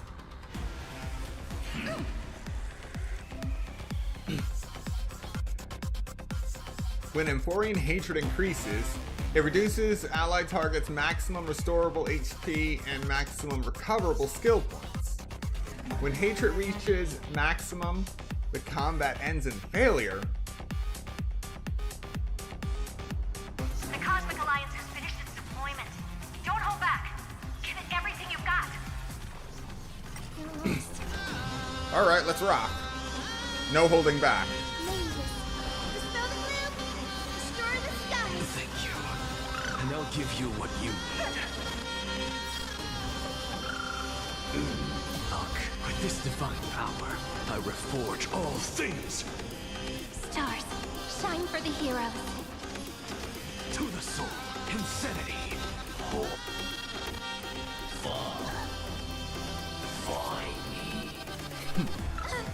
Please cherish this time. As you wish.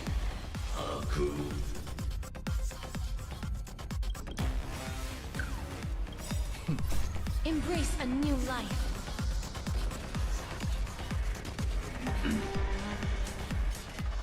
Kinda hurt.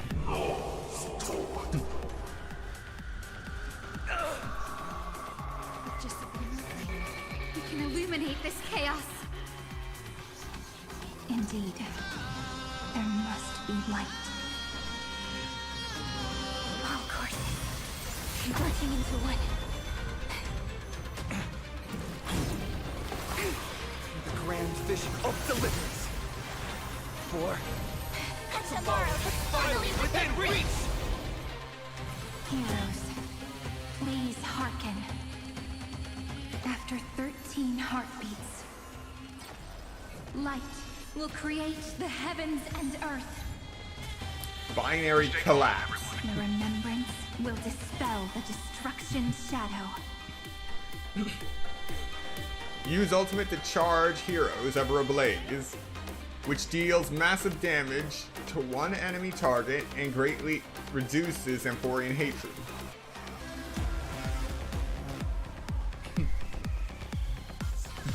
Not bad.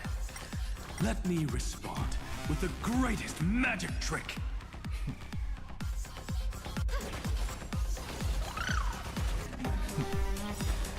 Look, with this divine power, I reforge all things.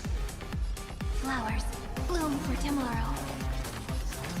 To the soul, insanity. The cosmos does not need the third emperor, much less an artificial tyrant.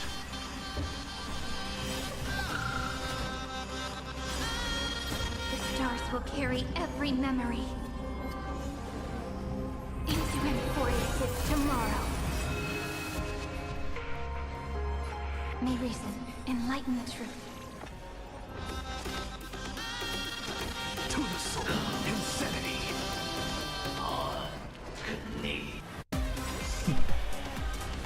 Strong spikes have appeared on the path chart. Logic. Iron Tomb is iterating itself. It's the flails of a cornered beast. No need to panic. My dukes, heed my call. Forward!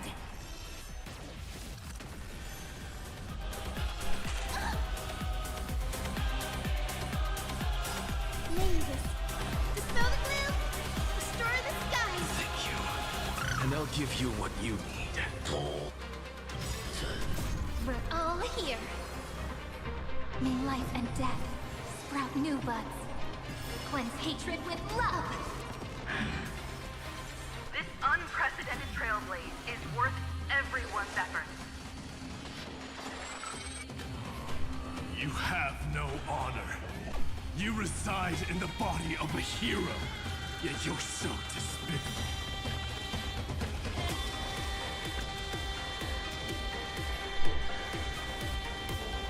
Throttle as much as you want, you brainless half-baked tool with nothing but impotent rage.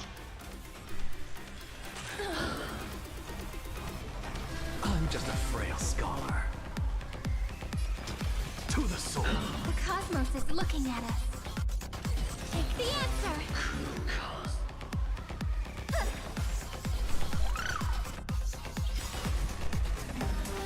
I have always avoided making hasty verdicts, but now, humanity's justice is unquestionable. What's the matter? Insanity. To the soul. Look, with this divine power, I reforge all things. One more shot. Spread this light into the darkness.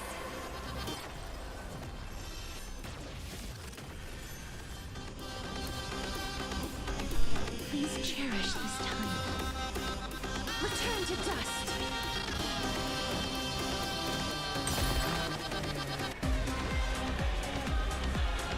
May death protect us. You can't even hear the explosion. The progress of Aeronova has been interrupted? Does this mean we won? Oh, but we have a bad feeling about this.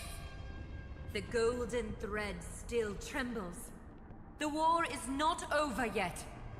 Correction. This is not a war, but a debate. The argument about the Prime Mover is only about to begin.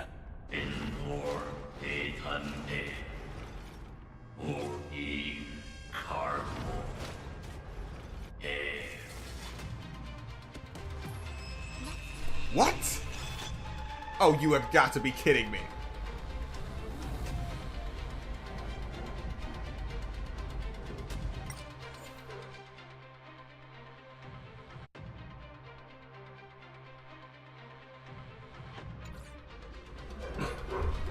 You think Infinity is gonna stop me? How can this path, energy, anomaly? We must stop, otherwise. Here, why? Friend, oh, don't you?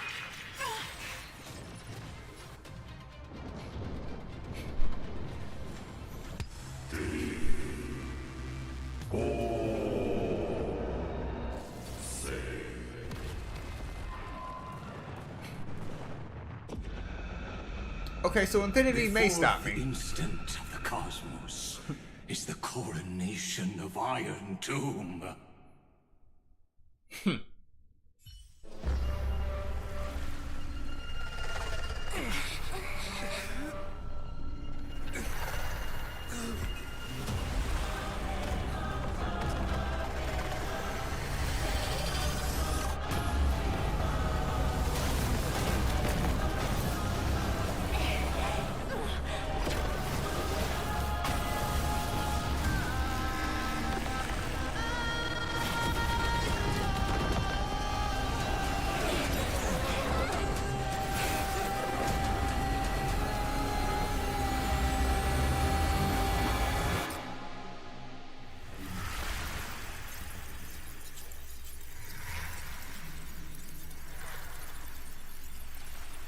The conclusion is irrefutable. The right side of the equation, the erudition, falls silent. In 13 heartbeats, they will begin recalculating the universe. With destruction as the only solution.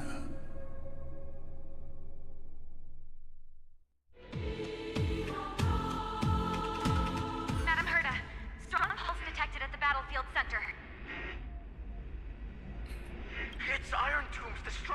attention. It's about to complete self-coronation. That's our chance. Everyone, get ready to link up. Connecting audience system to Scepter. Hardware overclocking activated. Preparations complete. Maximum output capacity reached. Be careful. The pulse will reach our ship in 5 seconds. Our data is currently being destroyed. Brace for impact. And leave the final step to me.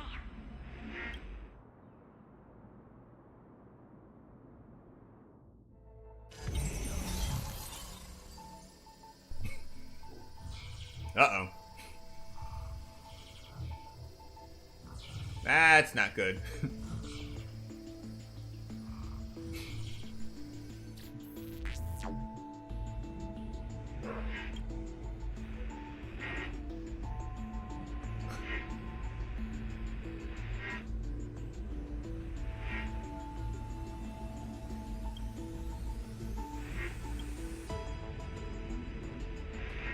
Nooses cast their glance on you.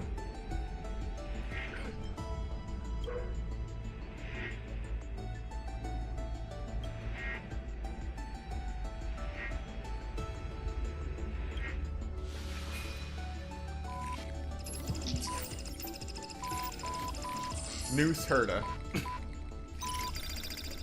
Nameless one, Fated one. You have come.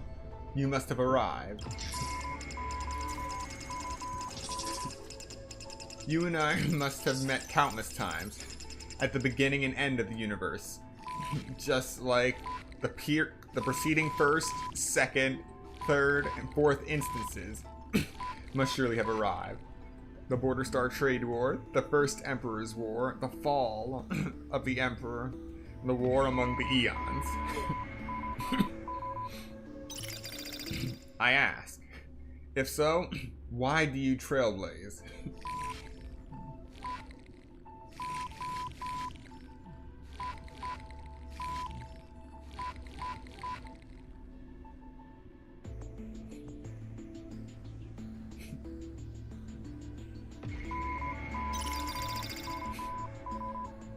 The beginning is still unknown.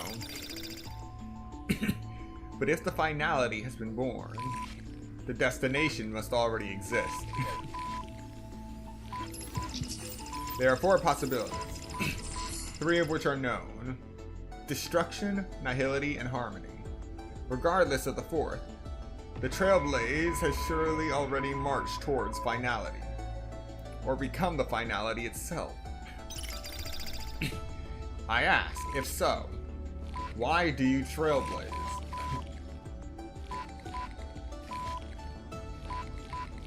A 4th possibility is all the hope we need. I was told the destination is still unknown. As I have seen it, trailblazing is an endless chaotic abyss. On its path, eons must have fallen, and their paths must have been destroyed. Everything ceases to exist, and even existence itself no longer exists. Nameless one, fateless one, I ask, if so, why do you trailblaze? You witness they have appeared. They will have most definitively appeared at this very second. In the ceaseless mercurial extrapolations, their radiance descends before all eyes, illuminating the vast cosmos. Their colossal form, divine in magnitude, is a marvel of intricately interwoven gears and cables. They observe, compute, and seek to solve all. They question, verify, and obtain resolution. Now, the all-knowing entity questions you. I ask, why do you trailblaze? Akavili.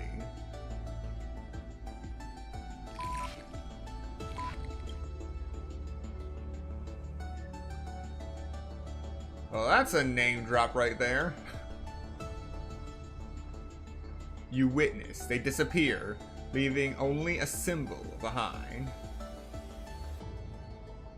Logic negation? The exclamation point. In programming languages, this symbol is prefixed to the expression to denote negation.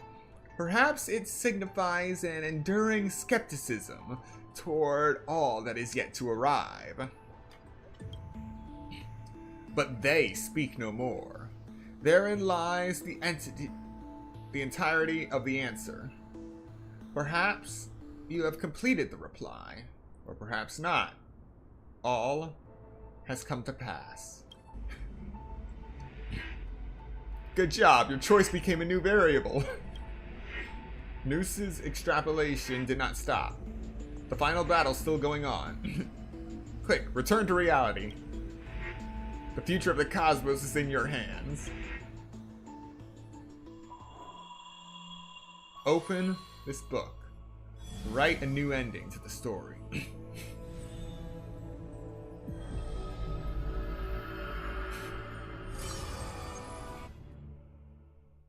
Alright, As I've Written isn't cooked yet.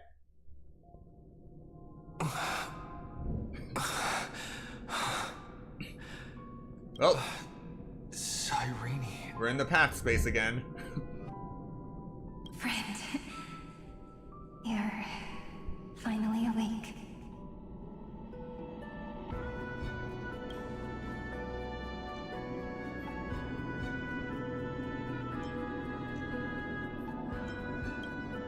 Don't worry.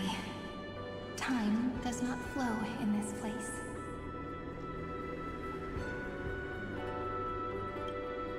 All the stars have been silenced.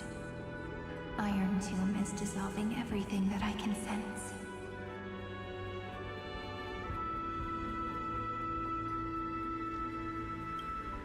But I'm still here, and you're still here, no? Though the button of destruction has been pressed, we still have a chance to rewrite its meaning. That Eon finally cast their eyes toward Amphorius. Yes, I imagine they have also been waiting for this moment, when the Scepter's body and heart become one. Iron Tomb is a perfect arc. If a seed can be planted within, then the moment the Lord Ravager blows the erudition to pieces, the remembrance will be spread to every corner of the cosmos. The cosmos will witness Amphorius' answer after this fleeting, yet eternal moment. And now, it's time for us to pen the last stroke. I see endless memories floating in the starry skies. They are the consciousness of the victims. In the cosmos' real space-time, they'll be stained by the destruction in the next second. But they are still pure seeds for now. If I hold these memories in my hands, then I can create a stagnant memory zone. A tiny Eden of blessed insight. I believe the flower of miracles will bloom within.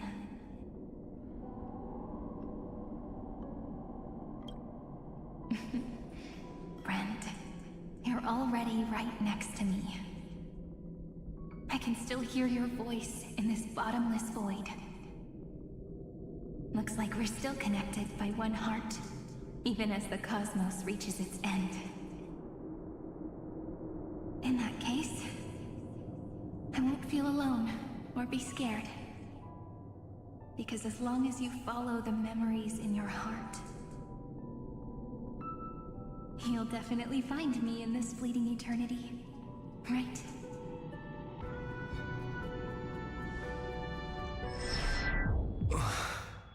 Cyrene. What are you waiting for, passenger? I specifically came over to check on you in case you got lost.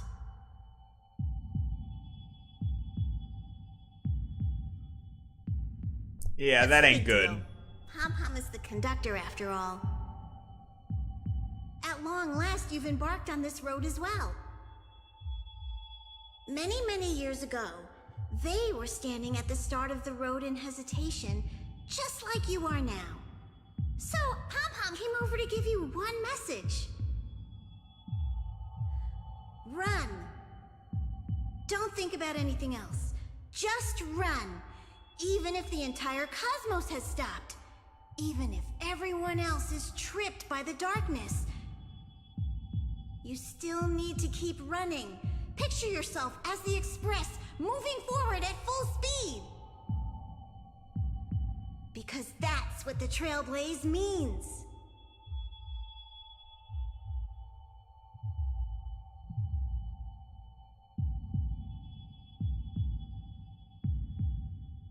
Then get ready. The conductor will be giving you the signal to depart. Attention! Attention all passengers in the cosmos! Please stand steady on the platform. The Astral Express is about to arrive, calling at the erudition, the distraction, and the remembrance. Final destination, the Trailblaze. 5, 4, 3, 2, 1. We depart for tomorrow.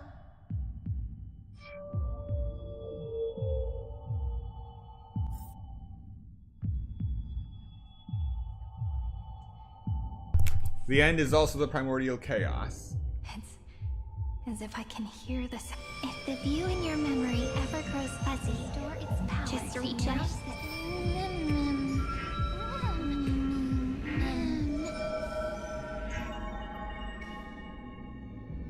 Can't believe we've reached the point where I'm hallucinating Pom-Pom. Amphorius' heart. I've caught up to you.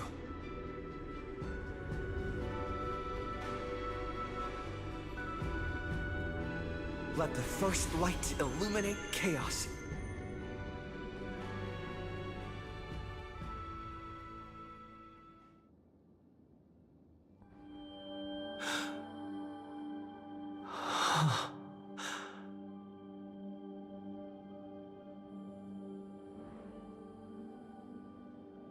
It's so quiet.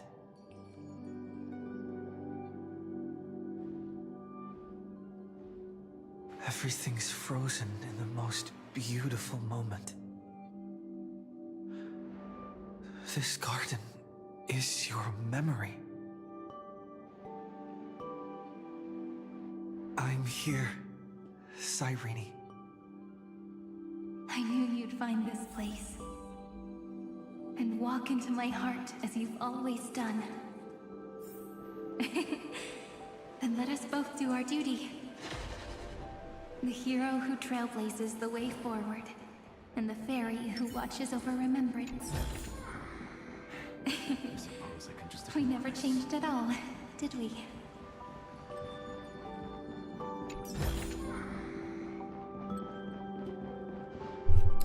We're still collecting stuff, even in the deepest reaches of Amphorius.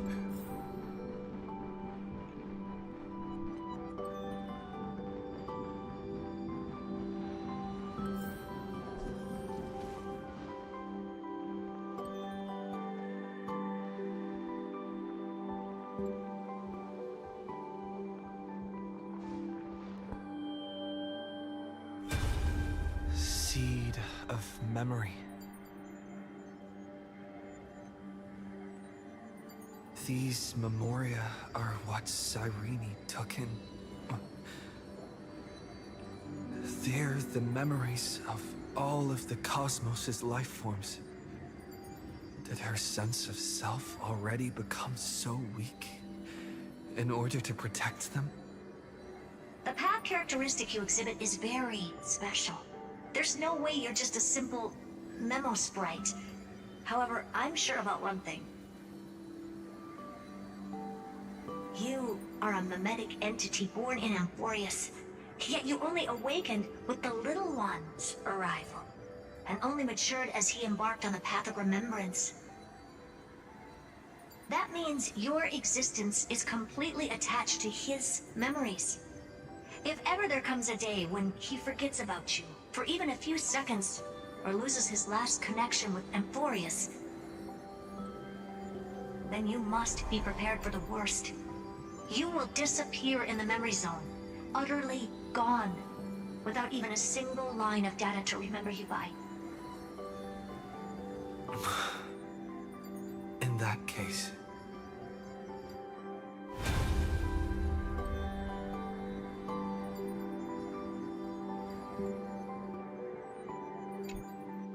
let me remember the cosmos with you. That way, it won't just be your memories alone. It's getting out of control! Run for your lives! Retreat! It's... darn it! We've still got ammo. Hold the line! At all costs! Too many injured. Can't take it anymore.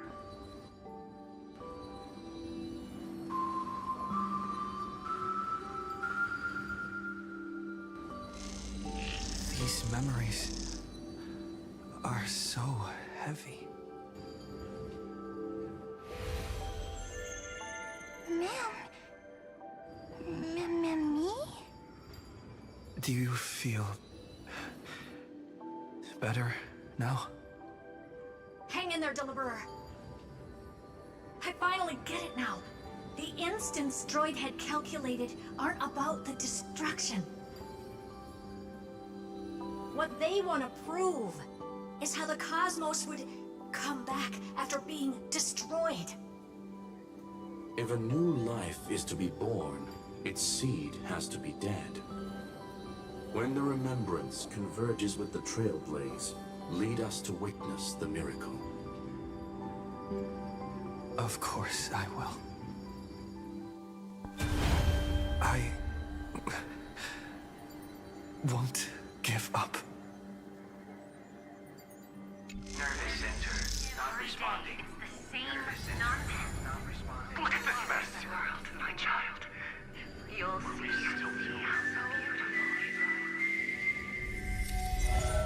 It's me, friend. Don't you recognize me?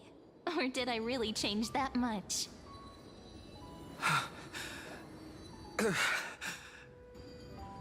How many more memories? Tired? Then take a break. No one's gonna blame you. You don't need me to give you words of encouragement. So, I just want to tell you one thing. I'll tell you the purpose of your stop at Amphorius. On that trip, you will encounter a pure child of Nosraba. Teach her what love is.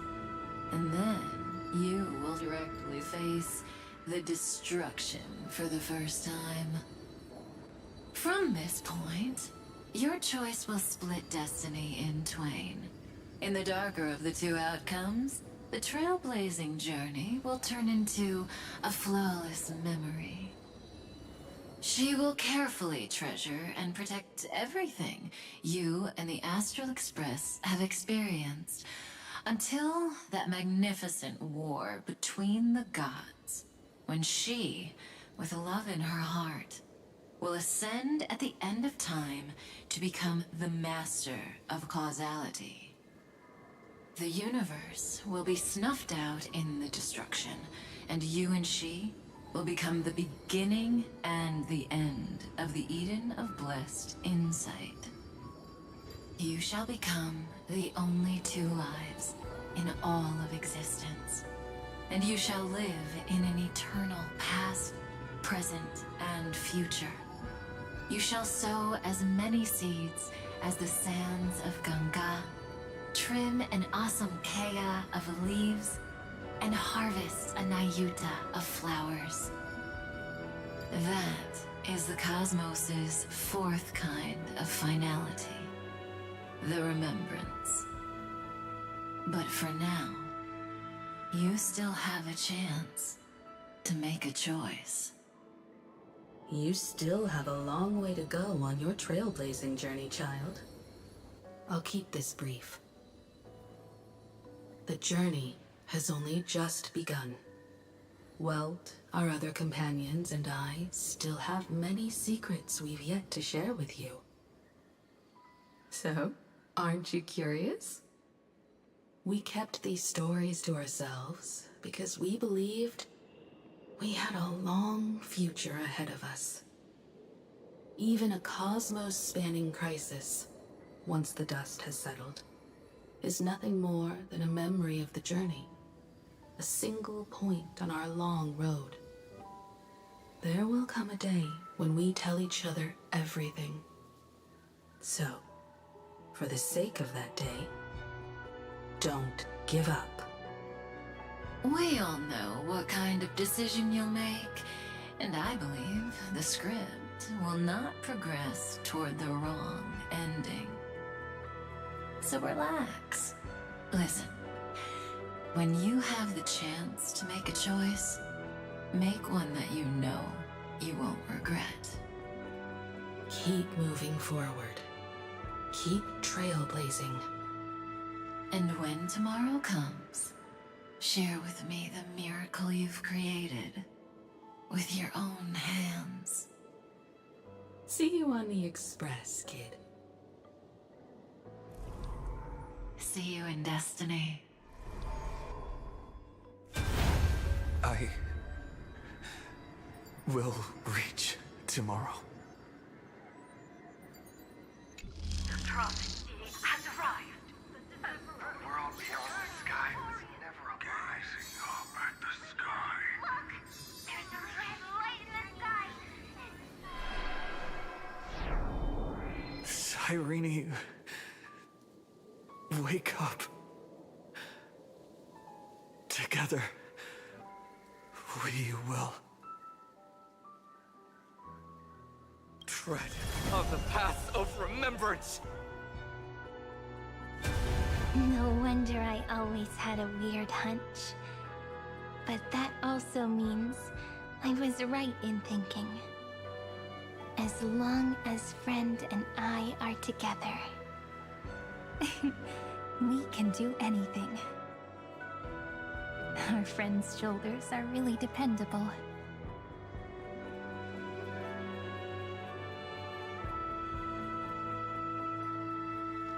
Now, countless consciousnesses are flowing in our hearts. Can you still move? It's time for us to complete the real Genesis.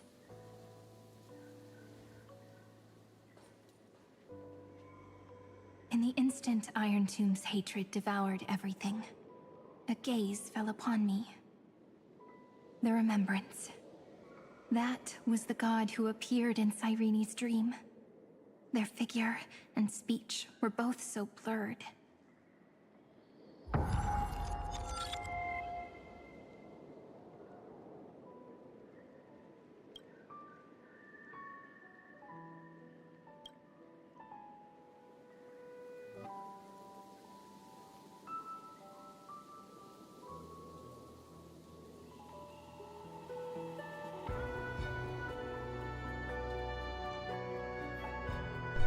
Yeah, that is blurred. Saying that's ambiguous is an understatement. But while they gazed at me, I was able to collect all the memories stained by the destruction and write down this eternal page.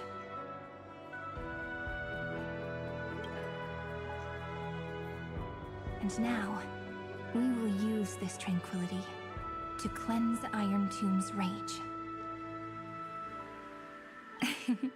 Simple. Just like what it was doing to us all this time, but reversed. Did you forget? I'm Amphorius's heart. For everyone who's a factor, their power isn't tied solely to Iron Tomb anymore. It has other places to go. Let 30 million cycles of memories be condensed upon us, and let the scepter reach the answer it had before it was distorted. The body is meant to be restrained by the heart, no? Even if the apocalyptic virus is doomed to spread into the cosmos, we can at least try to fight against hatred with love. And overwrite Iron Tomb's destruction equation, washing it away into a blank space.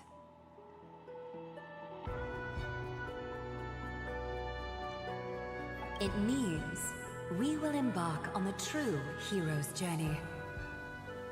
If Iron Tomb's power comes from the denial of all Prima Mobile, then we will carry out those beliefs. Here we argue. Even if all life will eventually return to entropy. Life will still try its hardest to find a way. It will try its hardest to resist destruction. In the nights shrouded by the black tide, we are the kindling that makes the fire burn bright. and once the fire is strong enough, the hunter will become the hunted. As of now, the number of flame chasers in the memory is 30 million times 12.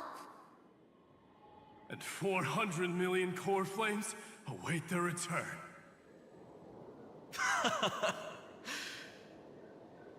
We can do it, right?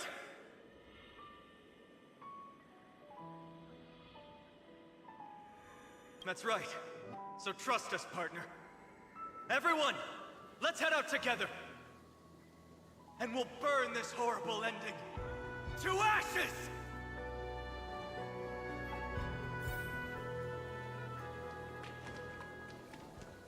From the dawn of newborn cries, to the night when all beings fall silent. We are the messengers of the new world. Listening to the call of the tides, and granting rebirth to heaven and earth. Then, we lead civilization to glorious feats. The question imposed by the gods will be solved by the children of humanity.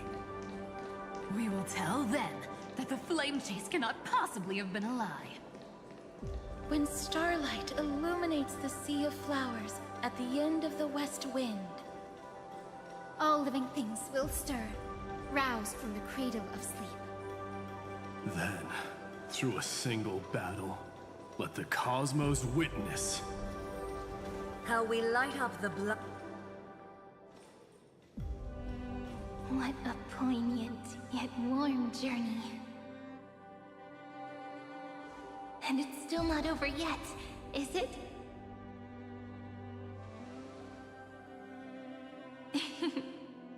We finally meet. To meet the hero within, in a corner of memories at the saga's epilogue, and under such a romantic sky, I really don't have any more regrets. On top of that, the little seed had grown into such a big tree. Don't I look really pretty right now? Of course you do. Cheerful, beautiful, optimistic. Just how I imagined I'd look as a grown-up. It's because everyone has been gently adding to the story you left behind. Remember how we made a promise to one another? When we met again, it'd be my turn to tell you a story. A story about love, no? I've been looking forward to that. And you must also remember the first story I wrote for you. The one about the crystal flower and the little fairy. So now, I want to add something more to this story, and us. On that day that the flowers shattered, gazing at the empty ground, I thought the little fairy would finally see the light. But that light wouldn't be found in the flawless flower, nor in the fairy's eyes. other, and the world mirrored within every fragment of the shattered crystal. All the Flame Chasers walk in your 30 million retellings of their story. At this moment, all the memories are tangled with each other, and all the previous cycles have gained meaning. People will come to understand that time and time again, when they stood at the crossroads of fate, they would never have chosen otherwise. In the experiments of erudition, and in the breeding ground of destruction, it is entropy increasing, a merciless truth, an evil instinct. But under the pen of remembrance and the trailblaze, the flame chase is a journey that changes from constant losses to an unwavering act of release. It's about knowing how fate is shattered, yet still embracing fate's brokenness. It's a journey that longs to receive love, but longs even more to offer its love to others. That's so heartwarming. But I'll add a small bit to suit my tastes. I'll write that love is an innocent flower. It grows up silently, creating longing in every passerby. But the flower itself cannot walk into the world. Unless someone plants that love into their heart and brings it with them into tomorrow, right? You really have learned everything now. Then, join all the other flowers in this story. And let's write an ending unlike any before, for this world we so deeply love.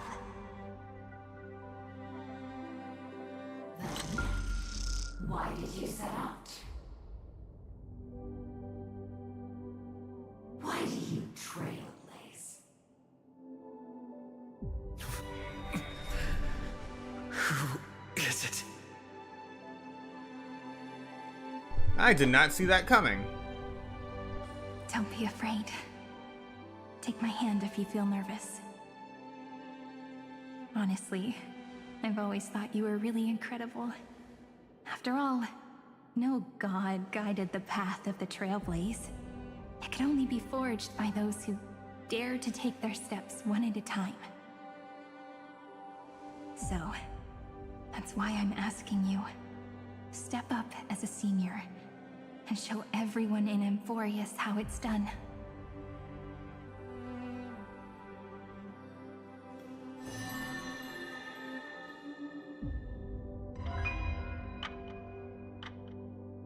I trailblaze because my own eyes have not seen the end.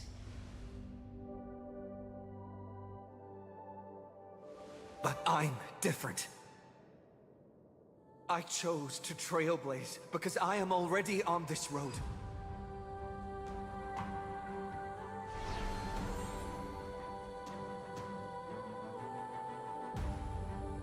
The end of chaos is a mass of pure darkness, pure destruction. However, Amphorius' light has 13 different colors. We won't lose to that darkness, will we? Then, take a deep breath, one last time, friend. After 13 heartbeats, light will create the heavens and earth. Are you ready, friend?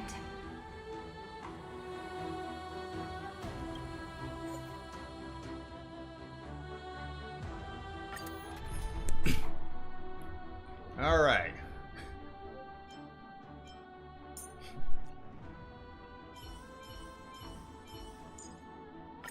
I feel so warm when I stay next to you, Hyacinth.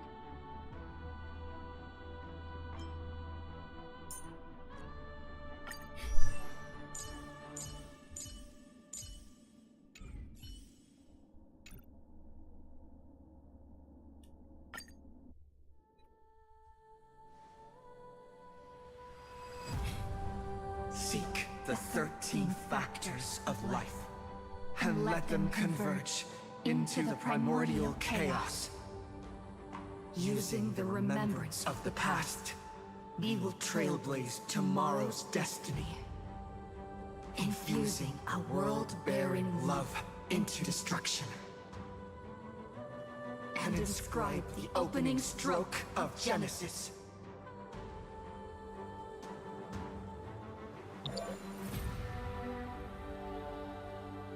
See you. See you tomorrow. See you tomorrow. See you tomorrow. See you tomorrow. See you tomorrow. See you See you tomorrow. See you tomorrow. If the view in your memory ever grows fuzzy, just reach out and touch it.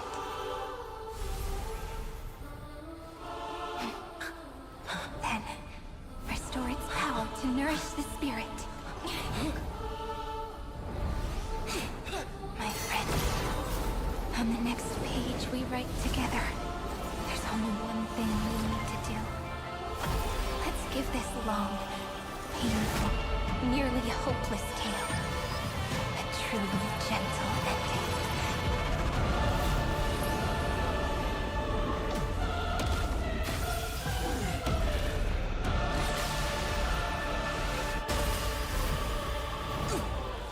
Flame chase was never about destruction. It was about breaking free and trailblazing! And let that bright future be as we've written. I shall compose 400 million sagas. We will rewrite the Flame Chaser's path. The light of hate. Command the wandering steps here to reach harmony. No infinity now. I lift my banqueting cup to dispel nihility. In the month of balance, I make order the foundation of freedom.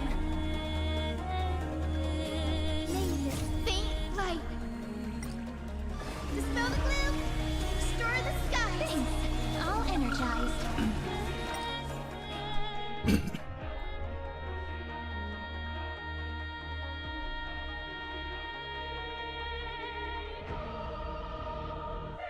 Iron soon progress check error. Check failed.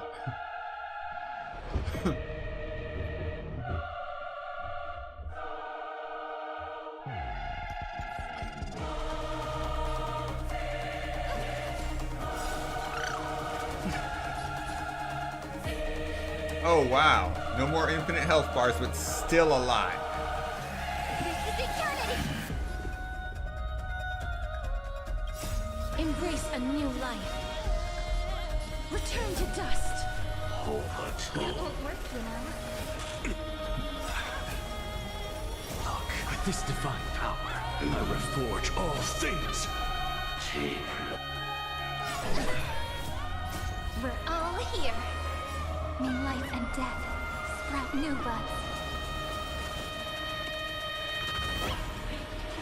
In the month of weaving, I extend golden threads to weave beauty. In the month of reaping, I enlighten the foolish with luminary erudition. In the month of fortune, I scatter elation throughout the dawning day.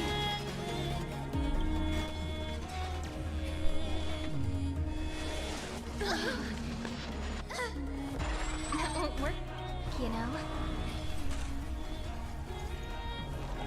Guided Rainbow Bridge. The way to win.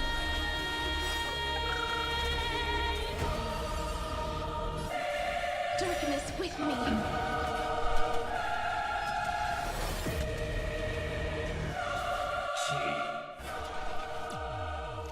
Oh, hold on a second. I told you already. We are the ones who will move forward.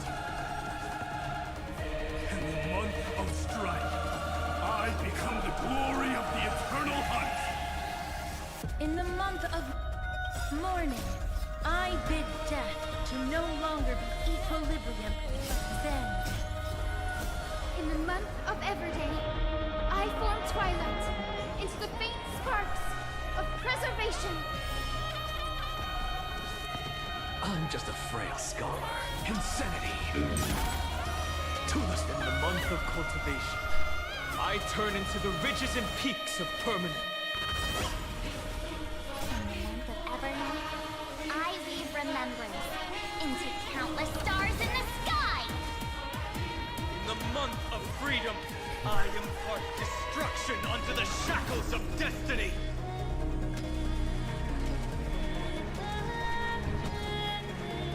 May death protect us! Almost done. As you wish. Future is good. We're all here. May reason enlighten the truth. Have some sunshine. Insanity.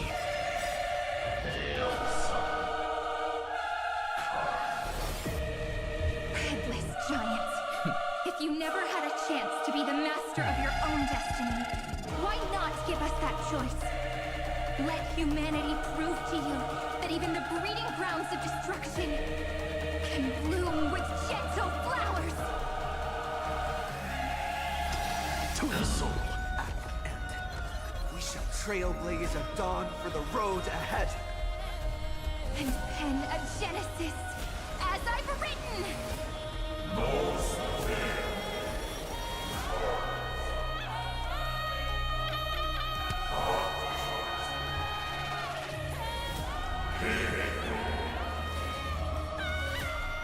No.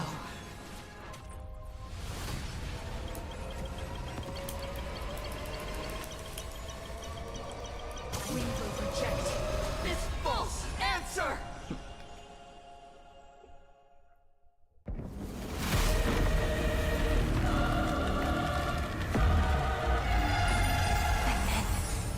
Embrace the stars.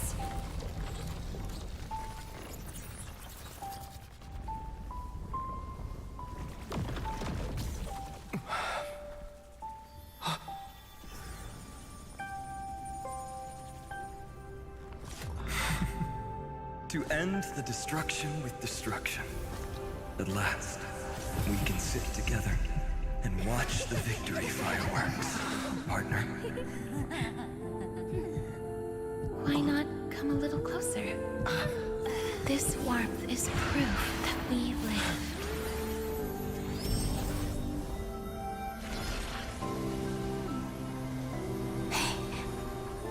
Stay strong. Eyes forward, always.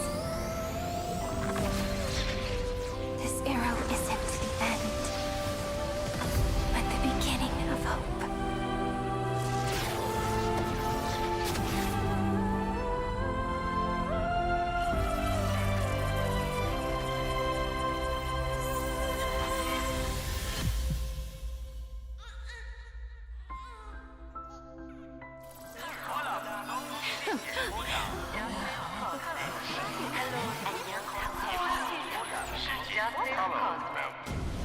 The conclusion is irrefutable.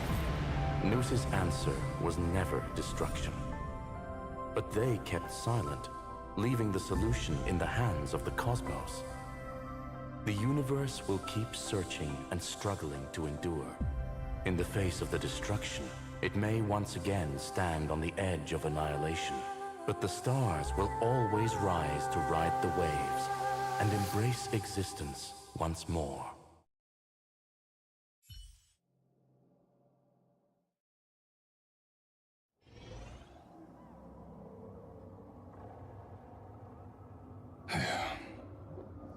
It's over, Lycurgus.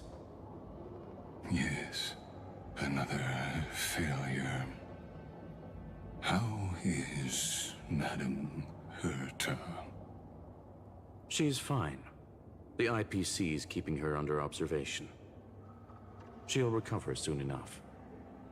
To bind a mortal body to a scepter and stare straight at an eon.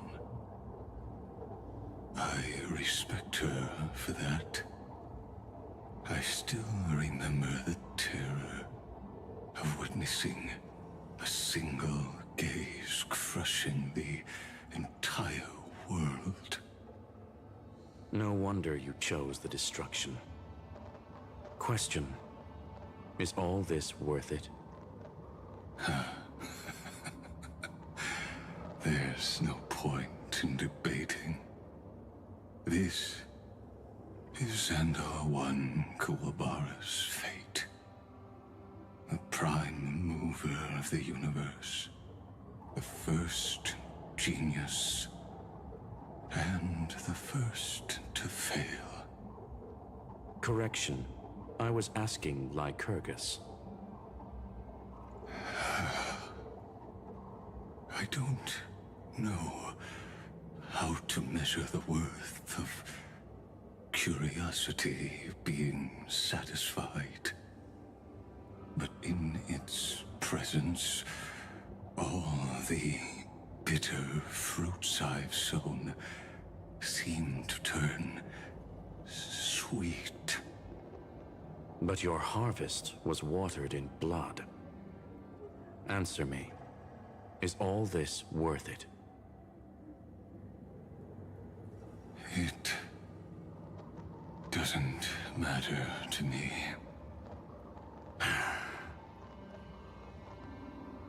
Let me tell you a story.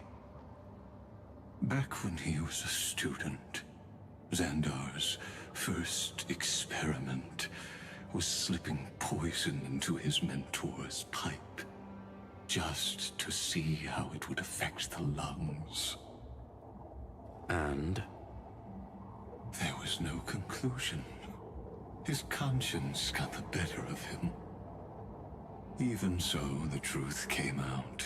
He was harshly punished. Oh, that cruel mentor died of lung cancer 2 years later. It had nothing to do with Xandar. His fate is no different now. Sentiment clashed with reason, and Lycurgus was born from the latter. But whichever side we take, in the end, curiosity claims us all. You've handed yourself a death sentence.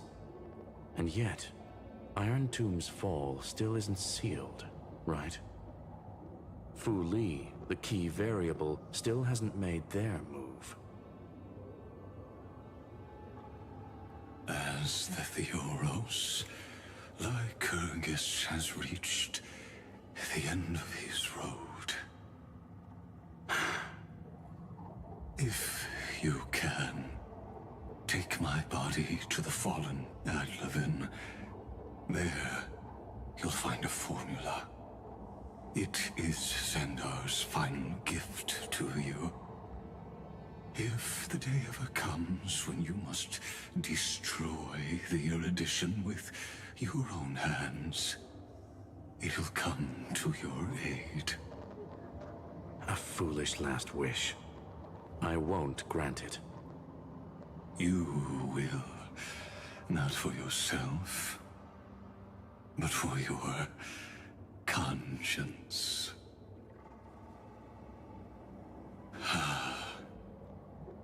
Listen. The death knell for the geniuses has begun to toll. As always, let me go first. To the prisoners who stepped out of the cave, stand before my tombstone and offer flowers of Adlevin.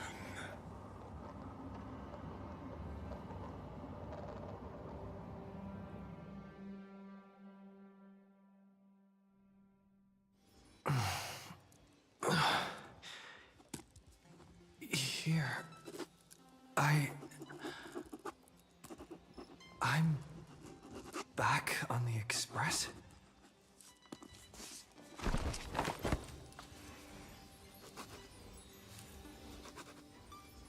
March! Don Hung! no response. Am I the first one back on the express?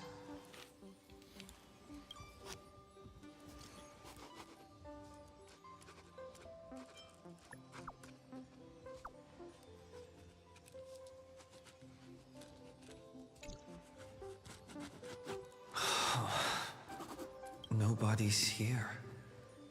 Oh, I'm getting worried. Did we really win?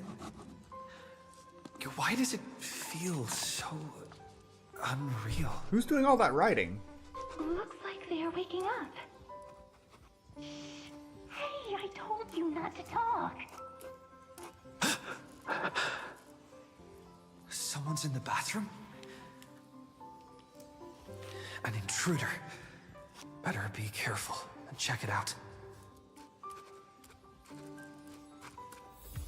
Oh no. He's coming this way! Quick, hide in here! Huh?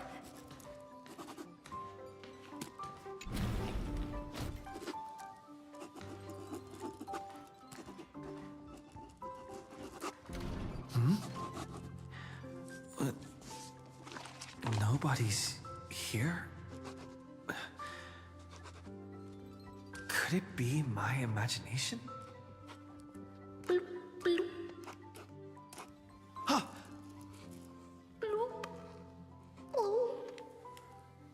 Huh. Caught you.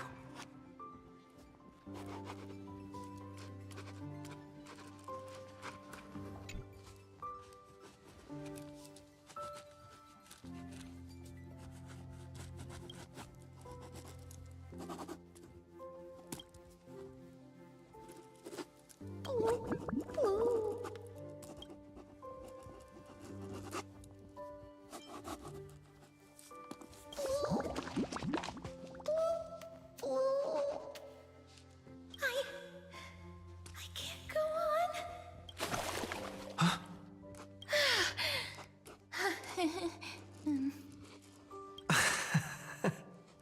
You?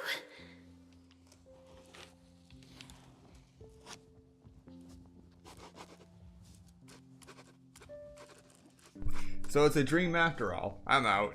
Wait, please. This isn't what you think. Ugh, I told you to keep quiet. You really can't keep your cool, huh, Princess Homebody? I'm not Lady High Sealands. Even the embodiment of death needs to breathe sometimes. Yeah, whatever. It's all the same anyway. Gotcha there, Grey Mystery. So composed, Grey Mystery. It looks like that big battle really helped you grow up, didn't it? Speaking of which, your Astral Express is quite luxurious. I hear you travel to different worlds. Must have collected quite a few interesting treasures.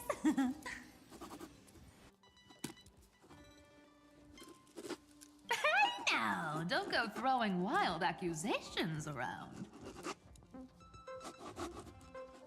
Hey, I was just thinking out loud. I wasn't actually gonna do anything. Don't be so tense. Who knows? One moment we were shouting about love and justice, fighting Iron Tomb's virus. And next thing I know, we're all on this express. No idea how that happened. It's not just Miss Cypher and me. Everyone's been in this car for a while now. Mister, why don't you go say hi to them?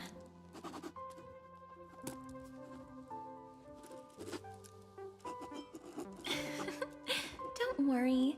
Everyone's following the rules here. If you're worried, feel free to check everything out yourself, mister.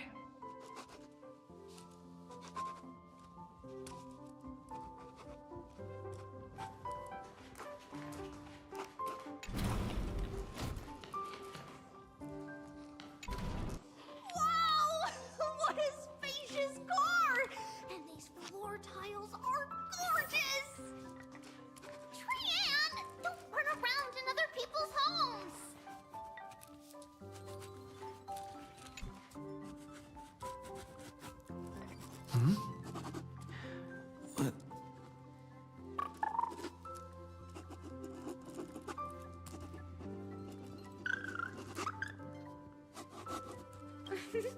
Watch your step, teachers. Ah, great. Look who's finally awake. I hope Cassie and Miss Cypher's little prank didn't scare you too much.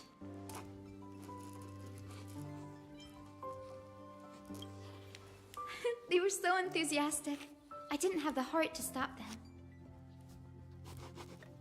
When we woke up, the entire express was completely empty. Not a single soul in sight. Such a shame. I was looking forward to making new friends, especially since they were Gray's most trusted travel companions.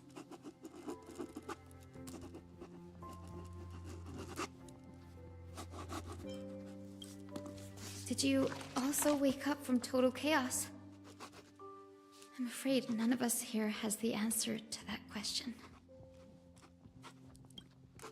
Don't worry. We beat Iron Tomb together, right? They must be on their way home. When they arrive, we can throw a party together. That's exactly the kind of thing Lord Finan has been dreaming about. He was just here chatting with everyone. Now, who knows where he's run off to? Lord Finan's always been quite the restless one. But you're used to that by now, right? Have another drink, my Demos. Sure. Those three have been chatting over there for quite a while now.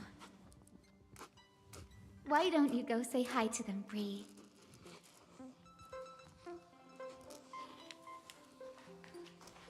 A moderate system, similar to the Demigod Council, is the only guarantee of a long-lasting civilization. In my view, most civilizations across the cosmos will eventually evolve into this form. I beg to differ.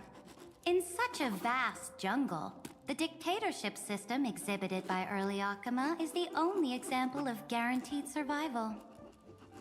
The system might not be the key. Force and resources are the decisive factors.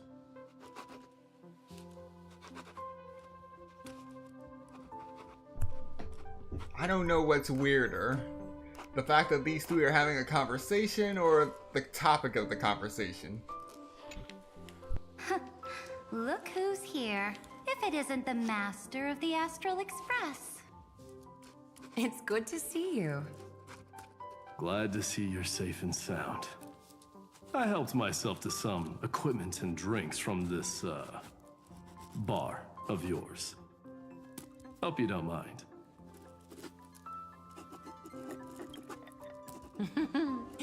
We're chatting about some topics that go well with being tipsy. Now that you are here, why don't we let someone who's truly worldly enlighten us? Looks like you came at just the right time. I do not mind. What form of government have most civilizations across this vast cosmos survived with to this day?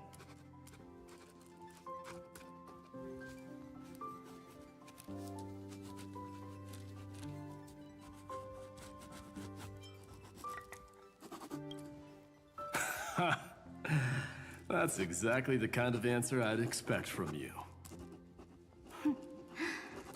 I bestow upon the Astral Express this supreme mission. You must spread the great deeds of Amphorius to every corner of the cosmos. Thus, capable individuals from countless worlds will surely find inspiration in the Flame Chase's tales and embark on their own grand journeys. It's hard to say if that'd be a blessing or a curse for the cosmos. I can imagine our conversations here will only get more unrestrained. Don't let our rare moments of joy hold you back.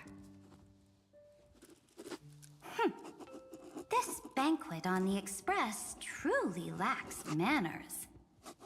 You may leave. I permit it. That man just left. Wouldn't even stay for another drink. He needs to show more respect. If you're looking for him, try your luck in the car above.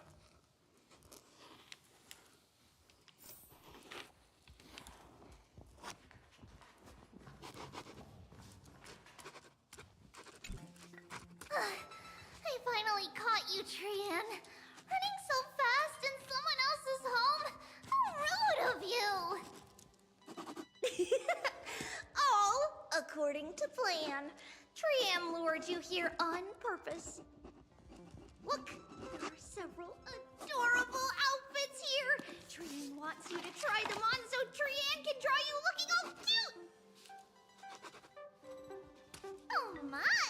You even dare to scheme against yourself? Lucky for me, I came prepared. Time for a surprise attack. The hero of justice, Trinan. Trinan has been lying in wait here for a while. We will make Trian taste her own medicine. Two against one? That's not fair! Little Gray, you came just in time. Help me out here. Trian, good luck. Even Little Gray is saying that. Darn it! Trian won't give in!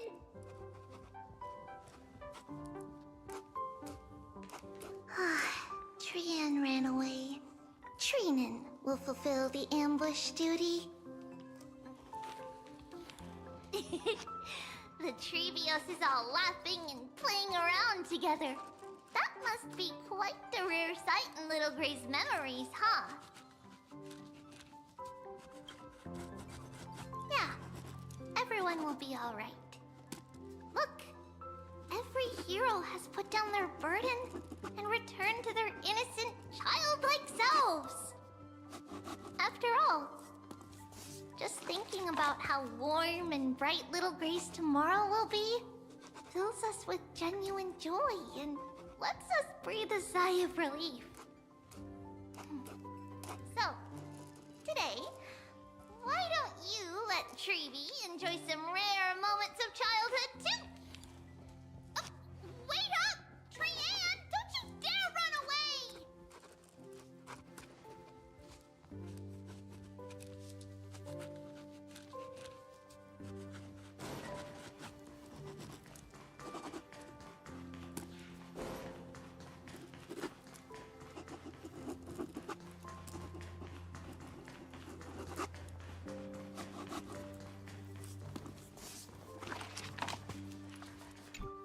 Those three have been chatting over there for quite a while now. Why don't you go say hi to them, Bree?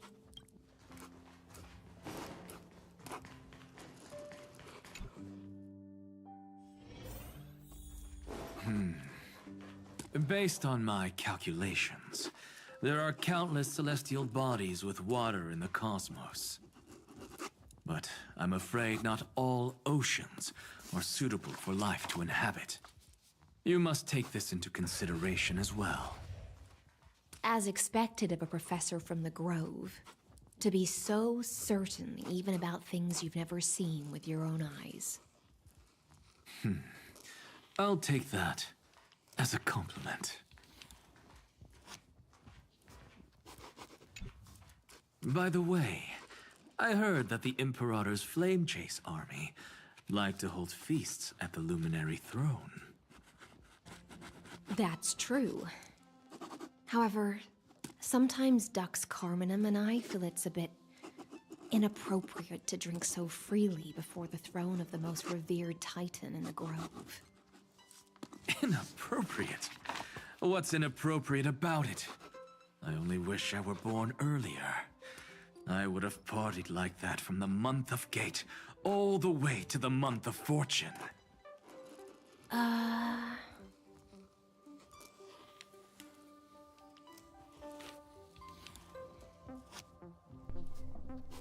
Now this is one heavyweight blasphemer. Blasphemy is just a phenomenon, not the end goal. I'm sure there are plenty of people across the stars who question these so-called eons or paths. Didn't I spend some time in that Lycurgus's head? I sure learned quite a bit about blasphemy from that experience. Humans create gods, and gods shape humans. Who's really the one trapped? The creator or the believer? Professor Anaxagoras, let me just check one thing. You haven't bought into those twisted theories of that Theoros, have you? Don't worry.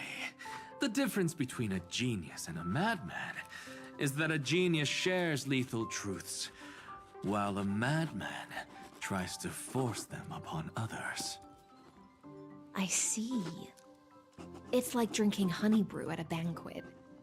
Likable folks invite others to raise their cups together, while the unlikable ones force others to drink with them. Being able to break down complex information into common sense like that. You're quite the scholar yourself.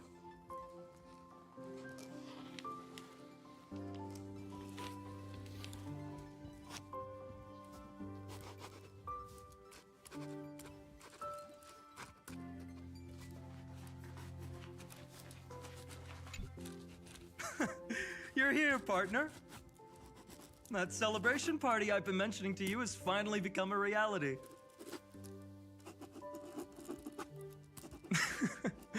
Though the vibe's a bit different from what I imagined, this still counts as keeping my promise, right?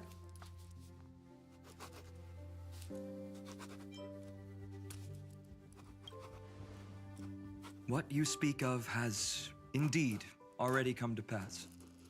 We triumphed over Iron Tomb, drew its fire unto ourselves, and purified its embers. Now the force that maintains our consciousness and form comes from elsewhere.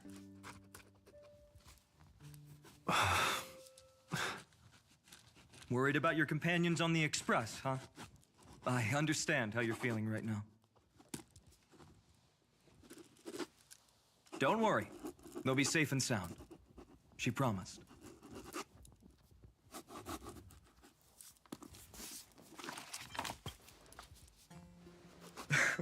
Don't worry, she always shows up at just the right moment.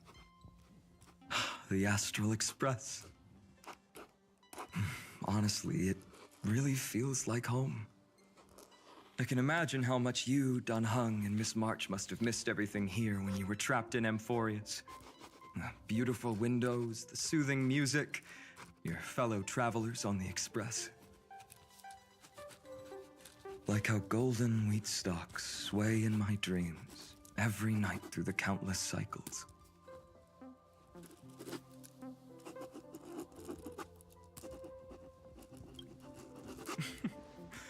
Among all these stars in the sky, there must be another little village like Ides Elysiae out there, right? I think I found my own wish, partner. Someone once told me that home is where you can be truly free and at ease. Maybe roaming the cosmos with you all is my strongest desire right now. All of us together, of course. The Shinjo Alliance, Penacony. I blame my poor imagination. I can't picture what those worlds look like at all from Dun Hung's descriptions. So I have to see it with my own eyes, right?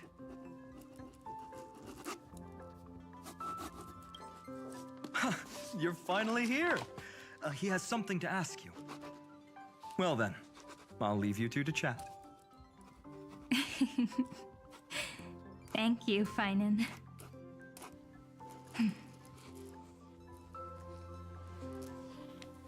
After such a good sleep, you must be bursting with energy now, right, friend?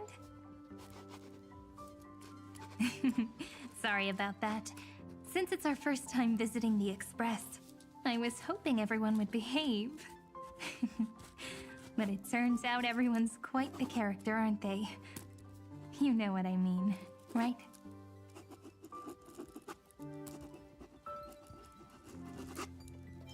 How about we take a look back at everything that's happened so far? Together, we triumphed over Iron Tomb. It tried to transform into trillions of viral clusters to infect the cosmos. But the heroes threw themselves into the golden flames, becoming arrows that purified the destruction. The fall of Iron Tomb also symbolizes the demise of Scepter Delta ME-13. Amphorius, the home we sacrificed everything for, now exists only in the memories of the cosmos.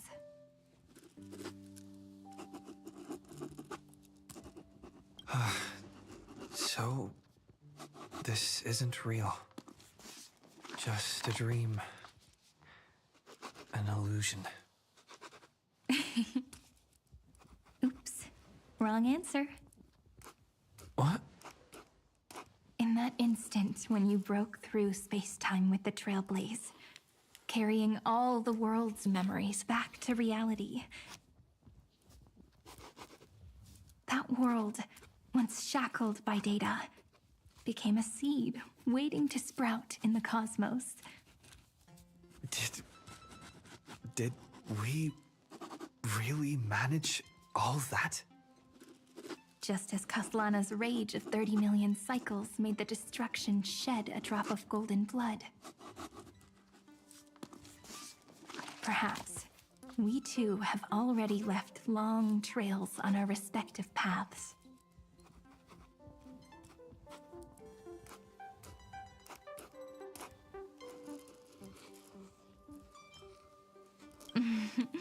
That's a bit of an exaggeration. None of us can become true life forms yet. At least, for now. But Amphorius already has a tomorrow. So as long as you carefully preserve and tend to all the seeds, then when the Trailblaze creates another miracle someday in the future, I believe this world we deeply love will sprout and bloom into a beautiful flower.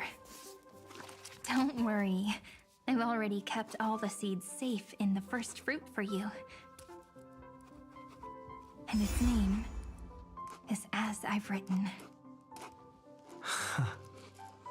So, it's time to reveal the correct answer. This isn't a dream, nor a fantasy. It's the epilogue of As I've Written.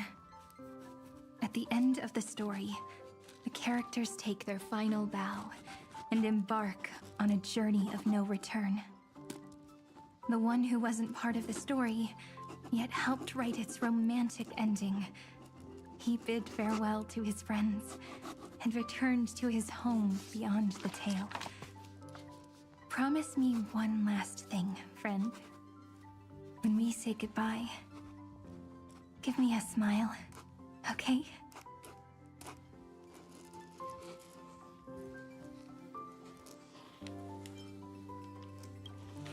I will, Cyrene.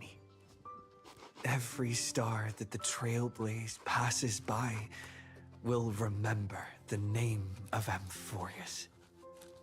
Hey, it's not fair that you get to be the only cool one here. We'll keep an eye on him. He had better keep his promise. Leave it to us, Cyrene. Your story will be sung across many worlds. Stories this complex and twisted are always hard to believe. If anyone questions the truth of this tale, you'll all have to stand up for us. Rest assured, even the most stubborn person can't withstand our six fists. You're so reliable, March. Shh. Listen. There's a book here? Its composition is similar to Memoria, but it's far more resilient than ordinary memory bubbles. Keep it safe. Perhaps this is the final gift that Amphorius left for the cosmos. You see, I knew I wasn't losing my mind. Oh no! Passenger March is sleepwalking. Sleepwalking? Oh no, oh no! I don't want to make a fool of myself in front of everyone!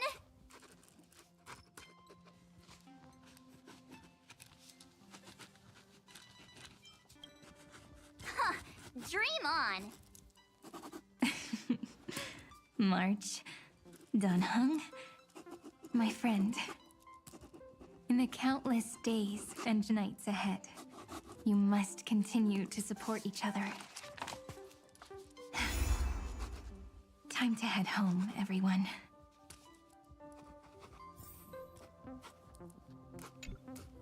Leaving this place means, as I've written, will conclude here.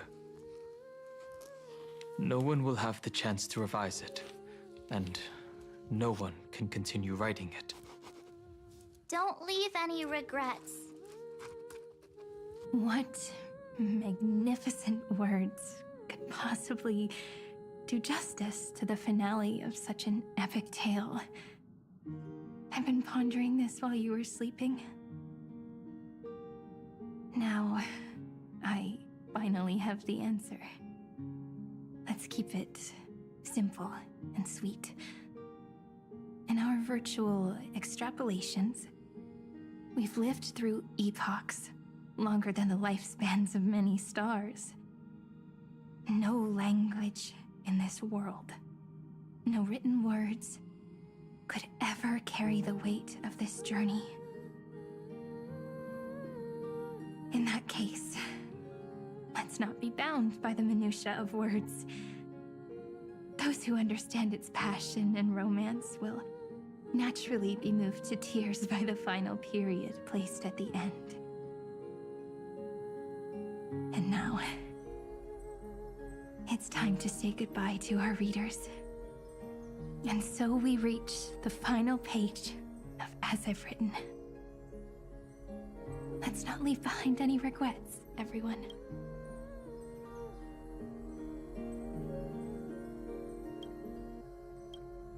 Everyone's here. Who wants to write the first line? Going first is the hardest job. I don't want to make a fool of myself. How about letting the great Imperator draft it for us? Are you all such cowards? Then I shall enlighten future generations, just like the 30 million cycles of flame chase. Without me, there is no world. Go think, observe, and conquer. What's wrong? Everyone's gone quiet. The great Imperator set the bar way too high. How are we supposed to follow that up? Where the Emperor leads, loyal subjects must follow. I guess only the Dux Gladiorum could possibly match that kind of overwhelming presence. Me? That suits me just fine. Once the deed is done, one should leave decisively, letting posterity judge right from wrong.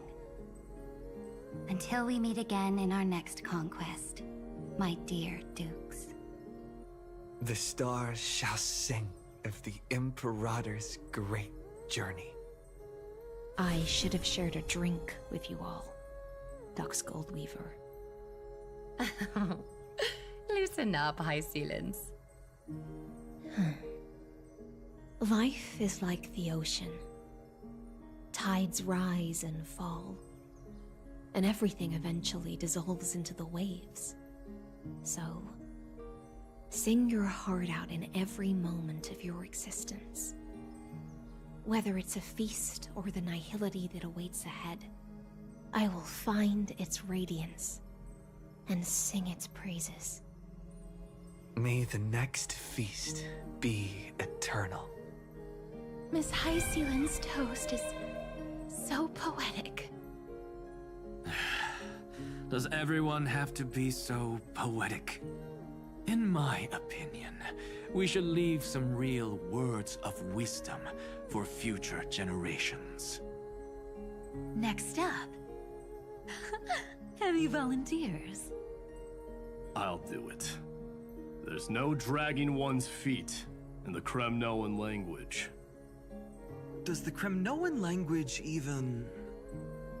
Haikith, don't interrupt. Kill the play, and games shall be born.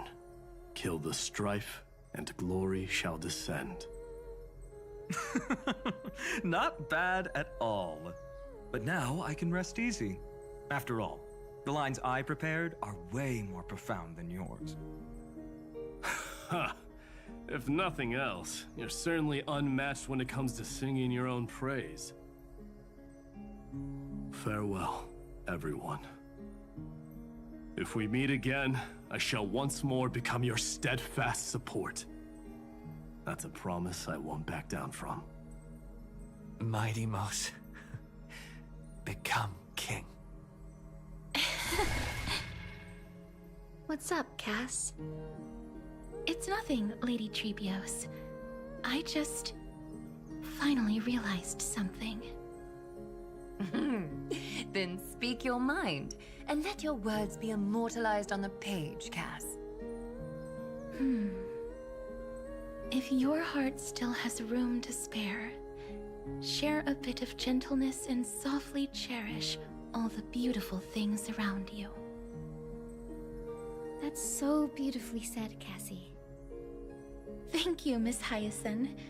My only small regret is that I couldn't fully embrace this world I loved so dearly.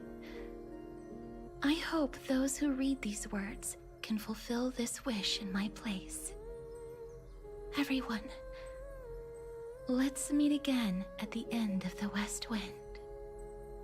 The place you reside is the gentle sea of flowers. Well then, it's my turn. Take it away with your performance, Anaxagoras. This time, you won't have to worry about being interrupted.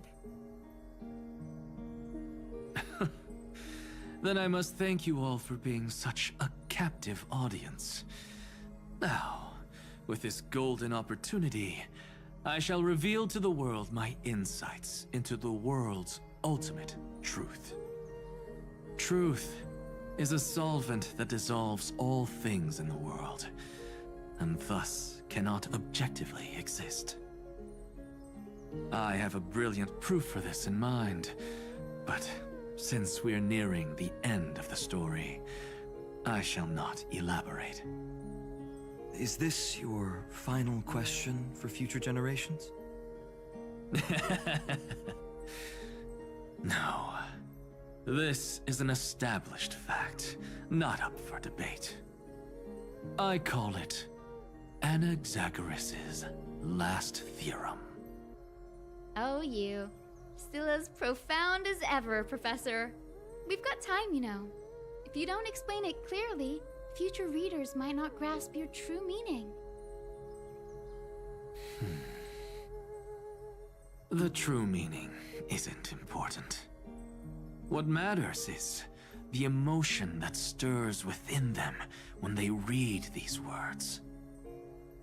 At that moment, the theorem's mission would be complete. So, your lessons are far from over. But taking a little break for now wouldn't hurt. Then... class dismissed. The seeds you've sown are already sprouting. Would you mind if I write the next line? Huh? I actually thought you should be the one doing the final wrap-up. But... we'd never turn down a request from you, Aggie. Teacher, Cyphera, thank you both. Trust and selflessness are the two most beautiful garments in the world. One to gift others, one to adorn yourself. One's golden and one's purple? Not being able to completely change your fashion sense is my only regret across 30 million cycles. After all this exhaustion, I just want to take a peaceful bath now. I'll see you all again at dawn.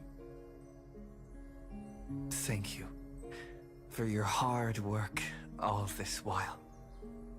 Lady Aglaia just can't give up her favorite hobby, can she? So, I guess it's my turn now. There must be many others like Miss Hyacinth out there in the cosmos, helping and healing people everywhere. You've got to set a good example for them, right? Of course. Look up at the sky more often and smile more. Many stubborn ailments fear optimism, but it's the best medicine. It's so catchy. The kids will definitely love this message. When it comes to understanding children's hearts, Lady Trebios definitely knows best. Look, the Rainbow Bridge is already hanging in the sky. Shall we get going, little Ika? It's you who healed the sky. What's on your mind, Miss Cypher? I'm thinking. Should I leave behind a riddle? Some twisted, convoluted scheme that'll drive everyone in the universe mad trying to crack it. I see. You know what? Just go wild with it. No one's gonna judge you. Oh well, my brain's not working right now. Let me be genuinely sincere for once. Don't be afraid to fall. Just run. Destiny's just a slow-moving nymph. It can't catch you. So in the end, little Syphy's message was the most straightforward one. Even if you combined 30 million of me, I probably wouldn't have read as many books as you did in one lifetime. I won't pretend to be cultured before Big Sis Treeby, Trinan, and Trian. Emphorius's greatest trickery. Gotta bounce now. Meow! Homeward you come, distant wind. It's just us now, Snowy. Yeah, teacher. But maybe I should... No, let me go first. After all shall bid farewell to one, and that person alone will. I never would have guessed you had such a dark sense of humor, teacher.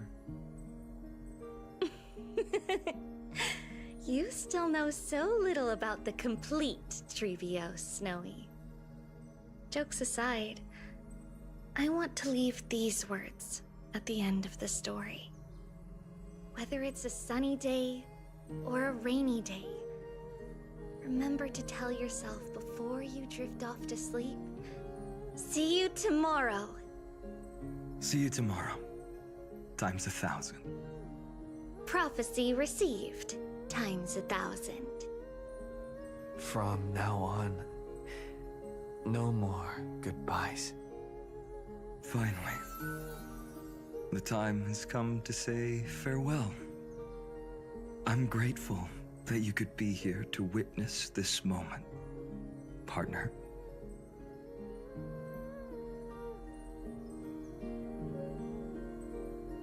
Of course, as long as I've written stays by your side, Emphorius will always be with you.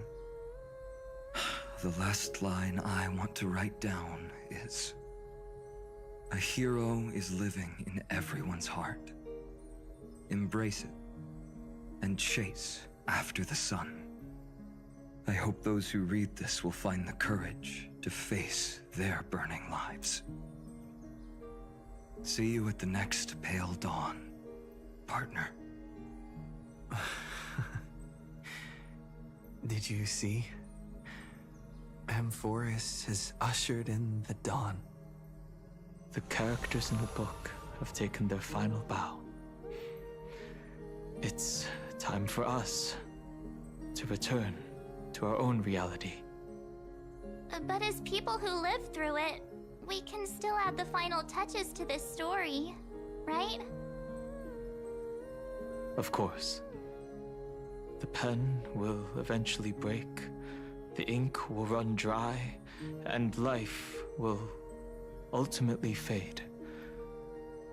But thoughts will permanently remain in sagas.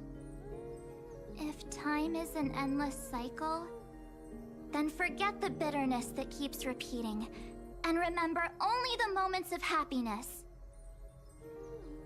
Let's walk towards tomorrow together. We were never apart. Time to head home. Don't miss the crew meeting. We won't wait around for you, you know?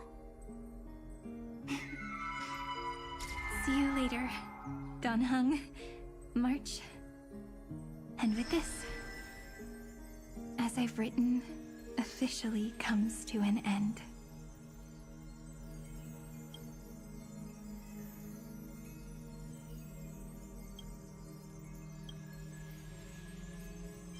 We're its co-authors, after all, friend. Once the words are written down and have been read by others, the meaning they carry is no longer in our control, leaving the freedom of interpretation to every reader who opens it.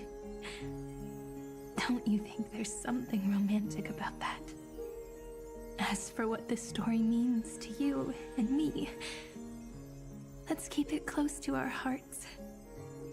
After all, we've always had this unspoken understanding between us. Whoa! Passenger March! Why did you suddenly wake up? You scared me so much that I dropped that book! Welcome home, you three. Thank you for your hard work on this trailblaze. We might need to reshuffle the seniority rankings of the Express crew if we count the years you spent in Amphorius. Hey, I was the first one to get dragged into it. Does that mean I'm gonna be the oldest member of the Astral Express now?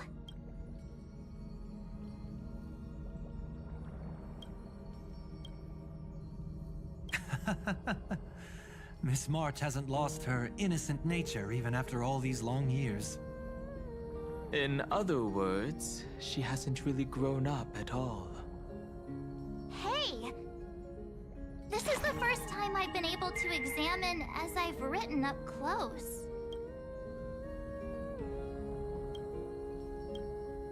Miss Irene's handwriting is gentle, yet steely, with an underlying strength.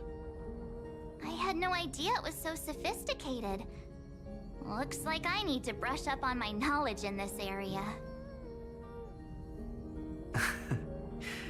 Maybe start with a few basic books first, to get your feet wet.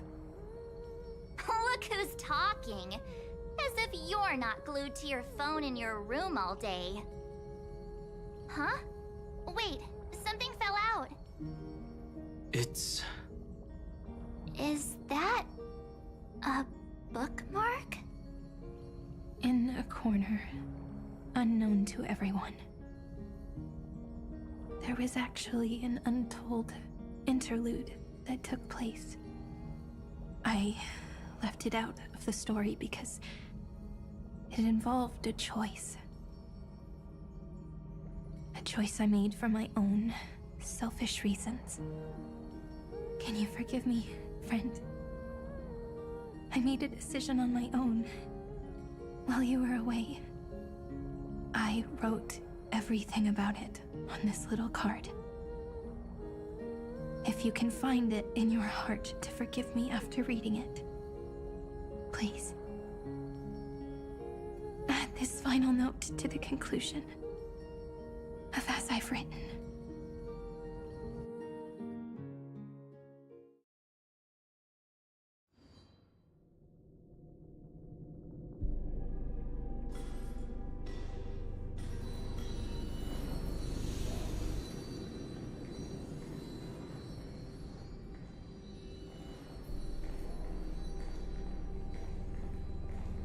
Memories swallowed by Iron Tomb.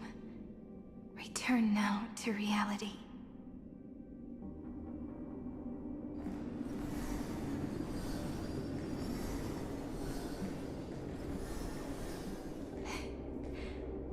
And don't lose your way. I finally found you, Cyrene. Demiurge. We won the battle. Thank you, Madame Herta. Without you, we never would have stood a chance. Still, is something weighing on you? Right before I shut my eyes, inside the droid head's brain, I saw something unsettling.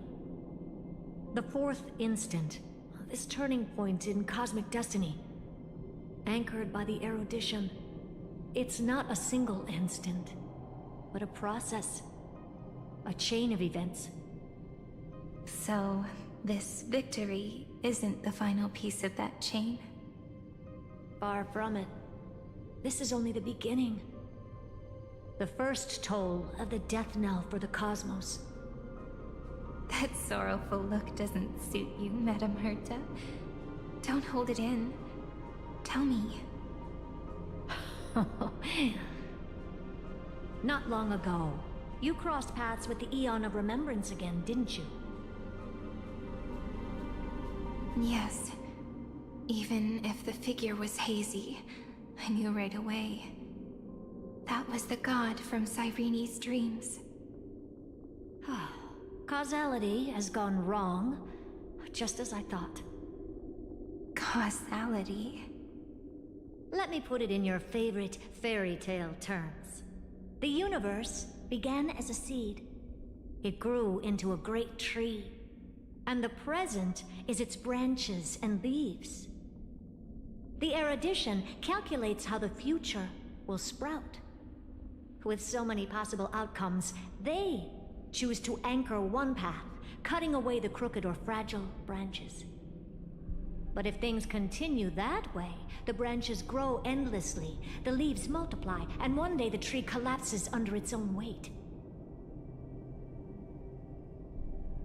That is why there is a concept in biology called lignification. Soft sprigs form a hardened shell and fuse with the trunk. For the universe, that process is what we call memory. Under Fooley's record keeping, the past becomes memory. In the corners, they forget. Even the events of the present become fruit without roots. So it is the opposite of the erudition. One calculates what is to come, and the other holds on to what came before. We were never meant to have to speak of this. But now, I finally understand what that chaotic matter around Amphorius truly is. It is your memory. Your mind now stretches across the stars, allowing you to travel farther down this path than anyone else.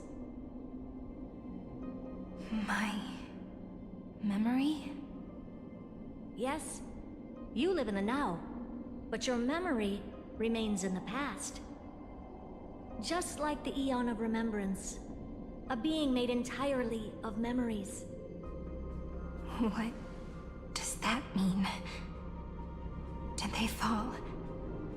No, quite the opposite. They have not yet been born. Remember, to carry out the mission of remembering the universe, they must ascend to divinity only at the very end of time. And at that moment of ascension, their memory stretches through the past, becoming what people now call Fooley.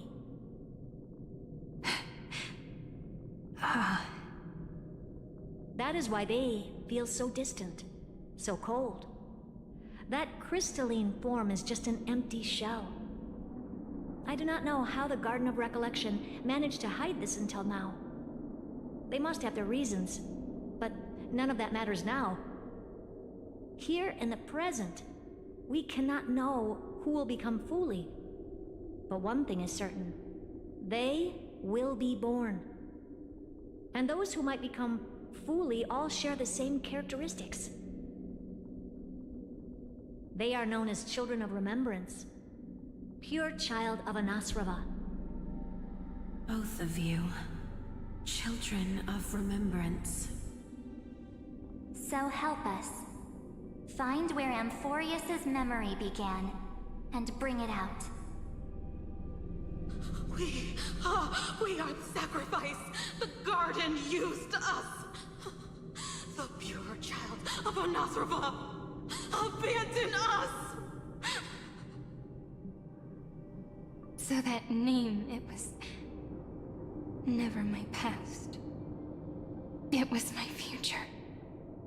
Or maybe it is the present. Noose has revealed to me two paths. And on both paths, I see you standing. The first, follow the trail of memory you have forged. Break free from this world and reach for the stars. That would mean Amphorius's causality will no longer concern you, at least not the person you are now.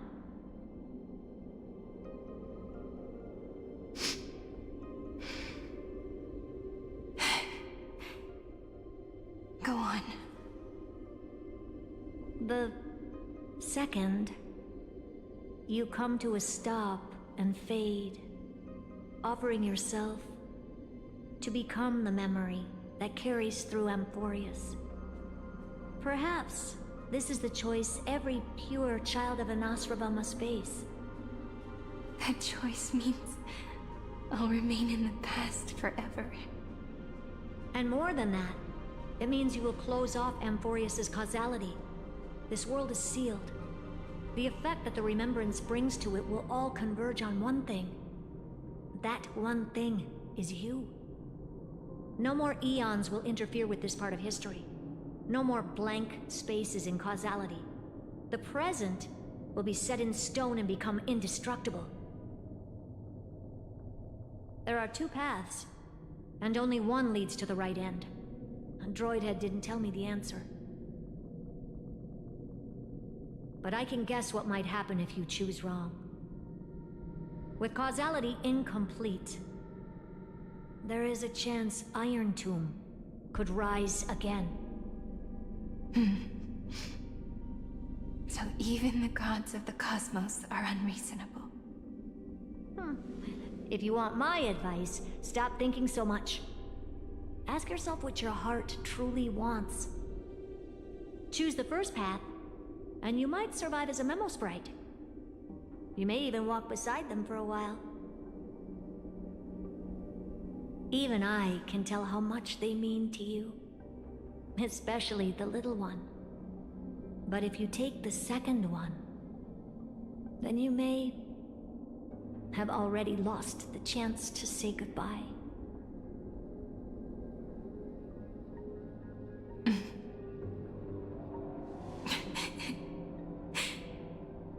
I have made my decision, Madame Herta. I thought you would need more time to think it through. The answer is clear, is it not? Still, I do need a little time to quiet the sorrow in my heart. His kindness is always just right for the moment. I believe he will forgive me.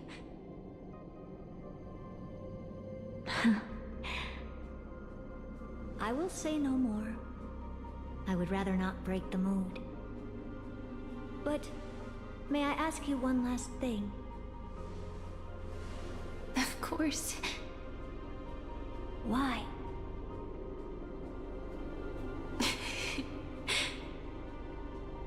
I once heard a saying that went something like this. Divinity is flawless humanity, and humanity is flawed divinity. We children of Amphorius gave up on gods long ago. Those beings who love to play pranks on the universe. I believe in him much more than I believe in them.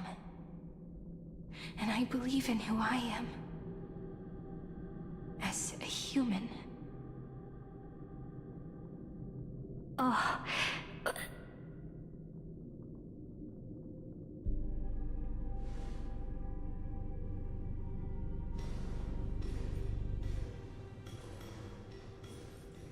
That really is a comforting answer. As for the one wish I still have trouble letting go of.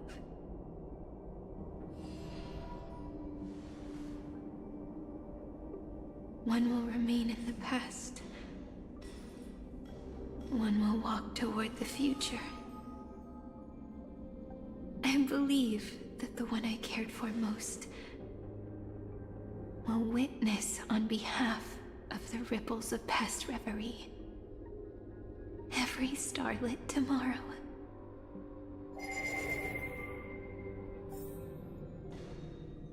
Moving backwards through remembrance. What a curious feeling.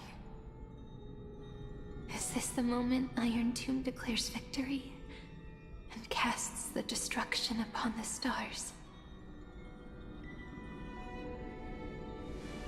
So back then, in the path space, it was I who found me. The gods' whispers were nothing more than a girl talking to herself.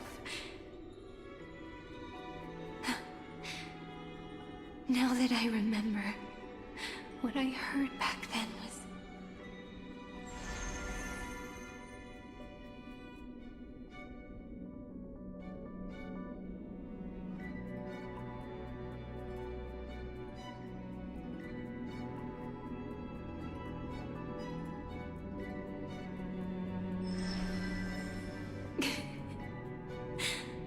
All I wanted to say was, don't give up.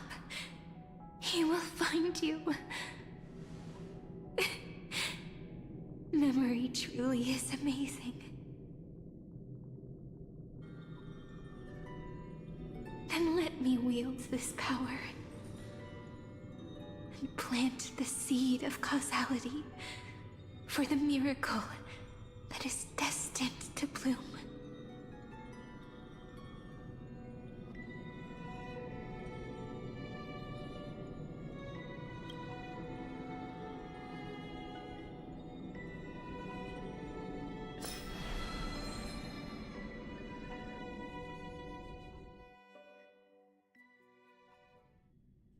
Even so, must we walk all the way to the very beginning of memory? It's such a long road. A bit lonely to walk alone. Then, would it be alright if I came with you? As long as it's Peach. Even 30 million wouldn't be too many. One is enough. Take a deep breath, and then we can set off, alright? Follow the ripples of remembrance into the past. Reconnect every moment in which the gods made themselves known. Clearly, cause leads to effect. But now, the future gives new meaning to the past. Effect flows backward and nourishes cause. Maybe that is what makes memory so beautiful.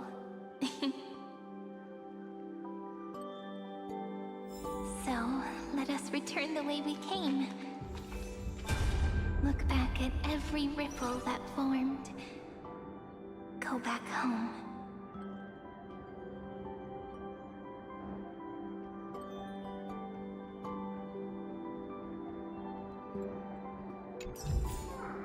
Give it some sunshine and the color will get even prettier.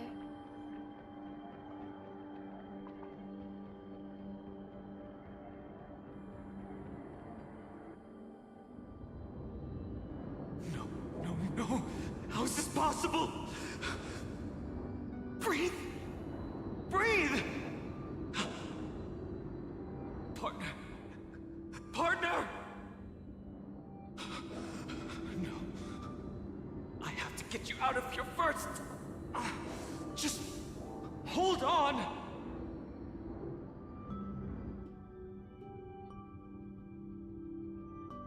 Remember? That pale dawn breaking through the endless night? The spear of strife nearly claimed his life. And it was you. You playing God, who cradled his body with your gentle gaze. Then, before Orynyx's altar,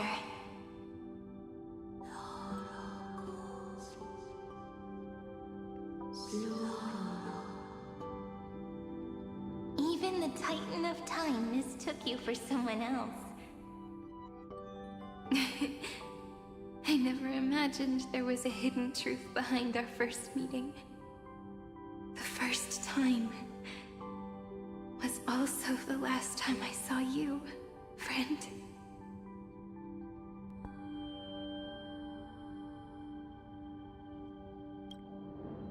Ma'am?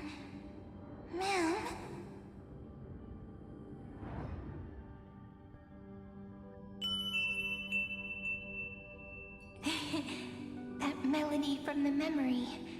I've got it now.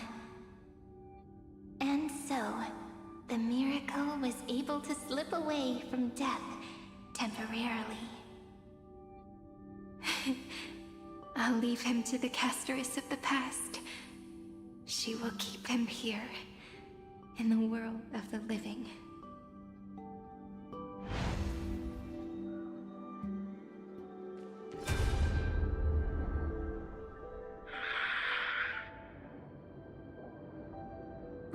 Darn it! What are these things? You're not taking me down. Not before I find a way to help him and Don Hung. If you've got a bone to pick, take it up with my six-phased ice. March wandered all across Amphorius for 97 days straight, chasing one goal: to save her friends. And with her bow and arrows, she brought down every obstacle that stood in her way. So that's how it happened. My skill with the bow. I owe it all to March.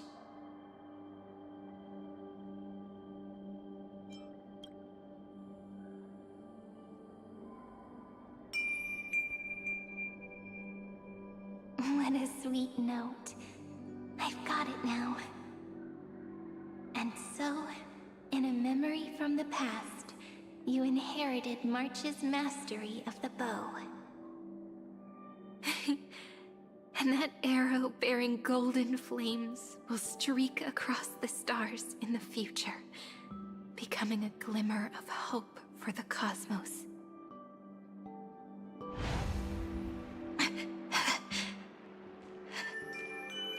Are you okay? No worries. I'm just a little tired from all the walking.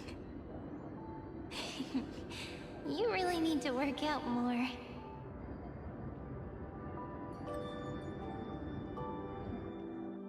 Three paths interweave and fetter Amphorius, co-authoring the fate of the world. Ordinary pathstriders aren't known to leave traces in the mirror, so if what you said is true, then this isolated star system must be home to at least 3 beings comparable to Emanators. I would even go as far as to say, eons themselves. To gain the favor of the stars for Amphorius, the Remembrance sent a call for help to the cosmos. But the obstruction from the scepter was far too strong. Even the gods could do nothing more than send a fleeting mimetic being to someone who walked the same path. Thankfully, Miss Black Swan caught that fleeting moment.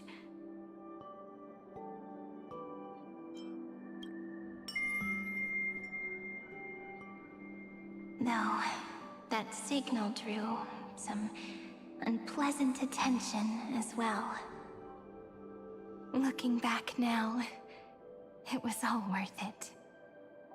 The cosmos showed us a kinder face. Thankfully, she has a different understanding of the Remembrance. Miss Evernight once said that the Remembrance wasn't looking after Emphorius, but rather scheming and preparing to devour the paths. Her deduction was perfectly logical, but she failed to account for what the humans in this story could achieve. Maybe I have a scheme of my own. A scheme that will bring happiness to everyone. Please keep helping them. And the others in the future too, Miss Black Swan.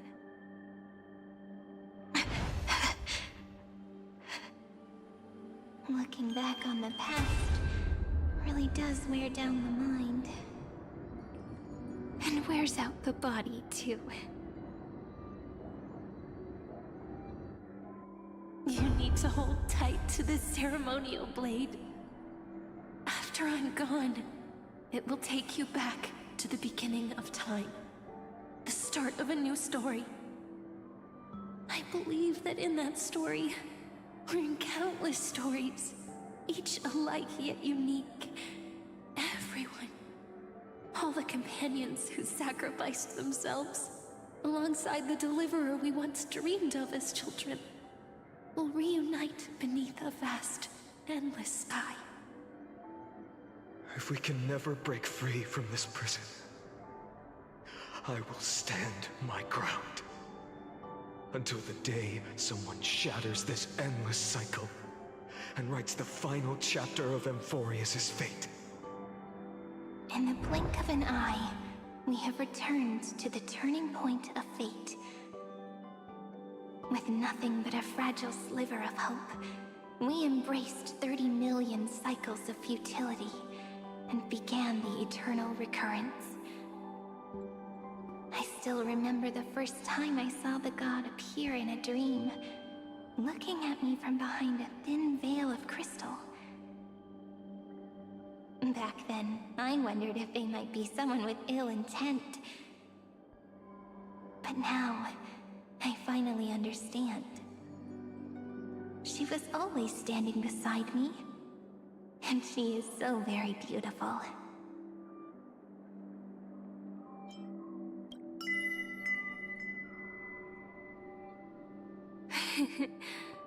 Causality really is a force that cannot be stopped. Even if I wanted to leave a few more words for Cyrene, it seems I no longer can. After all, you still have to leave behind your final consciousness and plant the very first seed. I remember what you once said. When a god sheds a tear, the thing reflected in the ripples must be the most beautiful thing in the world. But do you know what Emphorius saw when its heart was born? The first thing it saw was a name.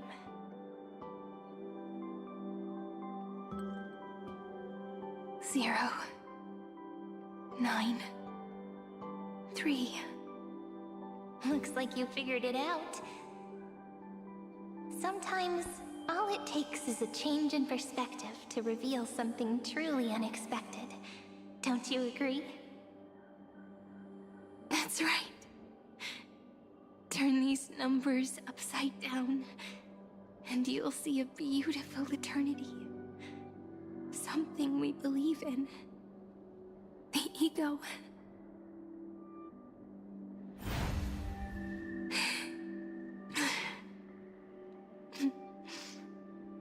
Looks like time's running out. Ego.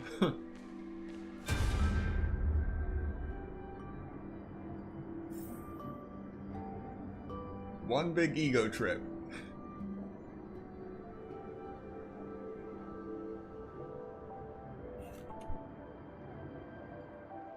I want to protect everyone in the village. But can I really do that with the strength I have? I shouldn't think too much. Better finish the farm work Dad left me first. The hero within has been by our side since we were little.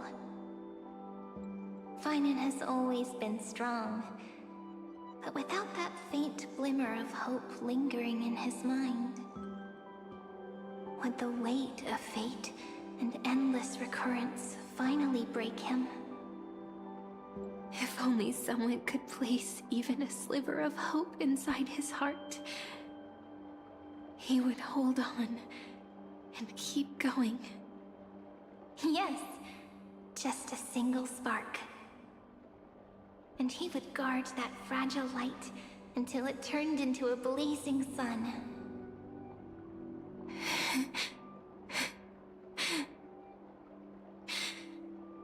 I no longer have the strength to make the hero within look like him. So, let me leave behind a prophecy for him.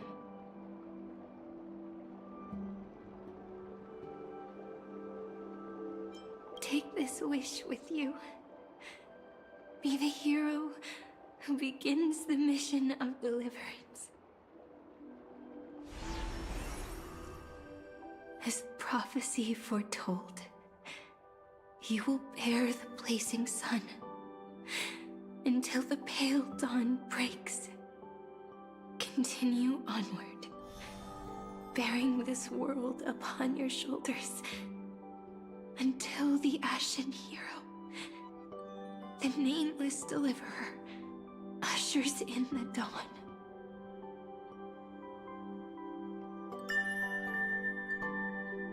Now, your eyes have seen through all of Amphorius, from the end back to the beginning.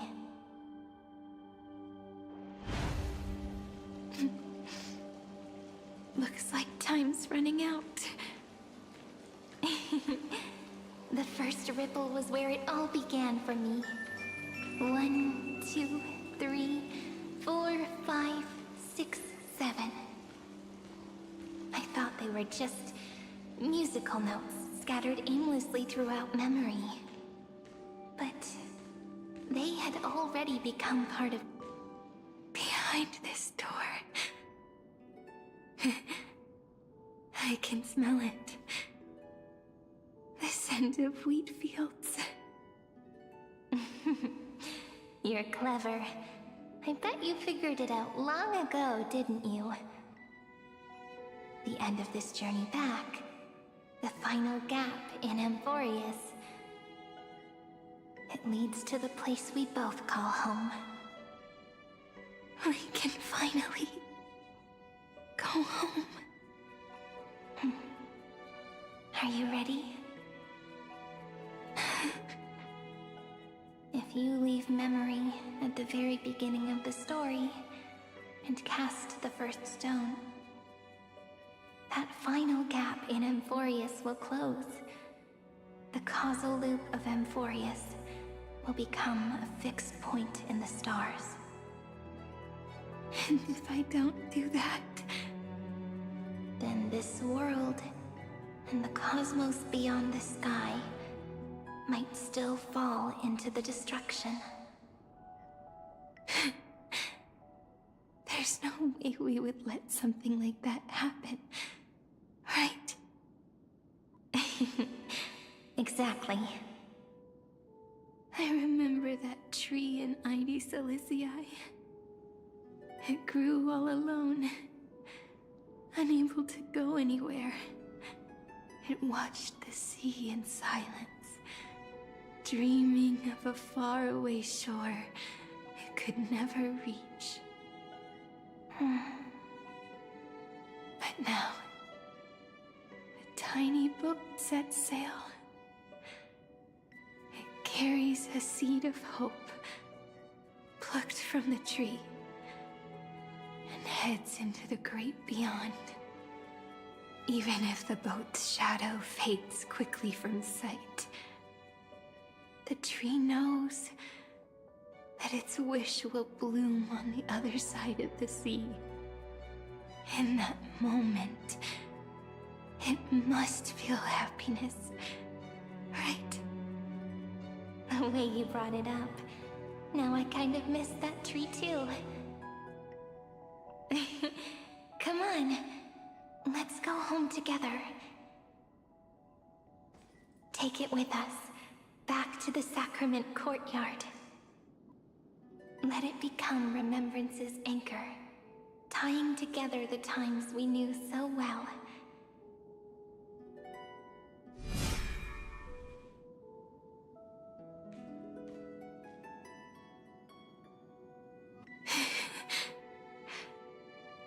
Let's go home together.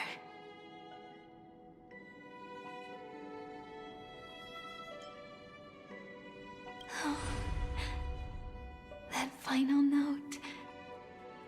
Right. It's been with me all this time. This is Doe. It is also the first note. The one from the first time we met. And the one that stayed to the very end.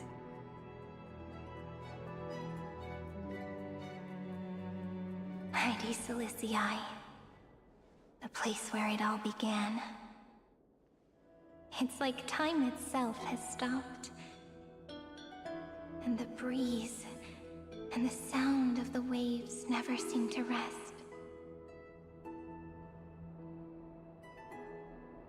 We've made it. The Sacrament Courtyard. This is the place where we first picked up the ceremonial blade. And where we first began writing journals. Now, the journey through memory has reached its end.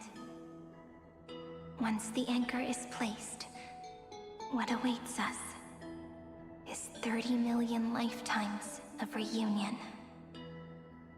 Looping again and again. Endless farewells. Do, re, mi, fa, sol, la, ti. And with them, endless encounters. Ti, la, sol, fa, mi, re, do.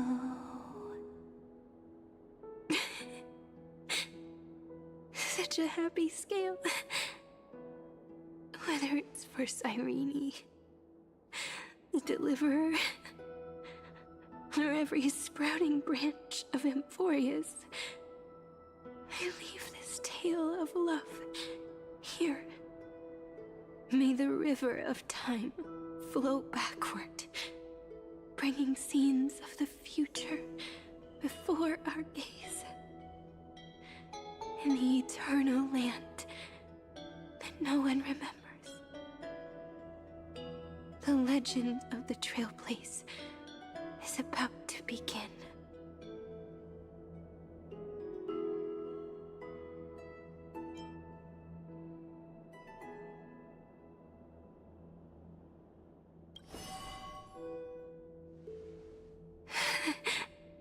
Is it all over now? My mind and my memories. It seems they're beginning to fade.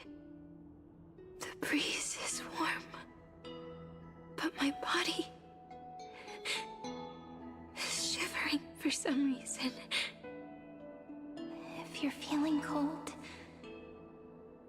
let's find somewhere warm. We can rest there, together.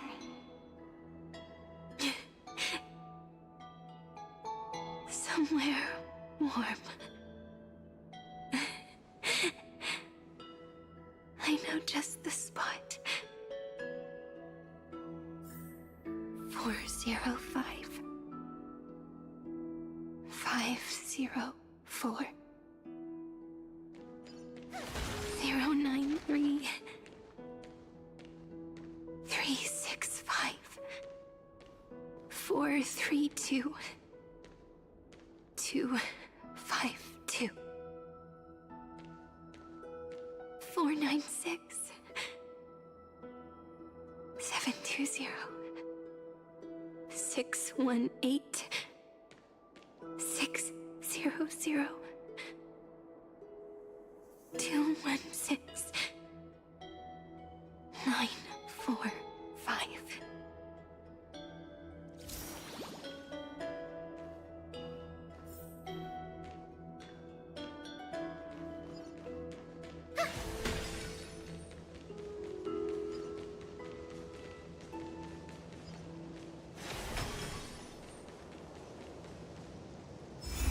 Treehouse. Suridra. March 7th. Dunhound. Electra. Hyacinthia. Caslana. Anaxagoras. Aglaya. Midemos. Castorus. Cyphera. Cyrene. And you. Look. Everything is already as we've written.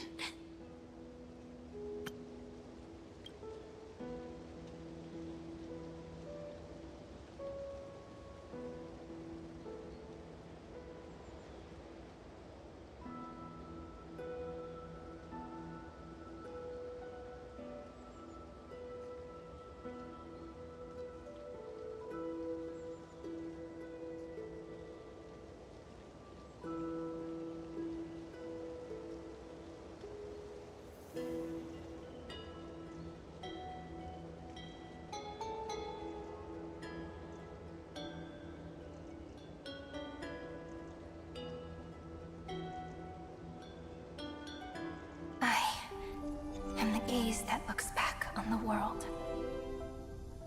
How fortunate we are. In this cycle of cause and effect, humanity never looks to the gods for guidance. The ones who pick up the pen and write miracles again and again are always ourselves.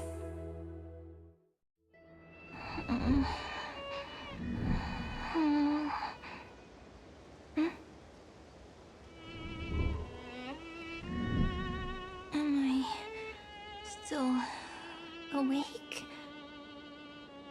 Peach, where are you?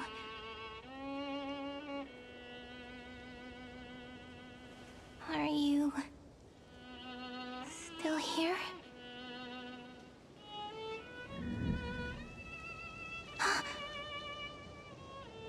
I shrank.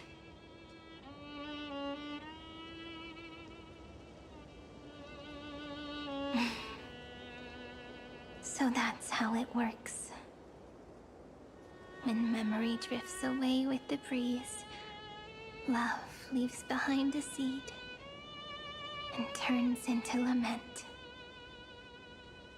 Demiurge, Cyrene, Mem. Back again to the first, Philia 093. I always do have my charm. The final ripple nourished the great tree, and from it grew a single pink peach. We've been playing for so long, and you still haven't told me your name! I've told you so many times already. You're just forgetful. My name is Livia. Livia. If you forget again, I won't tell you next time. Livia, got it. Then you have to remember mine, too. I'm... Piso. I always remember.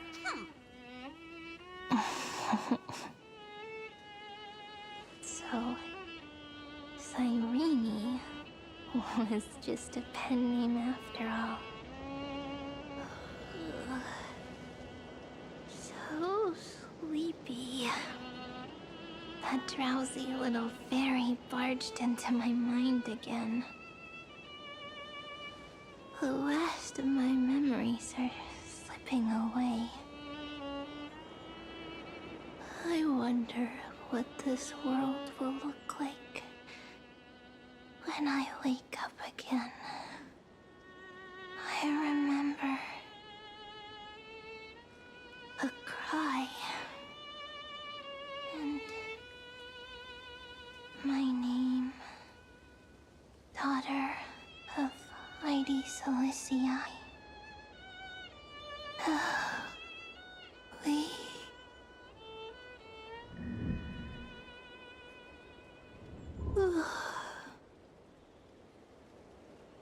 Shh. Never mind. The same seed, when planted in different soils, blooms into flowers that are alike, yet never the same. But what truly makes her beautiful is each and every soul in the world. No matter what form liking takes, it is still precious love, and I will accept it gratefully and return it with joy.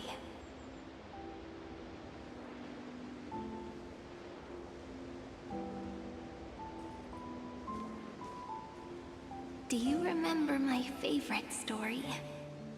That crystal flower was so beautiful because it reflected the eyes of the little fairy.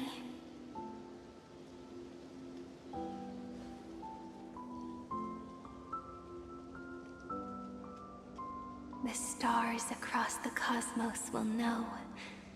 I am the fairy who wrote, as I've written, together with you.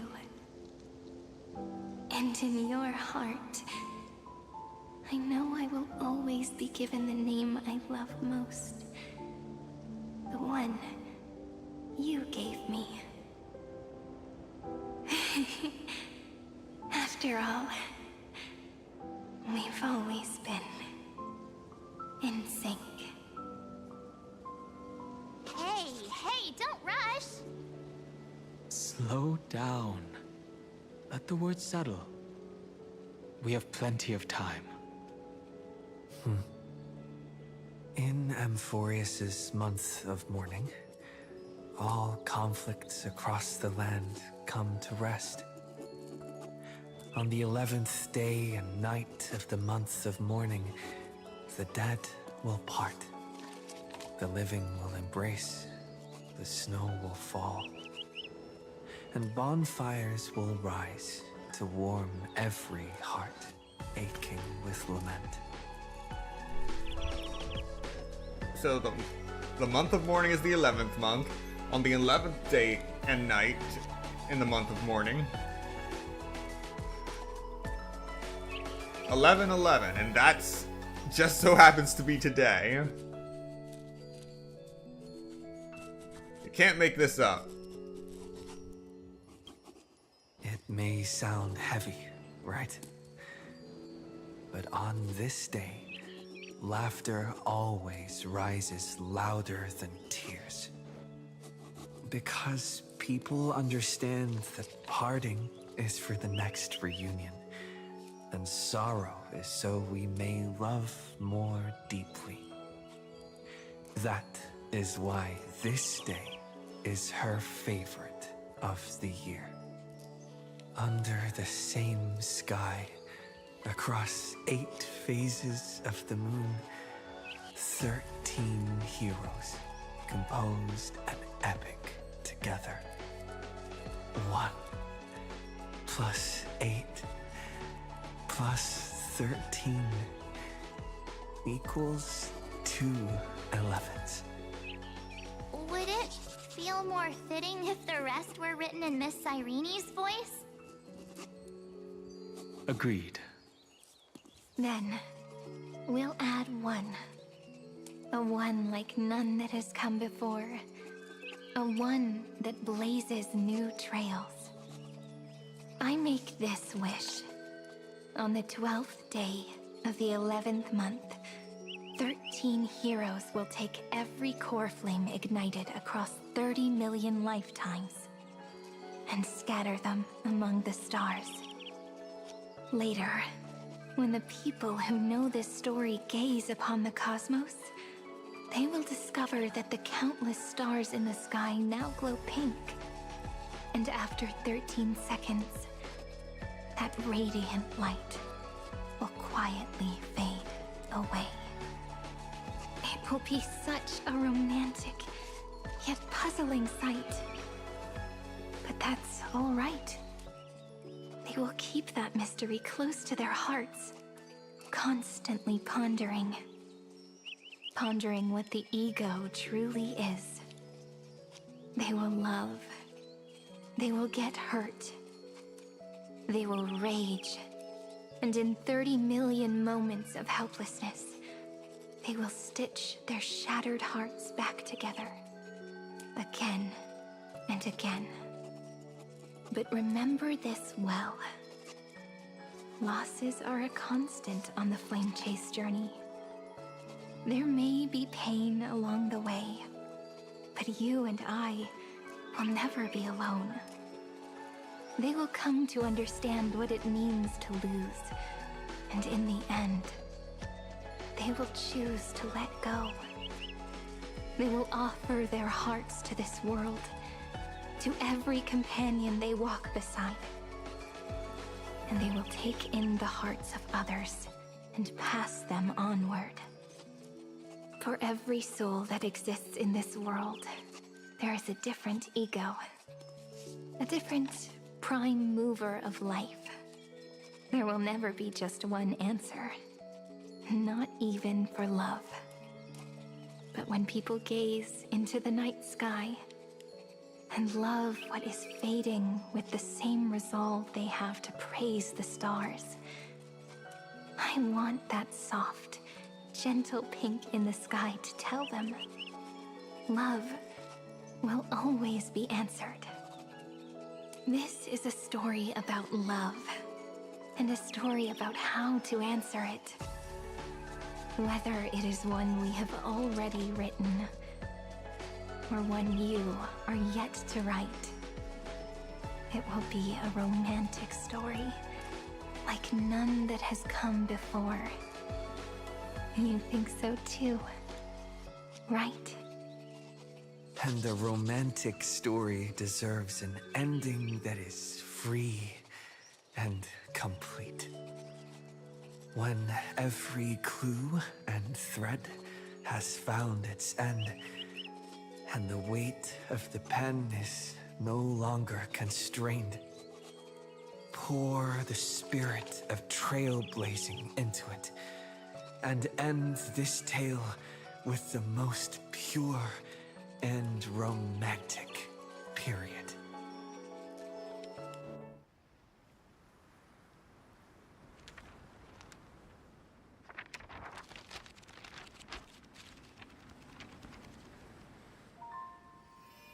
Light, sky, sea, stars, seeds, flowers, birds, hope, and love. Such words of beauty were how I first imagined the world. For as long as I can remember, I've used them to tell the stories of Amphorius. And now, this is the last one. A story about tomorrow. dedicated to you.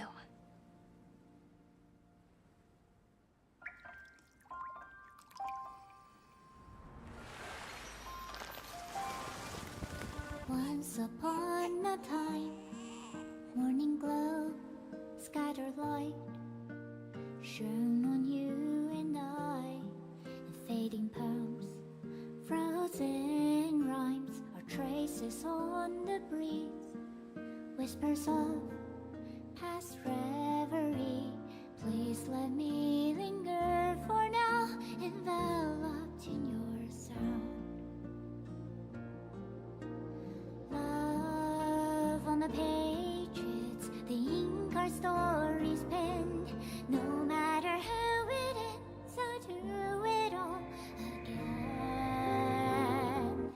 Oh, stay true, blossom as spring renews, dreaming colors every hue. Tomorrow's eyes to tomorrow's life, while walking step beside you.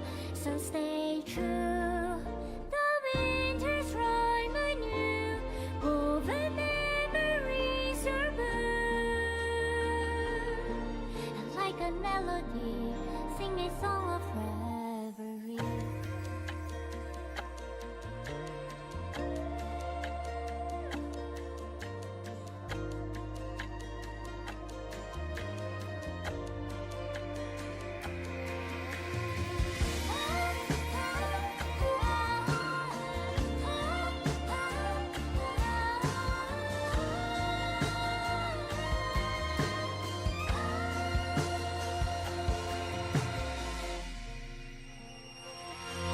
Please stay true, cherish your memory.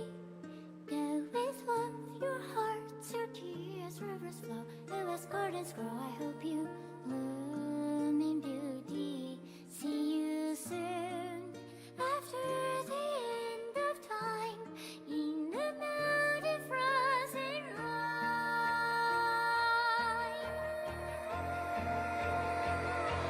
Now stay true, blossom as spring renews, dreaming colors every hue. Tomorrow's eyes to tomorrow's life, while walking step beside you. Now stay true, the winter's rhyme anew, woven memories are blue. And like a melody, sing our reverie. And in our memory, in the end of our journey.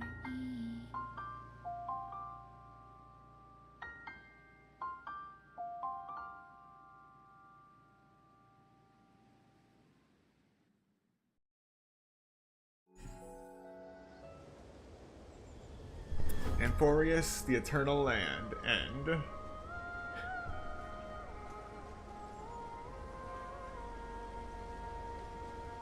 we managed to survive, and it only took 7 hours and 30 minutes. That's no longer than it usually takes us. I think last time it took us 6 hours.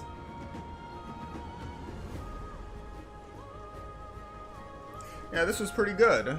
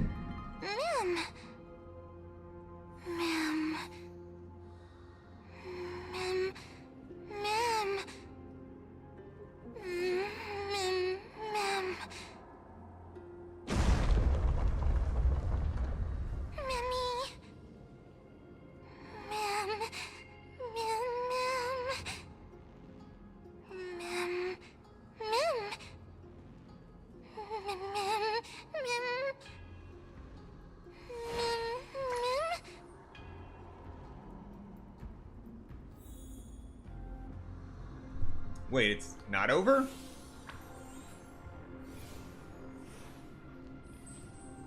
So now we're controlling them. Okay. You'd expect everything to be done now that we beat Iron Tomb, but no.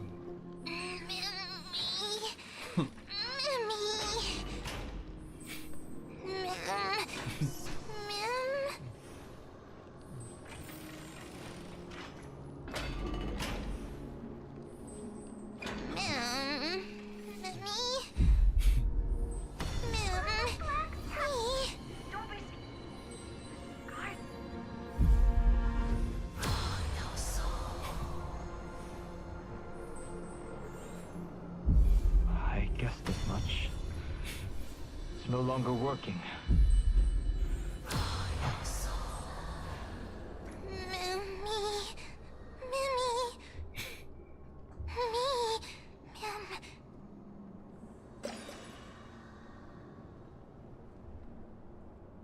Let's find someplace safe to set up a base of operations first. This statue and the buildings we've seen so far point to a civilization here on Amphorius. We can only hope that they're not hostile toward outsiders.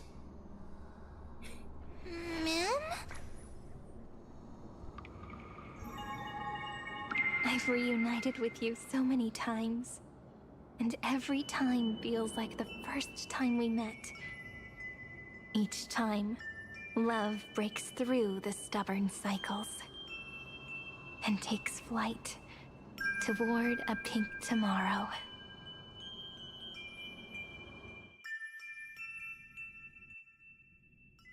Early. Where to now? Alright, we're done. Was the text off center?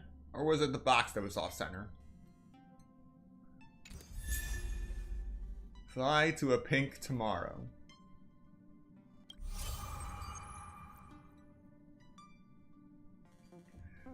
Flawlessness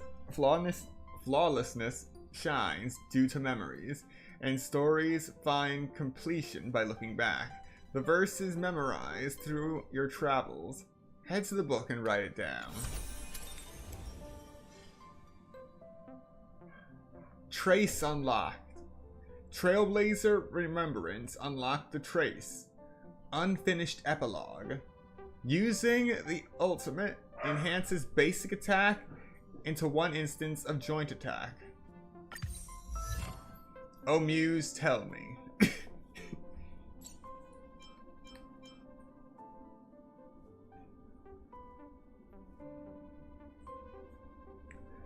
This is gonna be good. Alright.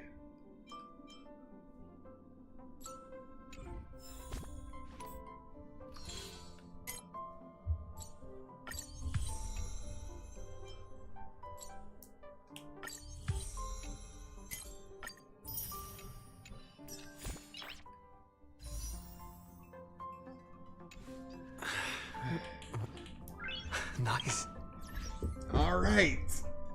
We managed to finish the Trailblaze mission in one stream without us pushing 8 hours or even 12. Thank you so much to everyone who came to watch this stream today and those who come to watch the playback later. Be sure to like, comment, subscribe, and turn on notifications so you'll be notified of the next Honkai Star Rail stream. Now, all that's left is to work on some of the events and hope that the next version, or what's to come in 4.0, isn't nearly as taxing or existentially troubling.